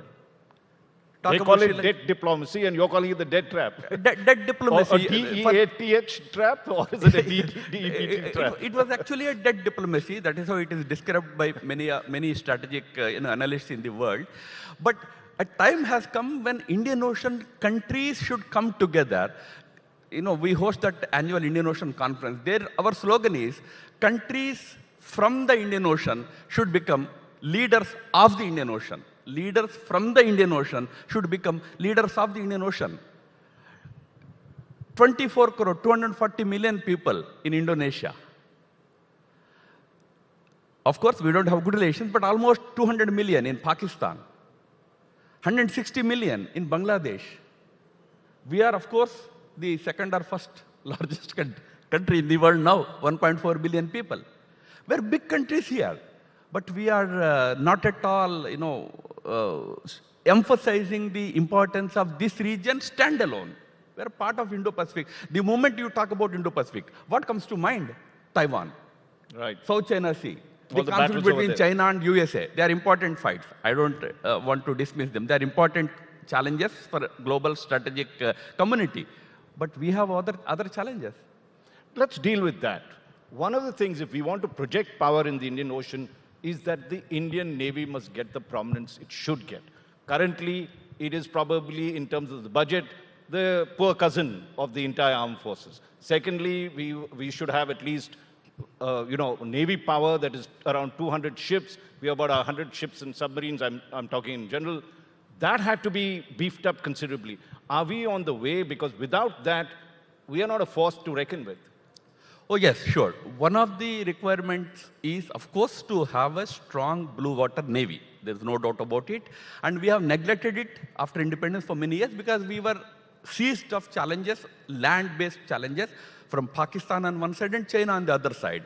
We did not see much challenge coming from the ocean side, so we probably not paid enough attention. But I must tell you, in the last 8-9 years, especially after Prime Minister Modi started paying attention to this naval, equipping India's naval strength, India's Navy has grown substantially. In fact, the number of vessels have now almost doubled in the last 10 to 15 years. We are growing as a strong blue water navy. Today, we do maritime exercises with 18 countries, including at a limited level, even including our adversaries. So we are now doing more and more exercises, more and more presence is there. But please remember, when we are talking about Indian Ocean, it's not just from the military or naval perspective. That's why I mentioned, it's a huge trade. It happens here. Ecological questions are there. Maritime challenges are there. Countries face, these are all post-colonial countries. They have their own experience with colonial powers. But where do they turn to? Today, we are talking about Global South. What is Global South? It's the Indian Ocean. It's the ocean in the Indian Ocean and to a little extent in the Pacific Island region. Together, we are 58 countries. If you add Pacific Ocean countries and these Indian Ocean regional countries, we are 58 countries. Biggest group. But, it's nice to say all that, but when it actually comes to policy and implementation, okay, you're saying Navy, there's been an effort to beef up. Take a look at our Far East or East, look East policy. We said act East. We have not even built a road starting from our northeast to Singapore or Thailand or any of those places. We are struggling to get it past Myanmar. What are we doing? We seem to think big, but we act small. What do we need to do? Okay, definitely there is some problem with our strategic mindset. We were also a colonized country. Ideally, we should be anti-colonial in our mindset. But our mindset continues to be colonized, even after we became independent. So we are still very fascinated with, what we call as westward ho. We are very happy dealing with the Western world. Right.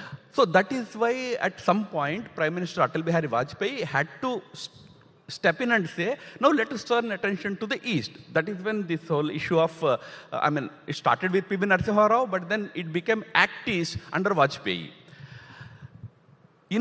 Has enough happened? I would say no. But there is definitely now a realization that our future, our destiny is very invariably linked to the east of our geography, no longer to the west of our geography. Because ASEAN, countries in our neighborhood, are beyond that is Indo-Pacific, there is Australia, there is Japan. These are the countries with which India's future in this century at least, in the 21st century at least, is tied completely.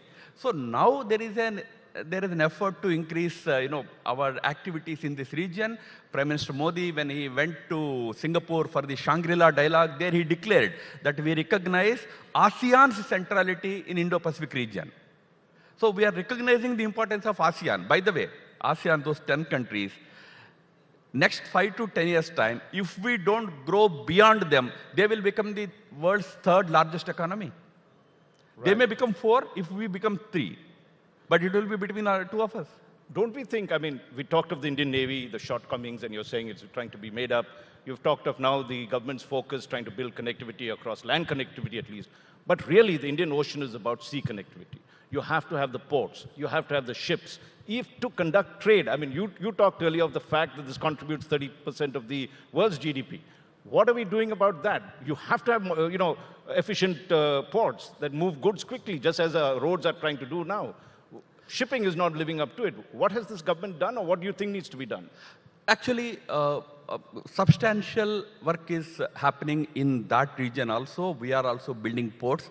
We are building ports now in Bangladesh, in Myanmar, Maldives. We have anyway already a good base. In Mauritius now we got permission to build a big port in one of the islands. We are also expanding our footprint in this region by way of port building. It's another matter that China has been far ahead of us. They started this activity some 20 years ago. So they built a number of ports around us, which is called String of Pearls. We built one Chabahar, but before we started Chabahar work, they started Gwadar. So there is an inherent competition between us. But yes, India is now trying to at least catch up. We are also increasing our presence, our activity. That's why I said we have a number of countries in the region with whom we now have good maritime connectivity. We have established maritime connectivity. Our navies can make port calls at many, many ports. Today we have that kind of relationship, thanks to the new proactive approach that Prime Minister Modi or this government is taking. Take trade, for instance, or trade agreements. We have had just an agreement with UAE, free trade agreement happening in Australia. What do we need to do? If you have to look at it, we rejected the Regional Comprehensive Economic Partnership, the RCEP, didn't want to join it. There was a lot of people saying we should have, because if we need to have influence on this area, that is a trade agreement. Others differ and say, no, bilateral is better. Where do you stand on this debate? There was a time when we were, we were not comfortable with some such arrangements in the neighborhood. One of them was RCEP. I was one of those people who said that probably that decision could have been different. We could have probably joined and then wielded our power inside RCEP. But that's okay. There was a situation in which a decision was taken. Is the door still open, or should we shut it fully? Where do we stand on RCEP? Now we have moved on, because now there is Quad-led new economic arrangement coming into place in that region. But that is called Indo-Pacific. IPEF, Indo-Pacific Economic Framework. Right.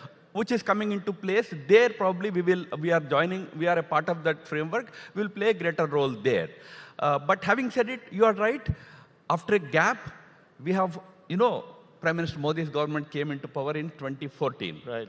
The first free trade agreement happened only last year.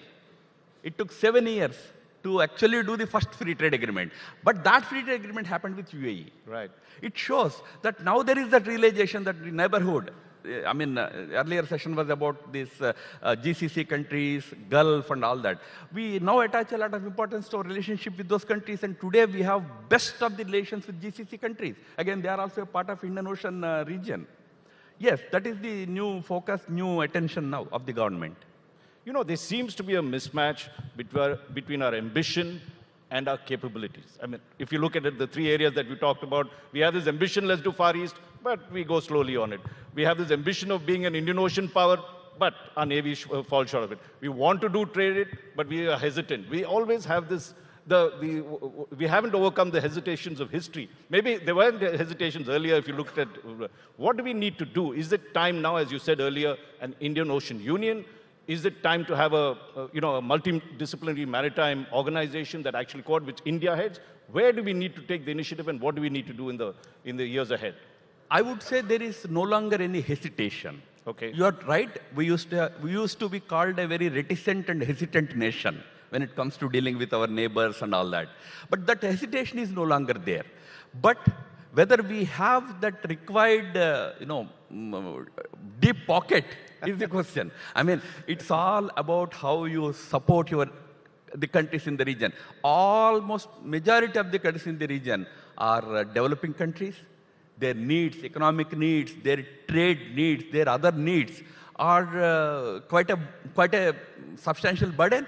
If India wants to, no, I give you one example. India offered certain amount of aid to Bangladesh. Naturally, we are neighbors, we always help each other, we extended it. Less than 1 year, China stepped in, offered 3 times more aid. Now, can we do that? Can we compete in that way? That challenge will remain. But one very good thing is, all these countries are very comfortable dealing with India. The reason is, we are not just maritime neighbors or land neighbors. We have a long historical, civilizational, cultural bond that connects Indonesia to Saudi Arabia. There was this talk that Arab sailors, traders came to Kerala coast. They did not come only to Kerala coast, they went further down to Indochina, the Bali, all these islands. So we are all connected through history, through civilization, through our religions, through our cultures. That makes India a good soft power. But without money, we have a problem. So states like Kerala should help us, But coming to another issue, okay, we have seen China, an aggressive China, and that is not restrained to our border. We have seen, as you said, it's, China has extended its jurisdiction right across to the Indian Ocean, Pakistan, Djibouti, all these countries that we mentioned earlier, Lanka, and even Bangladesh, they've done that. What do we need to do to counter China? One of the things, let's ask that, and then I'll come to the next question. Yes, China has been a strategic challenge to India for actually many decades now. It has tried to encircle us, that so-called string of pearls. The ports that they built were all around us. They basically tried to cripple Indian Navy from its ability to operate in the high seas by building ports all around us. It continues to be a challenge, and unlike us, they have deep pockets. We do not know, whatever, but they are able to attract countries into sort of whether you call it debt diplomacy or debt trap. So that continues to put a lot of pressure on India. As we talk, the Chinese are already building railroads into many of our neighboring countries. They built railroads into Thailand, they are building railroads into Laos, they are building railroad into Vietnam, they are building railroad into Nepal, in our neighborhood. So they are aggressively courting or cultivating India's neighborhood or Indian Ocean neighborhood. Therein definitely lies a strategic challenge to India. Because in the long term, we are rivals in this region. We should become friends, ideally, but that's not the situation at the moment. One of the things is that we thought by having military and other strategic relations with America, the US would come and we could be combining our forces. But it seems the US is doing its own thing. It is now becoming, Indian Ocean is becoming, rather than a India, China, US playground, it is becoming US-China playground. And there is this, what they call the Goldilocks phenomenon. We want US to some amount, but we don't want them to take ports and do their own thing. They're going independently of us. How do we handle this situation now? Okay, in a globalized world, obviously we can't say that this is my region, you don't come in, obviously. And countries like America are big countries, they have their own strategic interests, they do undertake their own activities, they do have their own mission, their own targets and all that. But we always tell our American friends one thing, this we convey to them privately, also sometimes in conferences, whether they like fully or not. We say that, you see, when it comes to India's neighborhood, which country is more trusted? If I may ask a frank question, is it India or US? You put it to a test in the neighborhood. You ask Vietnam, you ask other countries, you ask any country in the region, they will immediately say India. Because there is a history. Because of that history, India commands more respect. So, ideally, because India and USA share many things, ideologically, perception-wise, we are all committed to building strong democratic and free world. India should get the front-line role when it comes to dealing with neighborhood at least. So the US should actually think that India, here is India, which is ready to sail with me. Why not allow India's views to prevail? Sometimes that doesn't happen, unfortunately. Now, leading US strategist, who's of Indian origin, Ashley Tellis, said, America's is having a bad bet with Bad India. bet. Right? India is a bad bet. India is a bad bet for America. What is your views on that? Okay. Maybe the heading and the content inside were slightly different. He was, somehow that heading immediately invokes a negative response from all of us. In the content, what he tried to say was that, probably there is a mismatch, a disalignment between what America is intending to do in the region and how far India would like to go, not can go. India would like to go. Maybe India would not like to go, whole hog with America in achieving America's strategic objectives. No, but That's what is his your point. view? Do you think we should now, knowing what has happened between China and Russia, should we now tilt strongly towards the US, get into what they call the NATO plus that is there? Is that time ripe for India to do that? No, that is an absurd proposition. First of all, this whole idea that now Indo-Pacific should become NATO plus, or it should become Indo-Pacific NATO, Quad should become Indo-Pacific NATO, I'm sure India is in total disagreement with any such proposition. Quad, as far as India is concerned, is an economic alliance, a trade alliance, a people-to-people alliance, but not definitely a military alliance. So if there is that expectation, which Ashley sounded in his article, as if India should become a military partner, you use the word NATO plus, some people started writing that India should become a part of NATO plus, etc. But as far as India is concerned, definitely look at India's 75 years of independence history. Have we become a part of any military alliance? Forget now. Any government did it in the past? Then why is that expectation coming that suddenly we will become a part of a military alliance? No, India is, its temperament is not for it. India will be a part of any UN-assigned peace alliance. We will go to any country to establish peace, but UN mandated, not US mandated. So that is India's temperament. So if Ashley expects that is a bad bet, so it be. India should be understood. India is an important power in this region. India is a frontline power when it comes to Indian Ocean region. That has to be acknowledged by countries like USA. We have about 2.5 minutes. I know your expertise is in various regions, whether it's Kashmir, Northeast, and since Kaushik is here somewhere, he might be interested in asking this particular question, but I don't see him here, I'll ask it on his behalf. Take a look at what is happening in Manipur, the clash between the Métis and Kukis. You have had, I think, 90% of the deaths. How many deaths? 81% people have died. The maximum number of them are Kukis. You've had Mr. Amit Shah go there, spend 3 days, and yet that situation doesn't seem to resolve itself. What needs to be done in your opinion? You're the expert. You built the BJP's Northeast policy.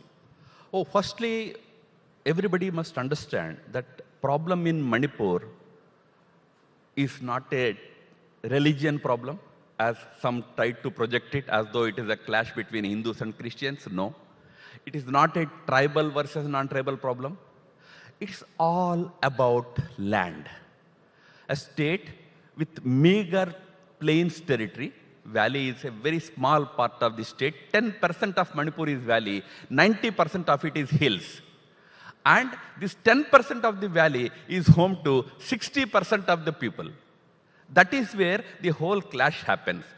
Out of the 60% living in the valley, 90% are Maiteyis, who happen to be mostly Vaishnavite Hindus. But that is, by the way, that is one of their identities. The problem is people from the hills trying to come down and take possession of the land because valley is open, whereas hills are controlled by separate hill acts, hill laws. There, nobody from valley can go and buy land, whereas valley people can come down. So this has been a reason, a source of tension between people in the hills and in the valley. I must tell you something else. In the hills, Kukis are one big community, tribal community, and another big community is Nagas. And Kukis and Nagas again had this problem. Which hill belonged to whom? And I tell you, 2003, there was a massive violence in which almost 200 people died. 200. This time, deaths were about 80, 85. Every single death is bad. Nobody should die for such reasons. But just to understand, the challenge is how do you manage this, this economic imperative of finding good place to live and all that. So we always had these tensions. I handled that state. When we formed our government in 2017, there was an active standoff, active blockade going on from hills to valley. Everything to valley has to come through the hills. The people in the hill people have blocked that road because they wanted to take some revenge on the people in the valley. So what do you think needs to be done now? now? We managed to do a great effort in finding a solution through dialogue, through talks, to pacify them, to give them what they needed. Now what do you think we should do? Remember, this is nothing anti-India in this. Even the hills people are strongly Indian. No, what do we need to do right now? What we need to do is, when such situations arise, we need to be more proactive in tackling them before they become such a big challenge today. The goodwill that has been built after a great effort has gone today. Again, the two communities, Maiteis and Kukis, have become great enemies today. I don't know how long it will take place. Yes, some efforts have been made, but better efforts could have happened. So that is right under the BJP watch, the government, right? Yes, the BJP government watch, that you said so. But, what do we need to do now? What would you say now? Home Minister was there. He held closed-door discussions with groups in the valley, groups in the hills. So today there appears to be the appreciation on both sides that we should not quarrel anymore. Probably we should slowly find a solution. Today the valley, the hills people demand that they need a separate hill council with all the powers. There is hill council. There are 6 hill districts in Manipur. They have their own hill councils and they get elected. Unfortunately, elections have not taken place. That's another reason. You always should have an elected government in place to actually diffuse tensions. Right. When you don't form it, and when state runs the districts also, there is bound to be. So you're saying hold the elections quickly? We should hold district elections, district hill council elections, give power to the local people. Some such measures are also needed, but I think Home Minister has spent a lot of time there, and things are now returning to normalcy. Ramadhav, we've run out of time. We could speak from the ocean right up to the hills of Northeast, and I'm sure we missed Kashmir. But thank you very much, Ramadhav. And let's give him a very warm round of applause for this. Thank you so much. Thank you. Thank you so much, sir. I'd like to call upon Mr. Ashraf Sharif from Sham Steel to hand over a token of appreciation from us.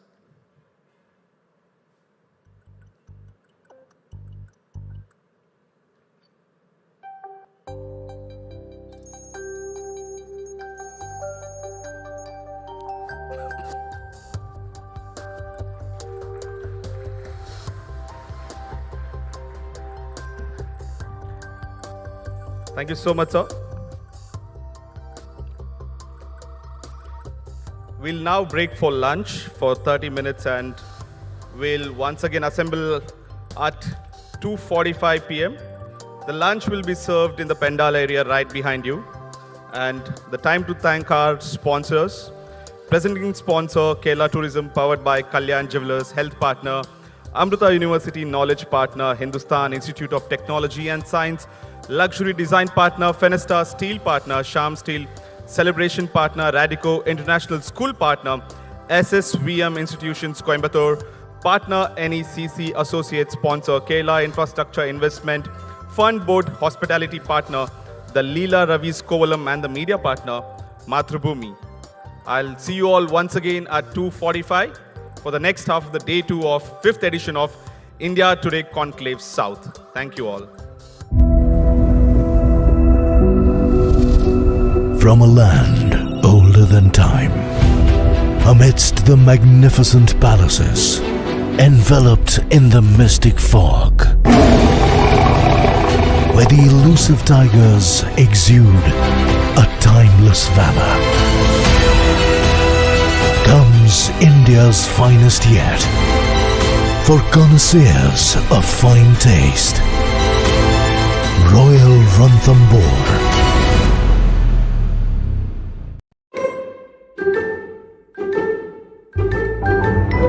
Very nice.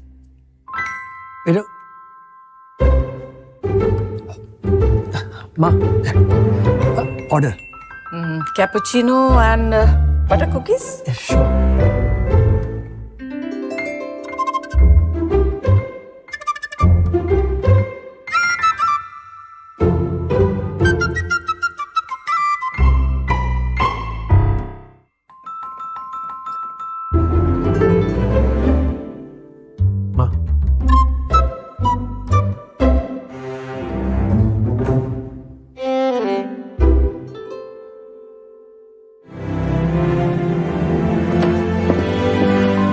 Hello, Auntie. Big celebrates.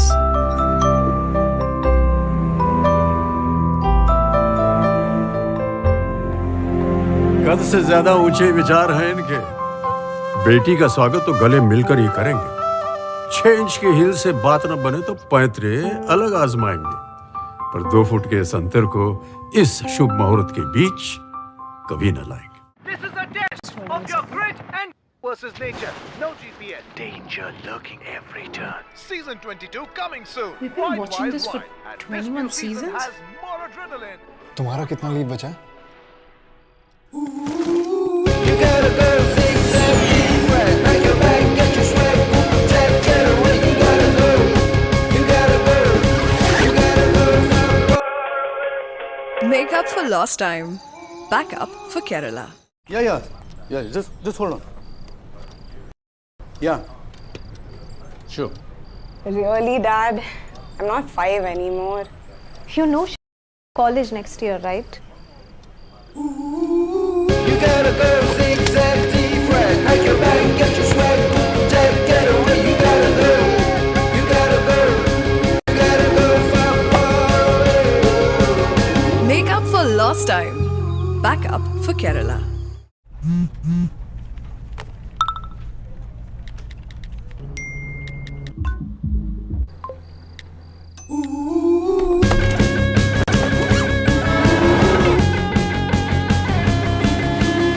You got a girl 670 friend. Get your swag, protect, get away. You gotta go. You gotta go. You gotta go far away. Make up for lost time. Back up for Kerala. रिश्तों में ना कोई है right और ना कोई wrong, जो flexible है वही। रिलेशनशिप हो या घर, हमेशा स्ट्रॉन्ग तभी रहते हैं जब उनमें हो फ्लेक्सिबिलिटी भी। शाम स्टील फ्लेक्सी स्ट्रॉन्ग TMT बार। TMT फ्लेक्सी स्ट्रॉन्ग, तब घर हमेशा के लिए स्ट्रॉन्ग। आइए मामा जी, जॉइन अस। रिश्तों में ना कोई है राइट और ना कोई रॉन्ग, जो फ्लेक्सिबल है वही स्ट्रॉन्ग, हाँ वही स्ट्रॉन्ग। रिलेशनशिप हो या घर, हमेशा स्ट्रॉन्ग तभी रहते हैं जब उनमें हो फ्लेक्सिबिलिटी भी। शाम स्टील फ्लेक्सी स्ट्रॉन्ग TMT बार। TMT फ्लेक्सी स्ट्रॉन्ग, तब घर हमेशा के लिए strong.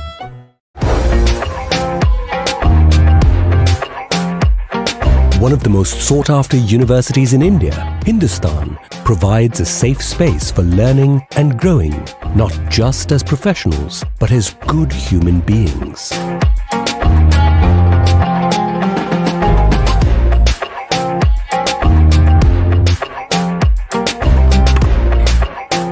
Come to Hindustan and live your dream.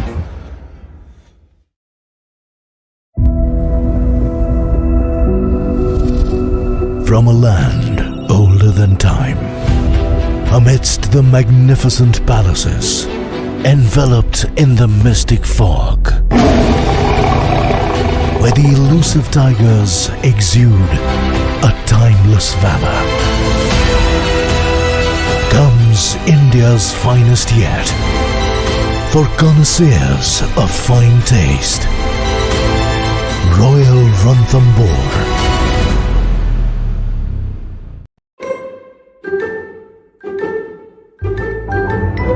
Very nice.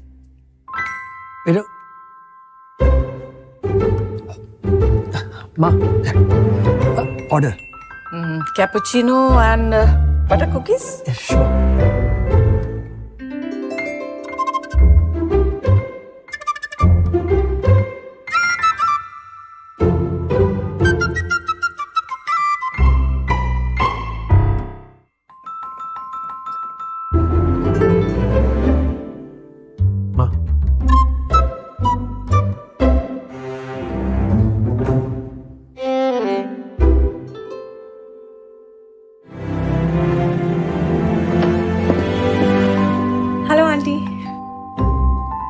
big celebrates.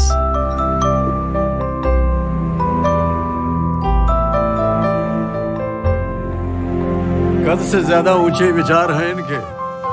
बेटी का स्वागत तो गले मिलकर ही करेंगे। 6 इंच की हील से बात न बने तो पैतरे अलग आजमाएंगे। पर 2 फुट के इस अंतर को इस शुभ मुहूर्त के बीच कभी न लाएंगे। This is a test of your grit and versus nature. No GPS. Danger lurking every turn. Season 22 coming soon. We've been watching this for 21 seasons. Has more adrenaline. तुम्हारा कितना लीव बचा है? You gotta go zigzag, friend. Pack your bag, get your swag, book a tag, get away. You gotta go. You gotta go. You gotta go. Make up for lost time. Back up for Kerala. Yeah. Just hold on. Yeah. Sure. Really, Dad? I'm not 5 anymore. You know she's off to college next year, right? You gotta go zigzag, friend. Pack your bag, get your swag, book a tag, get away. You gotta go. You gotta go. You gotta go far, far away. Make up for lost time. Back up for Kerala.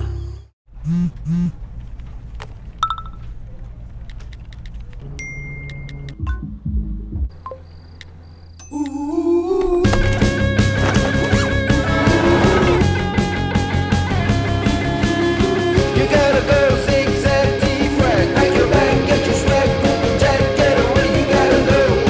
You gotta go. You gotta go far, far away. Make up for lost time. Back up for Kerala. रिश्तों में ना कोई है right और ना कोई wrong, जो flexible है वही रिलेशनशिप हो या घर, हमेशा स्ट्रॉन्ग तभी रहते हैं जब उनमें हो फ्लेक्सिबिलिटी भी। शाम स्टील फ्लेक्सी स्ट्रॉन्ग टीएमटी बार। टीएमटी फ्लेक्सी स्ट्रॉन्ग, तब घर हमेशा के लिए स्ट्रॉन्ग। आइए मामा जी, जॉइन अस। रिश्तों में ना कोई है राइट और ना कोई रॉन्ग,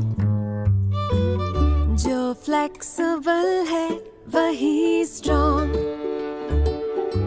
हाँ वही स्ट्रॉन्ग। रिलेशनशिप हो या घर, हमेशा स्ट्रॉन्ग तभी रहते हैं जब उनमें हो फ्लेक्सिबिलिटी भी। शाम स्टील फ्लेक्सी स्ट्रॉन्ग टीएमटी बार। टीएमटी फ्लेक्सी स्ट्रॉन्ग, तब घर हमेशा के लिए strong.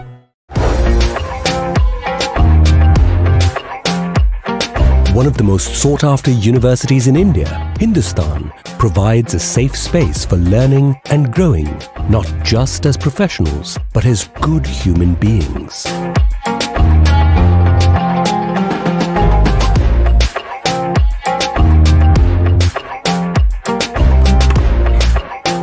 Come to Hindustan and live your dream.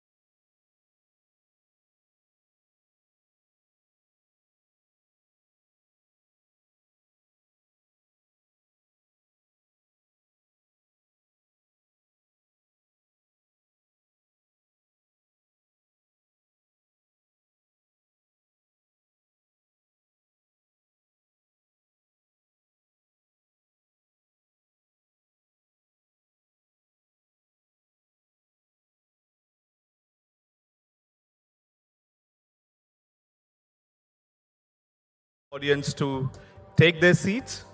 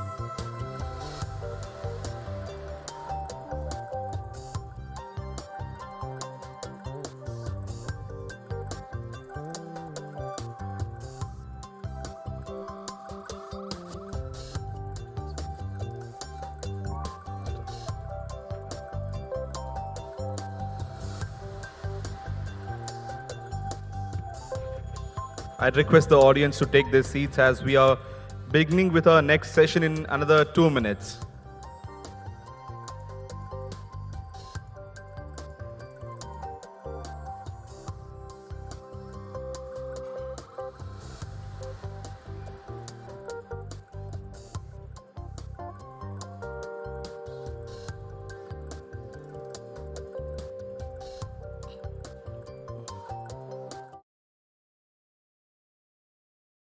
This is a test of your grit and versus nature. No GPS. Danger lurking every turn. Season 22 coming soon. We've been watching this for 21 seasons. Has more adrenaline. तुम्हारा कितना leave बचा है? You gotta go zigzag, right. Pack your bag, get your swag, tap, get away. You gotta go. You gotta go. You gotta go. Make up for lost time. Back up for Kerala. Yeah. Mr. Rajdeep Sardesai, consulting editor, India Today, and the speaker for the session, Mr. P. Chidambaram, member of Rajya Sabha, former Union Minister of Finance and Home Affairs.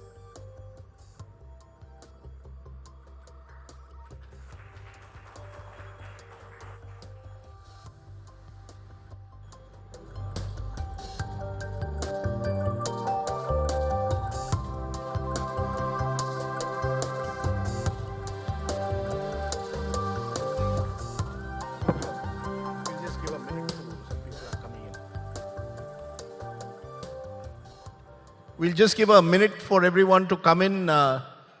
Some people have just messaged that they would like to come in within the next minute or so. So may I request anyone who's finished lunch to all come in, please.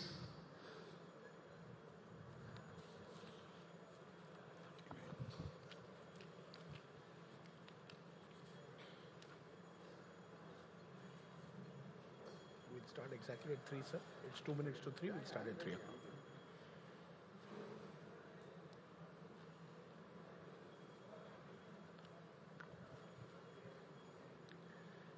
We'll start at 3 o'clock sharp. So we are...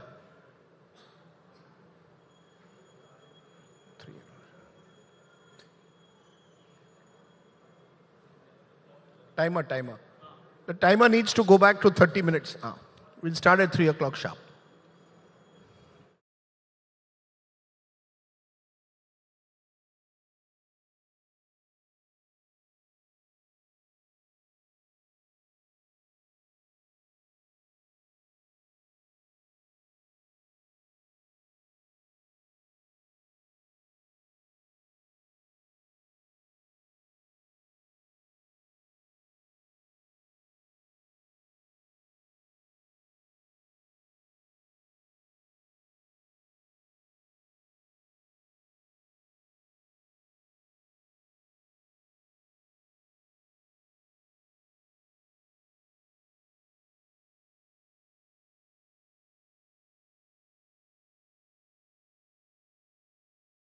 Friends, once again to the India Today South Conclave 2023. We are coming to you from Kovalam in Kerala, a long way away from Delhi, and in many ways this distance has become for many a source of friction. In fact, the growing divide between an all-powerful center and state governments has become a running narrative of our times, and one that possibly poses huge challenges for the constitutional vision of a federal India. What is the future of Indian federalism? How will the North-South divide play out in the years ahead? And indeed, more importantly, the growing concern of a divide between center and states. Who better to answer some of these questions than my guest today? He has been both finance minister and the home minister of the country. Please welcome Mr. P. Chidambaram.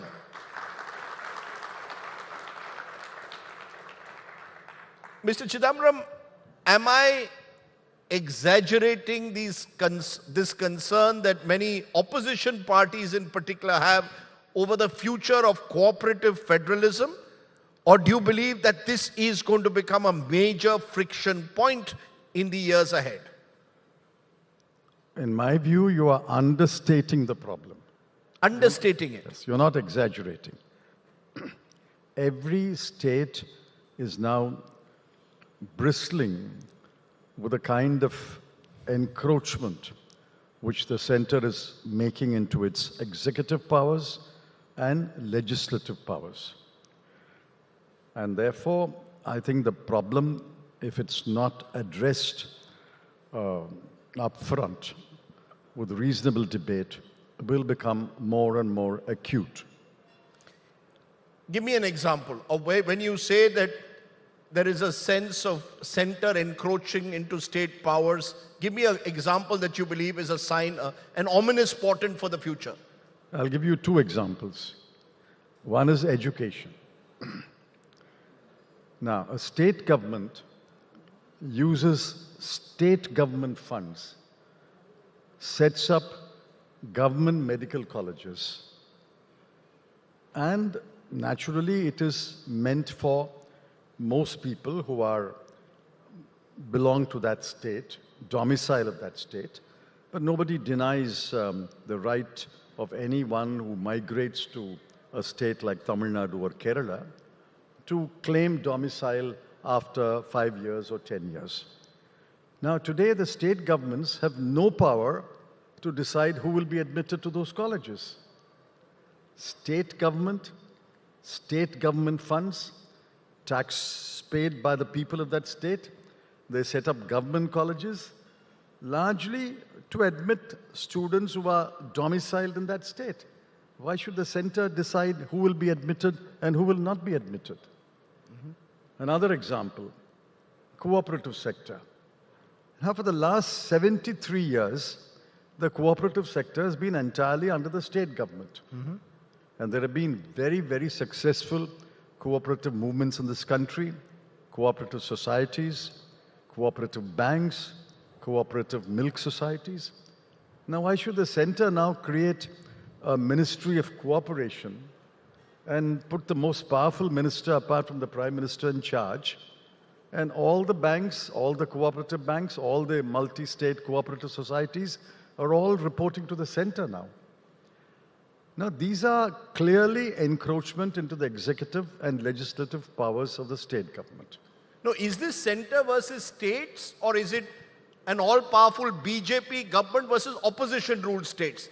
Because I don't sense, say, from example, from a Naveen Patnaik, who seemed to be close to the Modi government, or indeed BJP-ruled governments objecting to what you're claiming is misuse of center's executive powers. It's primarily the opposition-ruled states. So is the real problem that the compact between an all-powerful center ruled by the BJP and the opposition-ruled states has broken down?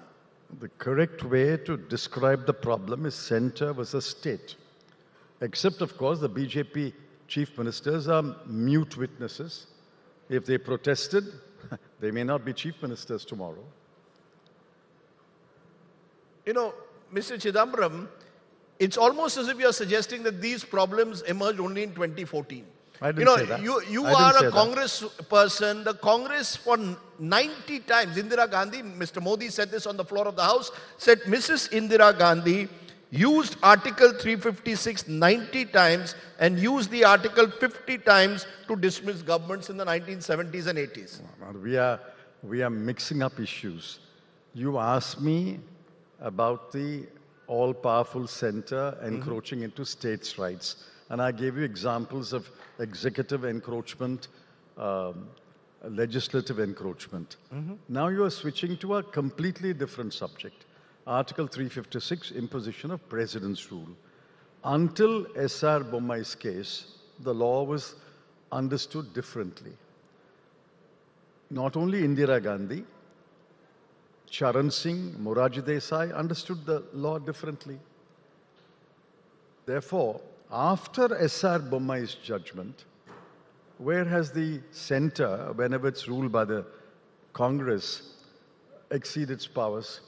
Therefore, I think the watershed is S.R. Bommai's case. Yeah, there was one case in Bihar, for example, when Abdul Kalam, while he was in Moscow, was virtually forced to dismiss a Bihar government. You're saying that's an exception?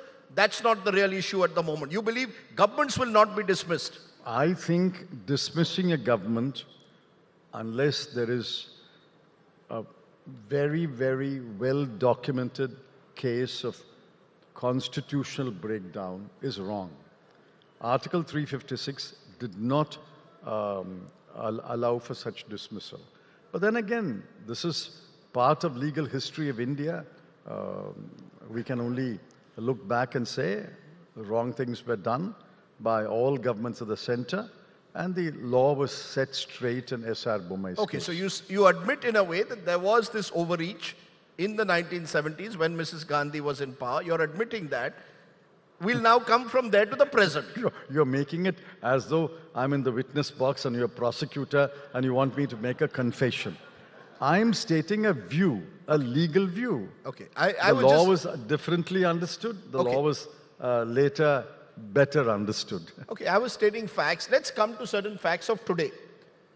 One concern, for example, particularly in the southern states where we are and increasingly across the country, and we saw a Supreme Court verdict on it in Maharashtra a couple of weeks ago, is the role of the governor.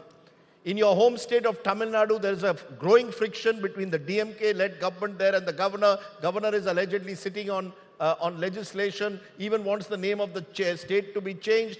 In Maharashtra, government was allegedly toppled with the help of the governor.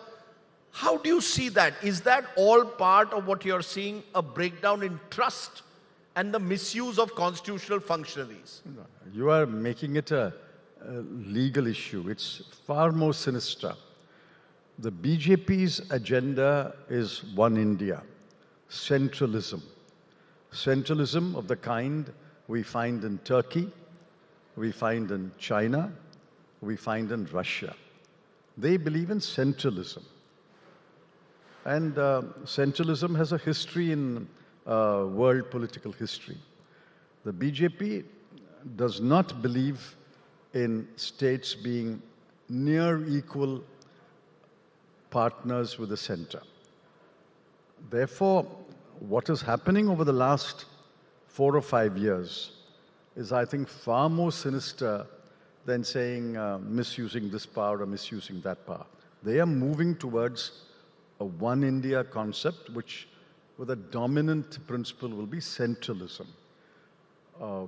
One voter list, one ration card, one language, one syllabus, one history, one culture. We are all rebelling against that strongly, and at the grassroots level, at least as far as the southern Indian states are concerned, there is very deep concern about this marauding BJP. So you're saying the governor is only a tool to push this idea of one India, this sinister idea that you're calling it. The governor you mentioned is clearly part of this game. The governor of Tamil Nadu is clearly a part of that design. No, but Mr. Chidambaram, the question emerges, will there be a pushback? will the states, there are powerful chief ministers as well, will you see a pushback, and will that pushback deepen the friction? We had the Prime Minister, for example, have a meeting the other day of chief ministers. Only the BJP-ruled chief ministers attended it. The opposition-ruled chief ministers, Congress and its allies, did not even attend that meeting. We've seen even when the new parliament building was inaugurated, the opposition boycotted it. Are we seeing, therefore, a complete breakdown, in a way, of trust between the center and the government and unwillingness to talk to each other? I hope it doesn't lead to a complete breakdown of trust. There is a pushback. I can name at least half a dozen chief ministers who are pushing back. Bengal, Tamil Nadu, Telangana, Kerala, some other states, Chhattisgarh, Himachal, they are pushing back. And if some regional parties get elected or re-elected to form the state governments, they will also push back. The BJP won't push back, but the BJP structure has already adopted centralism. You see, it's very interesting you're saying there will be a pushback. One of the chief ministers you didn't mention just now is the Delhi chief minister, Arvind Kejriwal, who claims that this latest ordinance of the center taking over services against a Supreme Court judgment is designed for complete control of the center over Delhi. He's going across the country seeking support. The one party that is ambivalent over supporting a Kejriwal is the Congress party, because Congress has its own problems with Mr. Kejriwal. So is this a principled fight, or is this an opportunistic fight? The issue that you mentioned has two dimensions. One is legal and one is political. The legal view, I have already expressed myself. The legal view is that this ordinance, which eventually will become law, may not become law, I don't know, is clearly contrary to Article 239 AA. So I think this ordinance is bad. It will be struck down. 2018, there was a 5-judge bench delivering a judgment. 2023 was another 5-judge bench delivering a judgment, reiterating the principle. And there will be another 5 judges bench which will pronounce on that. The political conclusion, the political lesson that has to be drawn and the political step that has to be taken is beyond my competence. I can't say that. It can only be said by the Congress president after consulting all the stakeholders. No, what is your view? Mr. Chidambaram, you can't escape that by saying the Congress president will... Because you see, then I say it's not a matter of principle. No, if you say an ordinance has been brought in illegally, wrongly, why doesn't the Congress stand up and say it's illegal and wrong? Listen, you are accusing me of not expressing my view. I will express my view in an inner party forum. I cannot express my view in an India Today forum. How can I express my view? I still am a member of the party. Okay, we thought this was as important a forum as the Congress party forum for a moment. I wish you good luck. But Mr. Chidambaram, let me give you another example from the center's perspective. And this is in the context of Tamil Nadu, your home state. The NEET exam. Tamil Nadu says, we don't want one common, you say one India, the BJP says there will be one common entrance exam, medical exam for the country. Tamil Nadu says we are moving in legislation, we will be out of the NEET system. So states also are rebelling in a way, virtually saying even for the manner in which a national exam is to be held, we will take the call, not the center. What is this national exam you're talking about? Great doctors of Tamil Nadu, Dr. Rangachari, Dr. Gurusamy Mudaliar, Dr. Lakshmanasamy Mudaliar, they were all admitted to these very colleges by the state government, and they became world-famous, distinguished doctors. Why can't you trust a state government to admit competent, qualified students to state government colleges? In a central university, let the center's writ run. But I am the state government. I build colleges out of my funds. It is largely meant for the domiciles of my state. Why can't I select the skilled, qualified students and admit them? Are you saying all the doctors who made medical services in Tamil Nadu famous at least throughout the country, where all incompetent doctors and only the NEET-selected doctors will be competent. What kind of an argument is? It's an argument that should be stated to be rejected. One of the other friction points, for example, is the alleged misuse of the CBI and the Enforcement Directorate. That the CBI and the Enforcement Directorate are swooping into states run by the opposition to target opposition politicians. ED raids jumped 27 times during 2014 to 22 compared to the previous 10 years. Do you believe that these enforcement agencies are also part of this growing center-state conflict? Because the center says, look, we are targeting those where we have found prima facie instances of corruption, of money laundering. Why do you accuse us of simply targeting opposition-ruled governments? That's the part of the ED and the CBI's remit. Do you believe in any principles of statistics? Do I believe in? Any fundamental theories or theorems of statistics as a Yes, science? facts. How is it that the accused, alleged accused, 95% of them belong to the opposition party? How do you explain that? If the law of averages, if the underlying principles of statistics will apply, I hope it applies in India, then there should be a certain proportion of the BJP ministers, BJP MPs, BJP MLAs, BJP party leaders who should also be raided, isn't it? The BJP turns around and says, please tell Mr. Chidambaram to go to the court. If Mr. Chidambaram believes that the ED is being misused, that there are cases which are not being investigated against BJP-ruled states, please go to the court and get an order. Listen, we are not talking about involving the court. All I'm saying is, if the agencies are completely independent, not goaded by somebody, not nudged by somebody, why is the numbers so skewed against the opposition and so skewed in favor of the BJP? And then, worse, people against whom raids took place, notices were issued. You go through that washing machine, the giant washing machine, all of them become innocent. What happened to the notices? What happened to the raids? What happened to the searches?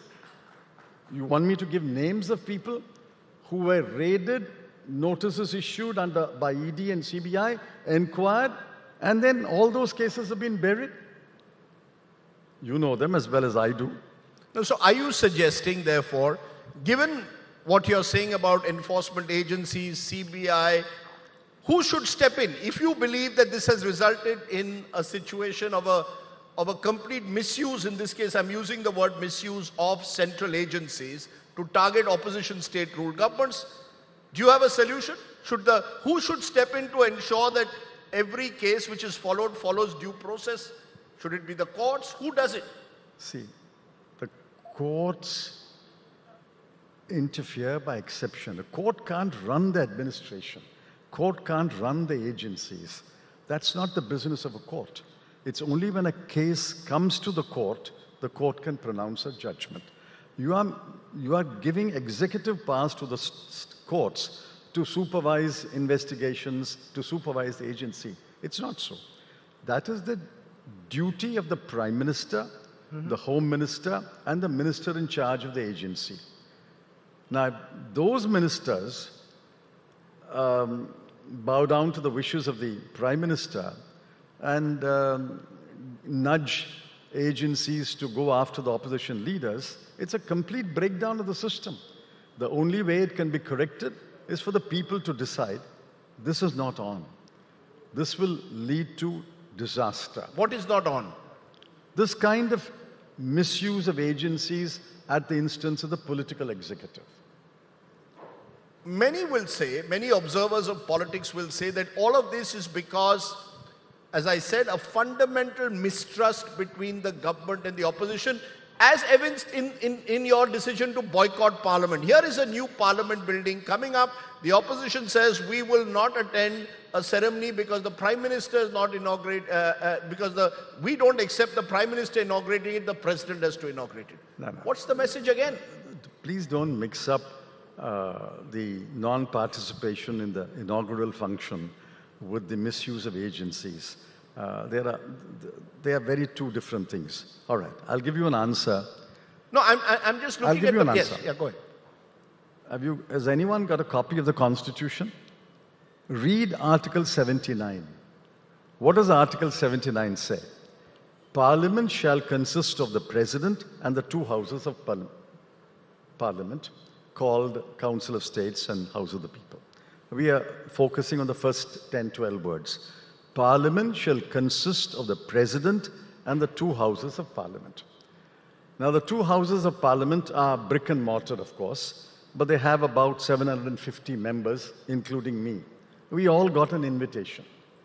Inviting the 750 members is inviting the two houses of Parliament. Why was an invitation not sent to the President of India? I'm not talking about inaugurating. Why was an invitation not sent to the President of India when the Constitution says Parliament shall consist of the President and the two houses of Parliament? The argument again there, and I'm sorry to do whataboutery here, is what happened when the Congress was in power. What happened when the Parliament Library, for example, was being inaugurated, or the Parliament Annex, Rajiv Gandhi and indeed Mrs. Gandhi at the time? I expected the question. Good, I'm glad. I'm ready with an answer. Oh, I'm glad. Unfortunately, there's no Article 79 capital A which says Parliament shall consist of the Parliament Library, Parliament shall consist of the Parliament Annex. I mean, these are additional buildings. We are talking about Parliament House. We are talking about the two houses of Parliament enshrined in the Constitution, along with the President. When you invite the members of the Lok Sabha, we invite the members of the Rajya Sabha, why did you forget to invite the President? A senior BJP leader told me that the real problem is many Congress leaders, he didn't mention you specifically, have not come to terms with the fact that Narendra Modi is a two-time Prime Minister. That is fundamentally the problem. He isn't seen by your leadership as someone, therefore, who deserves to be in that post, and in some way, therefore, there is this boycott almost of Prime Minister Modi. Completely wrong. Wherever I've written referring to the Prime Minister, I refer to him as Honorable Prime Minister. Wherever Mrs. Gandhi has met with in a Parliament's Central Hall function or any function, she has been extremely deferential and greets him. Congress President has been in conversation with him. We have seen videos. We accept the fact that Mr. Narendra Modi is the elected Prime Minister of India. Nobody questions his legitimacy. What we are questioning is his actions, his decisions, like the recent Tuglakian decision of introducing a 2,000 rupee note and withdrawing a 2,000 rupee note. On the day it was introduced, I said, this is a foolish decision. The withdrawal is a good decision, but a good decision that corrected a foolish decision. Mr. Chidambaram, the reason again this is asked for, if you were in Mr. Modi's position, if you were advising him, what would you tell him? How would you repair this divide? It is a gaping divide. It's a friction point which you say is only going to get worse. What, therefore, would you advise him? Well, the first caution I'll tell myself is your advice will not be accepted. One. Nevertheless, if you want me to advise, I'll say, listen. Governments are elected. Governments are also unelected. Everybody who's occupied that chair will have to vacate that chair. Maybe 5 years, 10 years, 12 years, whatever. I wish him well. So you must always remember that these are temporary seats of power, which is why I believe in limiting the term of chief executives, like the US president. Is there any job in this world more complex, more difficult than the President of the United States? Why did they impose a two-term limit? Because I think it's important to impress upon every elected leader, listen, you are elected, no doubt, you are legitimate, but one day you'll have to vacate the seat. So I would tell him, Honorable Prime Minister, let's proceed on the basis that one day this seat will be vacated by you and somebody else will occupy the seat. And keep that in mind before you take a decision. So you're saying 10 years, maximum term, two-term Prime Minister. I'm not imposing a term. But you're suggesting a term. All I'm saying is limiting the terms is good for the state and the center. Let me come, sir, to another dimension of this problem, which is perhaps going to become more and more important in the years ahead, and particularly because we are here in deep south, or up south as we are calling it, will become more critical, which is delimitation. In 2026, there is a belief that the number of parliamentary seats from the most populous north states will increase, and the south could either suffer a loss of seats or their numbers will certainly not increase in the same proportion. How worried are you about what delimitation could do to already the fraught relationship between center and the southern states in particular? See, my party has not yet taken a view. Therefore, you have to take my words with a large dose of caution. This is not necessarily my party view. I'm concerned because either the states which have reached a replacement rate of population growth or even less. For example, many southern states have reached 1.6. The replacement rate is 2.1. They will suffer either by a loss of seats or by their seats being frozen. Whichever way, relatively, as a relation to each other, relatively, the northern states, the states where the population is growing at more than 2.1% will gain. This, I think, could become a cause for friction. How it will be resolved, I have not thought through it. I'm thinking about it. I have not thought through it because I think the unalterable principle which is in the Constitution is one man, one person, one vote. Now, therefore, one has to think through. And I think it's good if all the political parties sit down and calmly think it through. I don't want a situation where nobody thinks it through and then 2026 dawns on you and then the thing gathers its own momentum. That will lead to serious issues. I think all political parties should start thinking about it even now, what we should do in 2026. What you're saying is whatever decision is taken must be by consensus, not unilateral. Absolutely, absolutely. This is far too sensitive an issue for a government with a majority in the Lok Sabha to take a decision.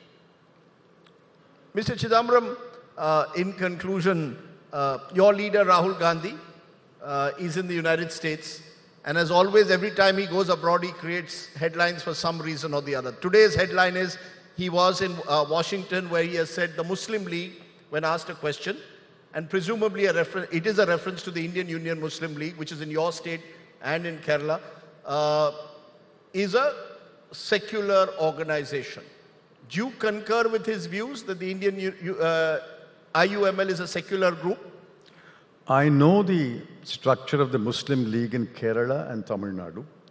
Many of them are known to me. Tamil Nadu leaders are known to me. I believe they are secular. You believe I believe they are secular. I don't know about the Muslim What's your League. definition of secular? Secular is that you don't indulge in hate against any other community. You don't inject a dose of religiosity into every statement, action, and you don't create a communal divide between the Muslim communities and the non-Muslim communities. But now you are referring to the Muslim League in Tamil Nadu, not necessarily in Kerala. Those are the only two units I know. In many states, the IUML is not a very very significant organization. Would you see Mr. Owaisi's organization differently? Owaisi is not the Indian Union Muslim League. I know, AIMIM, but you see him as secular? I don't agree with Mr. Owaisi's thinking or speeches. Okay. In conclusion, as we end, the southern Indian states also feel that they account for 30% of the country's GDP as per RBI figures, around 30%. The 5 states, some of them could become trillion-dollar economies on their own. Do you see that also becoming a point of friction going ahead? You've been the finance minister of the country. Many of these states feel they are contributing disproportionately to the national exchequer and getting disproportionately less. See, I believe in a united India. I believe that the more prosperous states must take some part of the burden of the backward states. That's my belief. But there is a serious concern in the southern states that when it comes to the Finance Commission, their share of the revenues is dwindling from one commission to another. When I was finance minister also, the share dwindled. Yes. Share dwindled and everybody protested. Therefore, we have to rethink the Finance Commission's mandate. That is one. Secondly, there is a feeling that in the grants and aid, which are not necessarily Finance Commission directed, where the central government has a large area of discretion. The grants and aid also, and in the borrowings, right to borrow. For example, Kerala Chief Minister is protesting that his right to borrow is being severely restricted. I think there are serious issues. I know the language of the Constitution provisions, but they were written at a different time. They were different. They were written in a different scenario. So we'll have to review those provisions of the Constitution so that the more advanced states don't feel that they are being shortchanged compared to the less advanced states. I won't call them backward, they are less advanced states. I think it's absolutely necessary to look at the center-state fiscal relations chapter of the Constitution and take a second look at it. So what you're saying basically, whether it's center-state fiscal relations, whether it's delimitations, try and build consensus, try and work together, have more all-party meetings, hopefully attended by both sides. I'll give you an example. Yes. We built a consensus on a GST. In fact, if our government had been in office, the GST law would be a very different law. More in line with the paper put out by Arvind Subramanian. But the animal that's come out today, the GST, has no resemblance to the consensus we built. Remember, Yashwant Sinha constituted the group of ministers, and I took over, and we worked with them for 7 years, building a consensus on GST. We successfully built a consensus on VAT, and all the states fell in line. Nobody has any grievance about VAT. Next step was VAT to GST. We were building a consensus. The consensus was ready when Arun Jaitley took over as finance minister. And what has this government done? It has completely distorted the consensus of GST. GST today, many finance ministers have told me, non-BJP finance minister, and even one BJP finance minister has told me, and this is not the consensus that we arrived at when we agreed to sharing sovereignty as far as taxation is concerned. This is completely now dominated, dictated by the center. Even though decisions in the GST Council are to be taken by consensus, Mr. That is on paper. You're saying it's on paper? That's on paper. Okay, so we need to embrace the spirit of consensus. And in that spirit of consensus, I hope your idea of a united India and Mr. Modi's idea of one India can merge. United India is very different from one India. Don't conflate the two. Okay. United India has a very different connotation. One India has a very different connotation. In fact, I would say United India is a noble idea. One India, I'm afraid, is a rather sinister idea.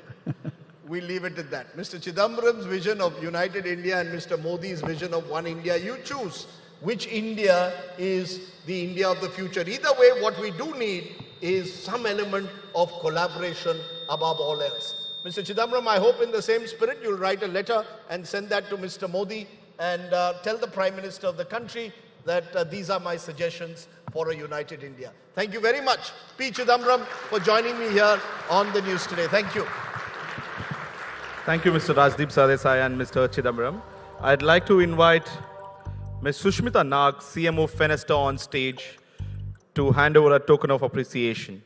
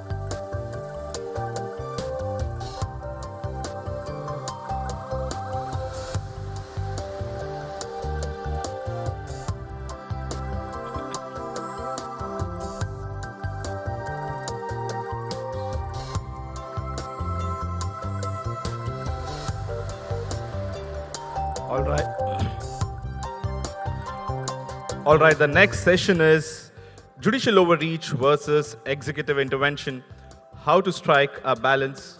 And I'd like to invite the session moderator, Mr. Kaushik Deka, executive editor, India Today, to introduce the speakers on stage.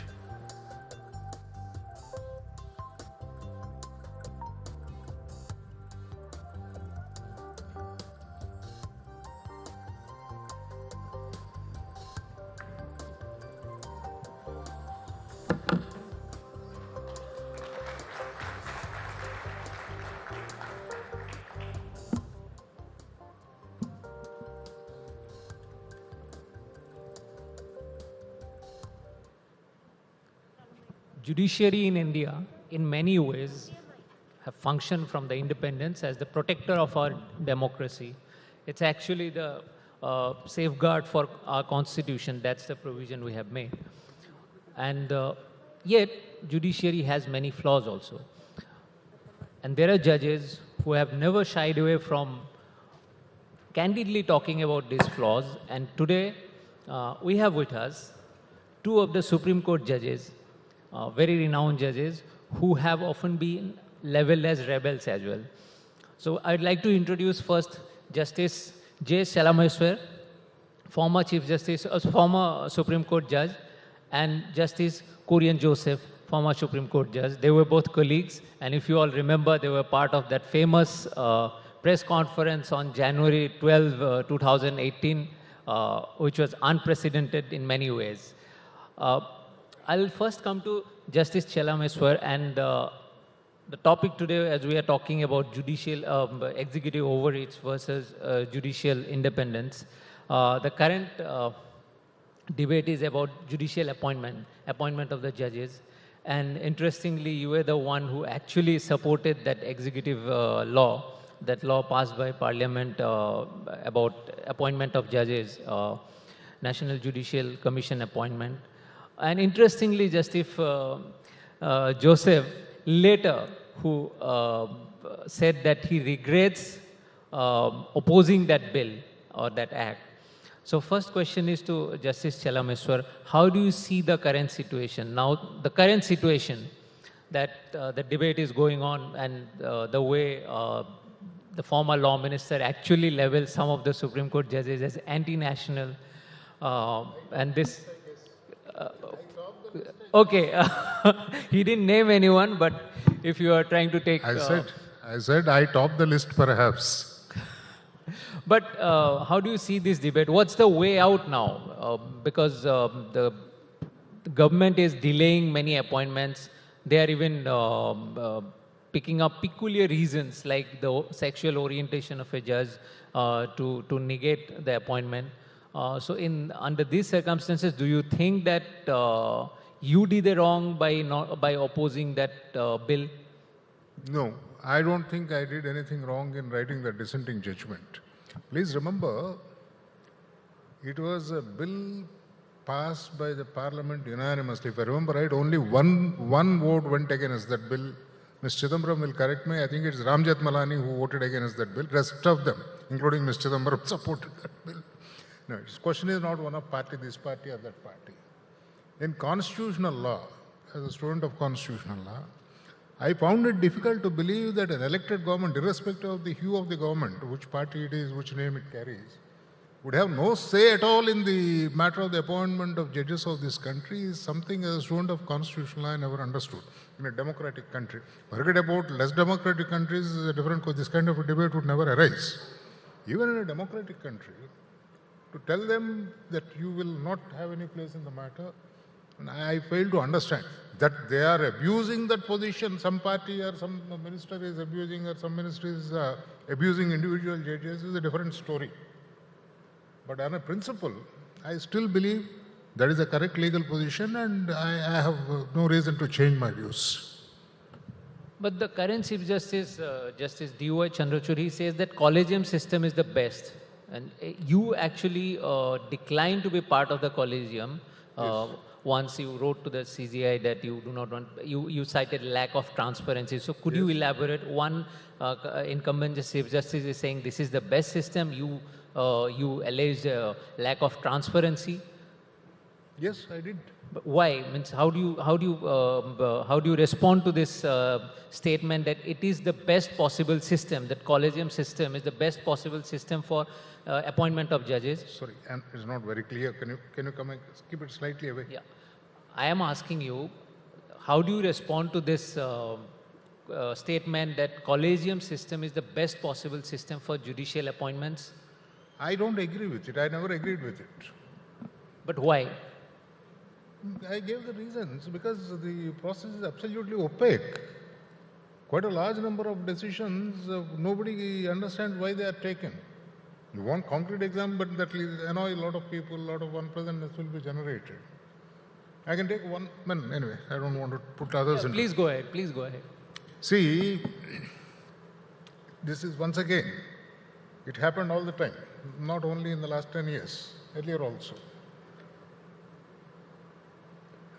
Notwithstanding the declaration that the Supreme Court judgment, collegium is the last word, quite often we see that some recommendations are made, they are not acted upon. Time later, the collegium withdraws the recommendation. Now what does it indicate? What does it indicate? So therefore, do you still think it is the best mechanism available for appointment? There's something fundamentally wrong with the logic. So what is more important is the process is made more transparent. There will be some amount of accountability. That transparency is missing. That's my complaint. Therefore, I abstain from that. Justice Joseph, do you still regret that decision, sir?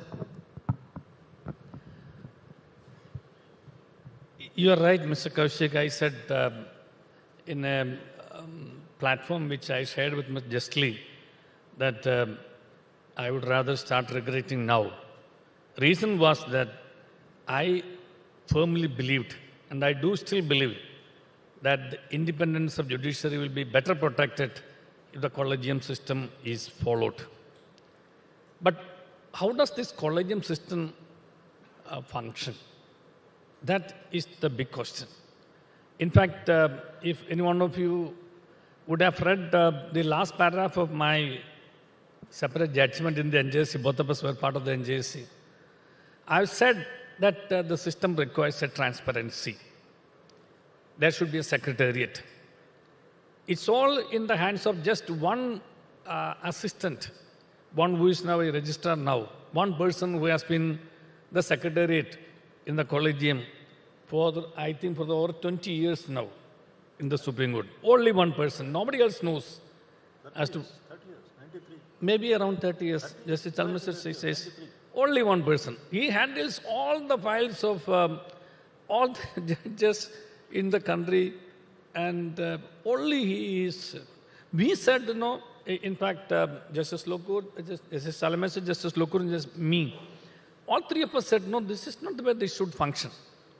But having said that, and having upheld the independence of judiciary and struck down the National Judicial Appointment Commission, the picture I saw in the country was certainly disappointing. Disappointing in the sense, I agree the government should have yes say, but the say is the problem. Every decision that was taken by the collegium was just a farce.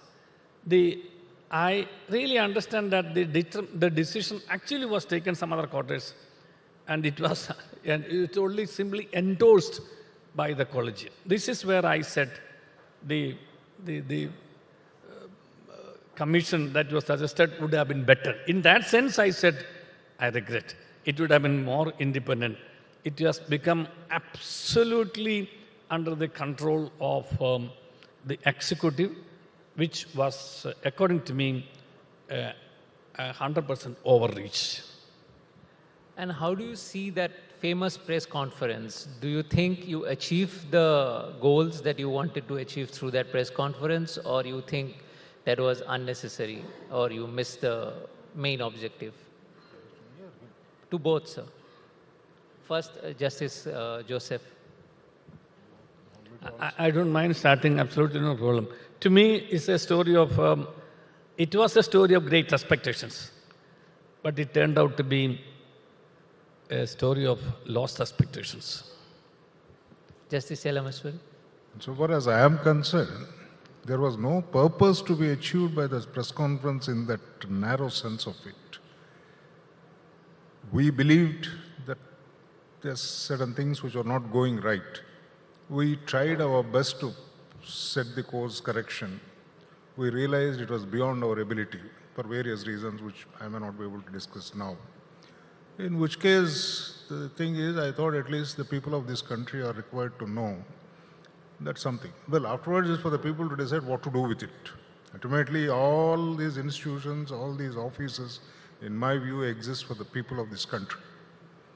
And in fact, there's an old this thing, I don't know how many of us remember it. In some meeting with the Viceroy told Gandhiji, Bapu, this requires a confidential discussion. Gandhiji asked him, what is so confident? Matter of state affairs. Gandhiji asked him, whose state is this? He asked. That is still the relevant question. The state is not a mythical animal. It's all of us together constitute the state. And these are the affairs of the state which are required to be known by the people of this country. Now, my views may not be the right views. My views may not be the final views. Today people may accept it, today people may reject it. But as a free citizen of this country, which I believe I am a free citizen, I am entitled to put my views on record. I placed it on record, and my brothers agreed with me that day. I didn't force anybody, of course. The picture was being painted that I dragged these innocent people to that press conference, because the venue was my residence. In fact, I offered that day that let the venue be some other place. I don't want to mention the name. And then everybody said, no, brother, you are the senior most among four of us. It's your place. I said, fair enough. That doesn't mean I drag these people against their wish there. But is everything all right in the Supreme Court now? Is everything all right in the Supreme Court now? How do you see the Supreme Court and its role? I don't know. I'll tell you something, Mr. Dekha. It may not be a very wonderful thing to tell you people. I don't have a TV at my residence. It's 12 years since I watched the TV. And I stopped buying newspapers 5 years back. Of course, I still watch the important pop-ups in the telephone. So, you ask me how the Supreme Court is now, I perhaps may not be the right person to answer. Ask the Justice Joseph, would you like to answer the question? Is the Supreme Court all right now? Yeah. Both of us were Chief Justices in the High Courts of states. Justice Chalameswar was in Kerala and I was in Himachal for 3 years, and the brother was, I think, 18 months. 18 months, yes. See, there is something called Master of Roster, the Chief Justice. He decides which case should go before which bench. This is a very important jurisdiction of the system. I don't want to say the Chief Justice. To me, I was quite clear when I went for the press conference that this will send some message as to how the system should function in the Supreme Court and in the High Court. Unlike the High Court, where you have, little more homogeneity, where in the Supreme Court, people come from different states, and though we call each other brother and sister, I don't know how much that collegiality and fraternity and warmth, affection, etc. are there. And so it's a big question. You can read from the smile of my brother. Yes, we function in our own spheres there, unlike the high courts, where we have regular meetings, etc. You won't believe, Brother Chalameswar, in your 6-year term, how many full courts were there? Maybe 2, 3? In the Supreme Court. Supreme Court? Supreme Court, 3 or 4. Maybe 3, 6 years. Whereas in the High Court, in the state, there will be a full court at least Once in 2 months? Once in 2 or maximum 3 months, yes, definitely. Even in the largest High Court of Allahabad also, I checked, there are full courts. Because, see, these are institutional decisions which we have to take. It does not and should not depend on one person.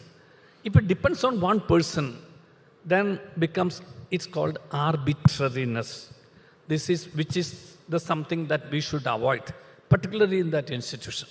So that was one thing which I strongly advocated, and I hoped will be there be corrective measures. And for your information, which we have not shared anywhere else, post this press conference, we had meetings several days, where we included all the incoming Chief Justices, including the present Chief Justice was part of our in-house meetings as what could be the corrective measures which we could take to put systems and practices in the place of a person alone taking a decision.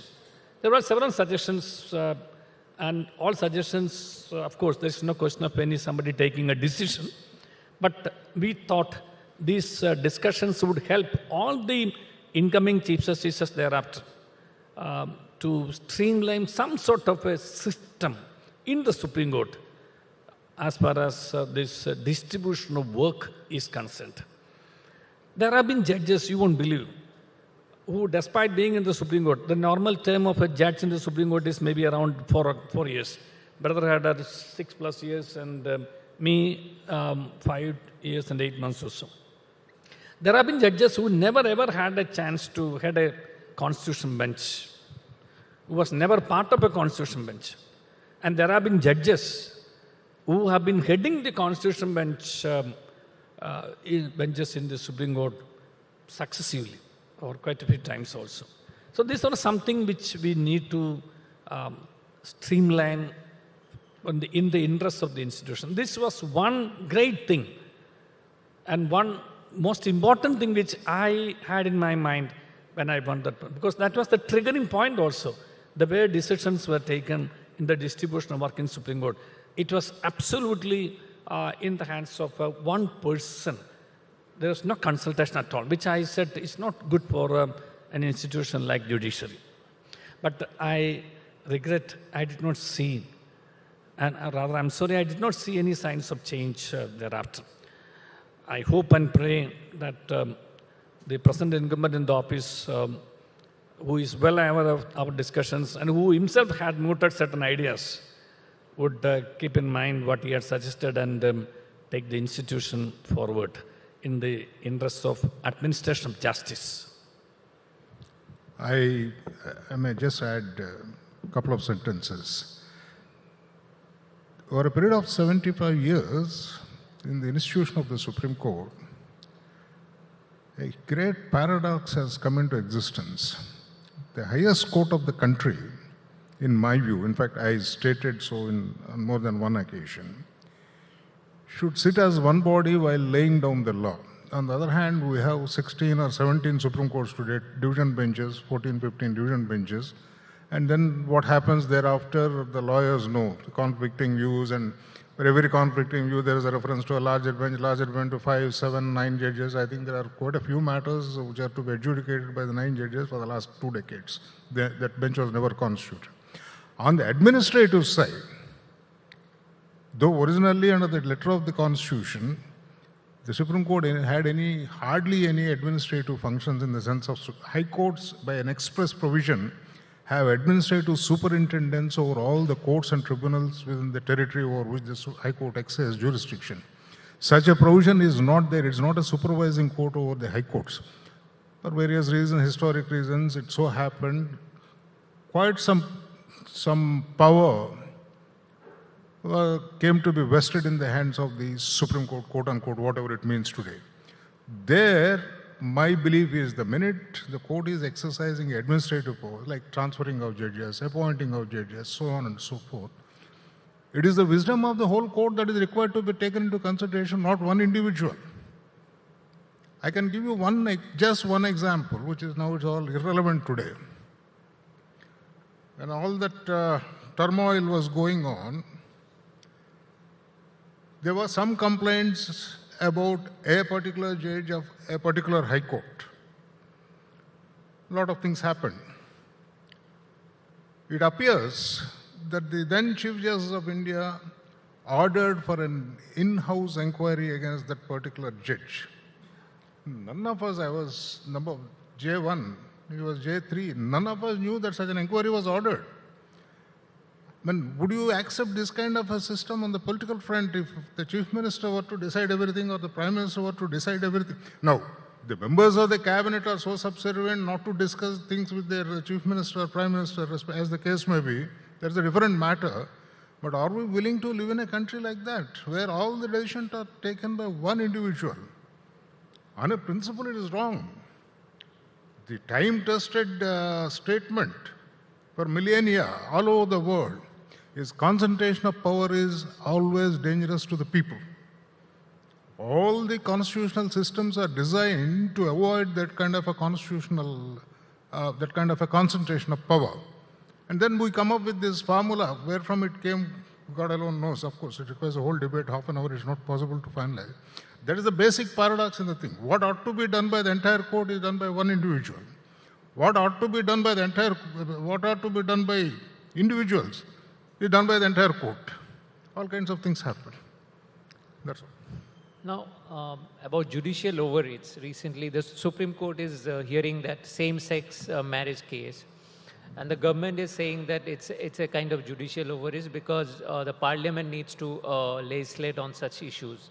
What's your opinion? Do you think that it was a judicial overreach, or the CGI did the right thing by hearing those petitions? Well, I don't want to talk about same-sex marriage because it's a pending case, but on a principle I can talk. See, the Prime Minister is saying, present Prime Minister, past Prime Minister, politicians, with due respect to Mr. Chidambaram and his friends in politics, they talk in different tones when they are in power and when they are in opposition. As Mr. Chidambaram was pointing out in the previous session, the watershed, from his point of view, is Bommai's case. Till Bommai's case in this country, nobody believed that the decision of the President to dismiss a government is justiciable. For the first time, the Supreme Court in Bommai's case said something. But what happened, even after all that, it's a long judgment. Finally, none of the 4 or 5 states, the governments were restored. And we know all this thing. Same thing happened in Maharashtra. After the grand declaration, the factual consequence didn't follow. Now, when the Supreme Court gave that judgment in Bommai, those who were not in power that day welcomed it, saying that this is a very progressive judgment, this is the high constitutional principle is upheld.